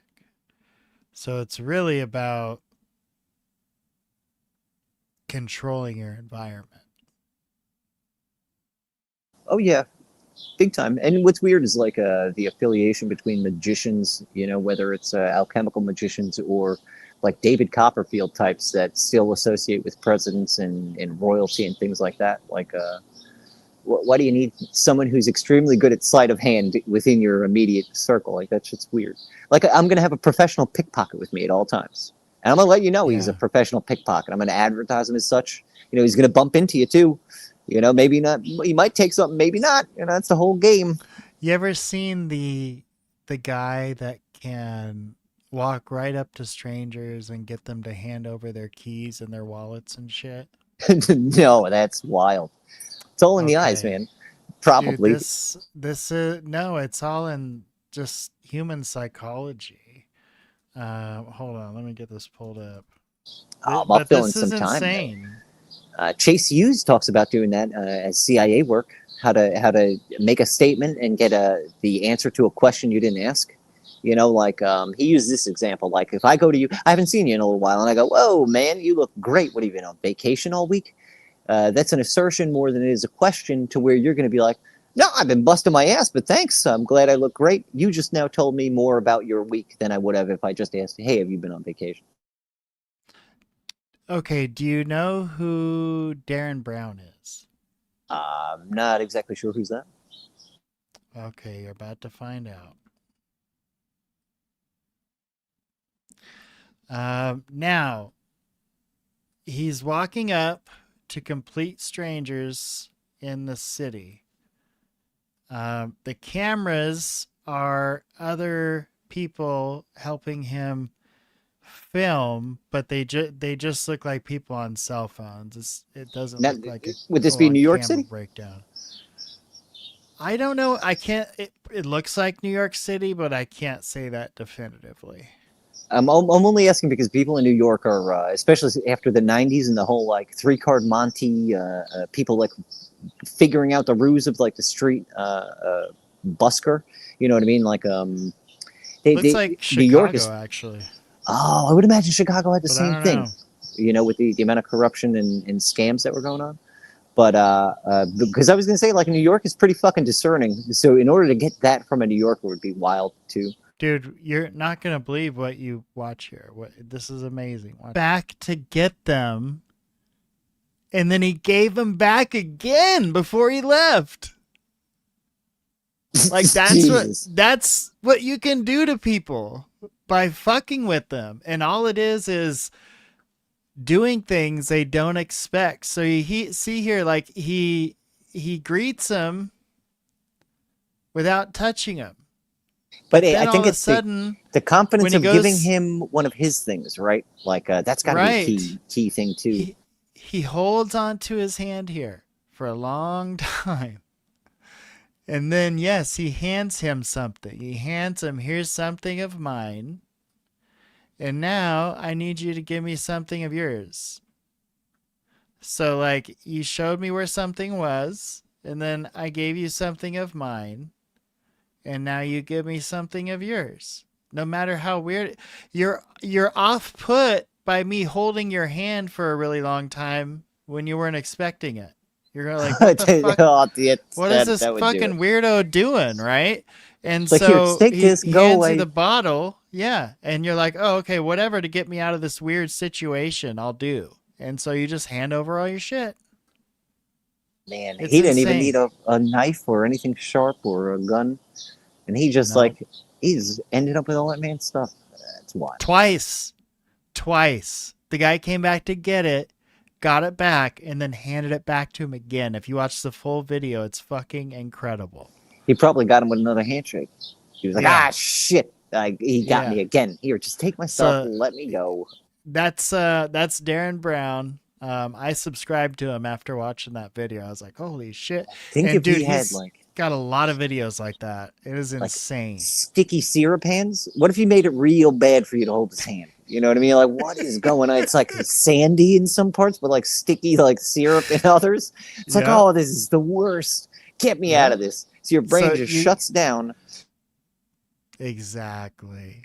You're like, Yeah, get me brilliant. out of here. This is weird.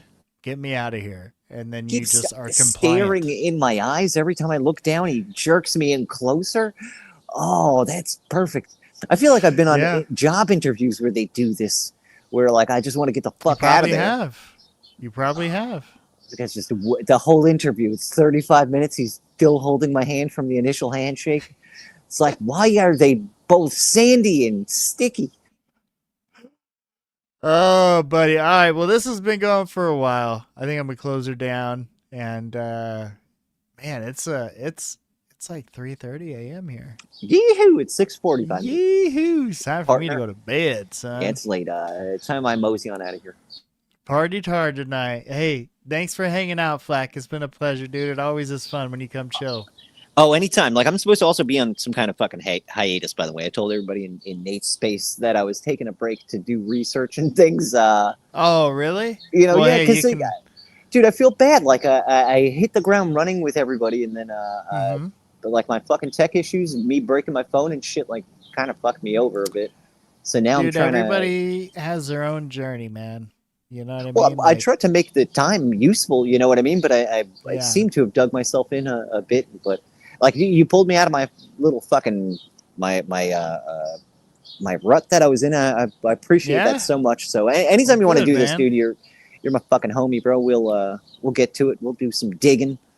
Right on, bro. Yeah, I love it when you come hang out, man. It's always a good time. I'm always smiling and laughing. So, Oh, same here, buddy. Same here, man. Wish the family well. yep. Tell everyone I said hi. Will do. You do the same on your end, bud. Faux show, my man. I've been sending my family the videos. I don't know if they watch them, but I'm fucking tagging people and shit. I think my I mom has know, been dude. sent about 7 of them. It's funny, bro. Like all the people around you, they don't want nothing to do.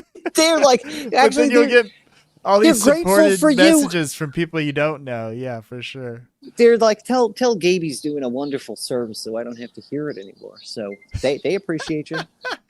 They Right won't on, watch bud. our content, but they appreciate you, bud. Hell yeah. I love you. Dude, I love your deep dives, man. You turn over some pretty interesting rocks for sure. Hell yeah, bud. I'll see you soon, man. Have a great night. All right, boss. Have a good one. I'll see